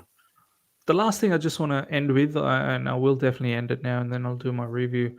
One of the interesting things that I just saw, obviously this was such a abysmal situation for us. One thing that was a bit interesting for me is you have Mauricio Pochettino, who, when Reece James is not available, obviously Ben Chilwell is the vice captain.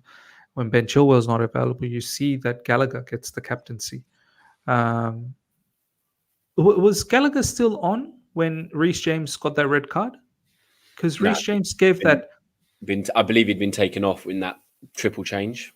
Oh, okay. Because I was like, why is Reece James giving the captaincy to Thiago Silva? But if Gallagher was already really should be vice or something, he should be one of the second or third choice captains, in my opinion. As an experienced man, he should. 100%. I'm more sort of talking about in the sense that if Gallagher was still on the field, right, is Reece James sort of thinking, mate, after me, it should be Thiago Silva, and is he having a sort of like a indirect sort of dig at Pochettino? I don't know what you're doing with giving all this captaincy to all of these XYZ it's a players. mishmash this season. We've had like 5 different captains, and I know nowadays in modern football it doesn't mean as much, but it still does. Just mentally, I think it does. It sets the standards. It sets the standards. Yeah, it sets the standards. And that's why it annoys me. But yeah, someone just saying about the body language. It was. Look, he's tired. That's the problem. 60, 70 minutes is about what Reece James can play. Around the time when he got sent off because he's tired, it's a silly, lazy pull. This is because he's not fit. And I said it last time. 60, 70 minutes is where Reece James is right now, probably for the rest of the season. Badiashile, that 4th goal, he's not played for 6 months, 90 minutes. That's a tired movement. It's naivety. From top to bottom, frustrating. But yeah, we move on and we hope for a better day. Let's hope that me and Sadiq can actually get together for the Brighton game next Sunday. Let's see. Let's see what happens. All right, ladies and gentlemen. Hope you guys have. Of course, you've not enjoyed it. So I'm not even going to say. I've Hope you enjoyed, enjoyed it. yeah, but I've enjoyed chatting with you guys. As We've horrible as enjoyed the result chat. is, We've enjoyed the that's, chat. that's Same, one man. thing football's done today is brought us together. So that's At least we've Yeah. enjoyed the chat. Smash the like button before you guys go, and if you're here for the first time, subscribe as well. And I'll catch you guys all for my review. I'll drop that in maybe in an hour. I've just got to go and pray now, and then I'll drop the review, and then I'm going to sleep. And then 8 days of misery until the next match comes. So yeah. Until next time, everyone. Take care. See ya.